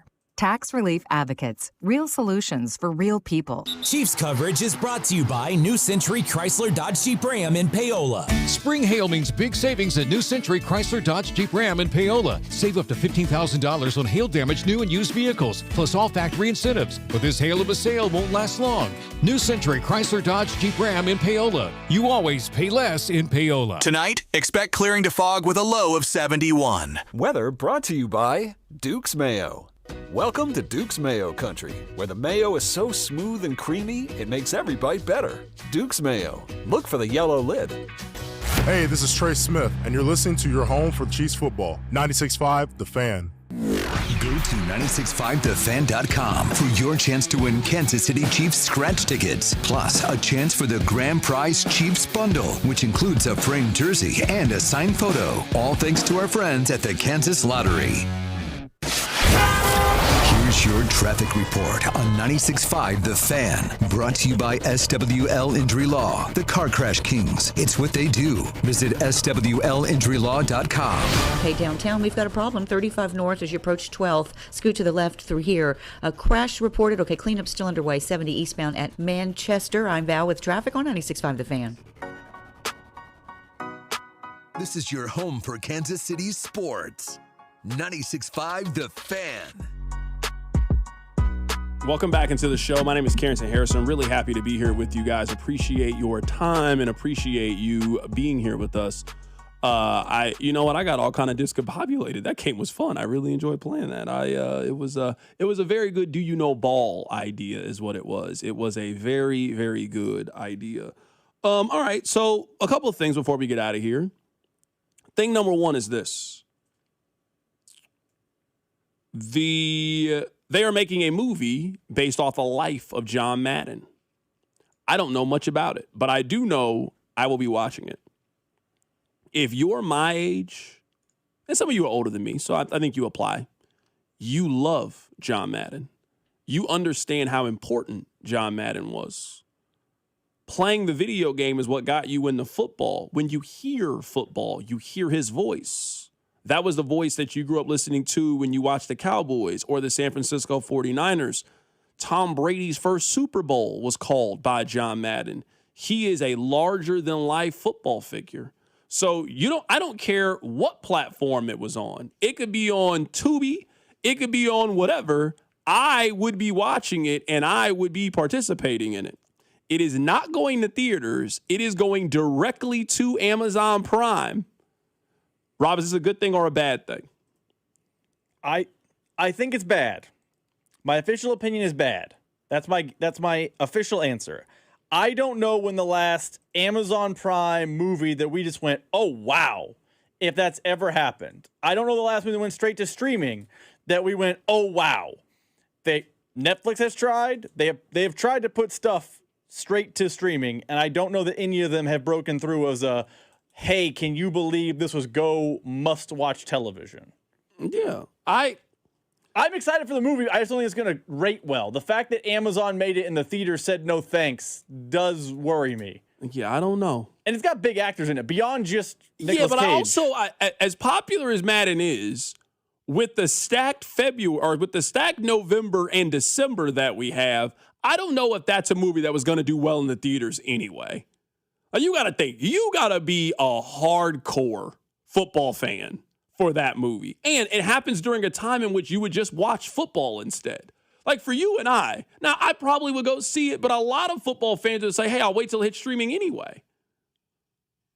Like on a Saturday night, are you going to go watch Madden or watch college football? I'd rather watch college football if that's the case. So like I because it's such a unique piece, it'd be different if the movie came out in May or June, but also you're not in the movie, you're not thinking football then either. Like it's a very unique kind of, they've never made a football movie like this before. Can you think of a football movie like this? No, there hasn't been a football biopic that I can think of. I can't think of a movie like what they are trying to accomplish here. This is not about a team. Mm-mm. This is not about an individual story. This is about a man's life who was associated with football. I technically think it's a biopic, correct? Like the same way that the Michael was, but different. I don't think that ever exists in football. Like, not that it ever hit the theater. So it's a very unique situation. But if you don't think it would do right well in theaters because of what it is, why didn't they get it done earlier or hold it till later? Because if you put this out during Super Bowl weekend and it's February and there's not really good movies in theaters like that, I bet it would do well. Yeah, possibly. So maybe Amazon wants it out before the end of the football season, but I'm surprised that there's no theatrical release. Is it coming out in December or November? I believe November. Thanksgiving? Yeah. I'm just saying Thanksgiving is kind of one of those times where like Madden is so synonymous with Thanksgiving. True. So maybe you just want it to be a piece that, like, I don't know all the strategy. Throwing this out here. You have a Black Friday game that a lot of people are going to watch. You are promoting Madden right then. Are you promoting, and then right after the game is over, people just stay on your app and they start watching the movie? Like, there's a way to do this and to make it work. I'm looking at movies that are coming out this year in November that are confirmed. I feel like it could have competed. Now it would have lost to Hunger Games. I mean, yeah, for sure. I mean, that obviously it would have lost to the latest installment of Meet the Parents. Okay, fine, but like you're telling me the release the week after Ebenezer, the comedy Johnny Depp movie about Ebenezer Scrooge, it can't do as well as that. Mm-hmm. I'm surprised it's no theater, and I'm worried about it being no theater. Yeah, someone says the Eagles movie about Mark Wahlberg. Yeah, that's a so little Disney-fied, though. Yeah, and I mean, like, that's an inspirational movie. Is that what they're going for with this? Like, I don't know if I'm going to feel inspired at the end of it. Like, the story of the Invincible is this was a regular guy in his 30s just made an NFL team. Like, that's just such a remarkable story. This is, hey, this guy means a lot to this thing. Like, this is like if they made a basketball about James Naismith. You know what I mean? Like, I'm sure it's a crazy story, but just it's a different kind of movie than I think that Invincible. You guys know I love Invincible. I've only cried during one movie, and I cried during Invincible. So, I mean, you don't got to talk to me about that movie. I love it. So the text line says there was a Kurt Warner movie that recently came out. I liked that movie. American Underdog or something like that. I liked that movie. But that movie didn't do well in theaters at all. Yeah. I just think for those kind of movies, they're a little bit more niche than I think studios think that they are. You got to really be into football to watch that kind of movie. Now, I think if you watched it, it is you'd like it, yeah. Yeah, and the Kurt Warner story is a crazy story. It's a wild story. I think it's the craziest story we've ever had. I think it's crazier than Brady. In our lifetime or just in general? I think it's the craziest sports story we've ever had. Like, on the positive side, not like a... Yeah. Like, OJ's fall from grace. Yeah, not like that. I mean, just like a inspirational, I cannot believe this happened. I cannot believe a guy who didn't play major Division I football, who was working at Hy-Vee, who was an Arena League quarterback. I cannot believe that person eventually turned out to be a future Hall of Fame quarterback and went to the Super Bowl with two separate organizations. Multiple MVPs. That's wild, is what it is. That's wild. In my mind. It is one of the crazier stories. Yeah, it's insane. Someone says you didn't cry during Hardball with G-Baby. No, I did not cry. I've only cried during one movie in my life. I cried during Invincible. I still remember that moment. I don't know if it was COVID, but something in the right moment just hit me. And the thing is, I had seen Invincible before. That was not my first time seeing it. That's what made it so wild that I actually started crying. I had seen the movie before. It was just COVID, and I was watching it by myself. I'm in the house, and I remember there was a time during COVID I thought we would never go outside again. I was like, man, we're going to be stuck inside for the rest of the year. It's just going to be so miserable. That's what I thought. And I started watching that movie, and I was like, man, this guy had his friends in football. It was amazing. All right, we had a lot of fun today. Hopefully you guys had a lot of fun today. I appreciate you guys very much, and we'll catch up with you guys. Until then, you know what? I'll let Daniel Craig take you home. Ladies and gentlemen, the weekend. Your off-season home for everything Chiefs football. Talking about the top story, the Chiefs, they have a new offensive coordinator.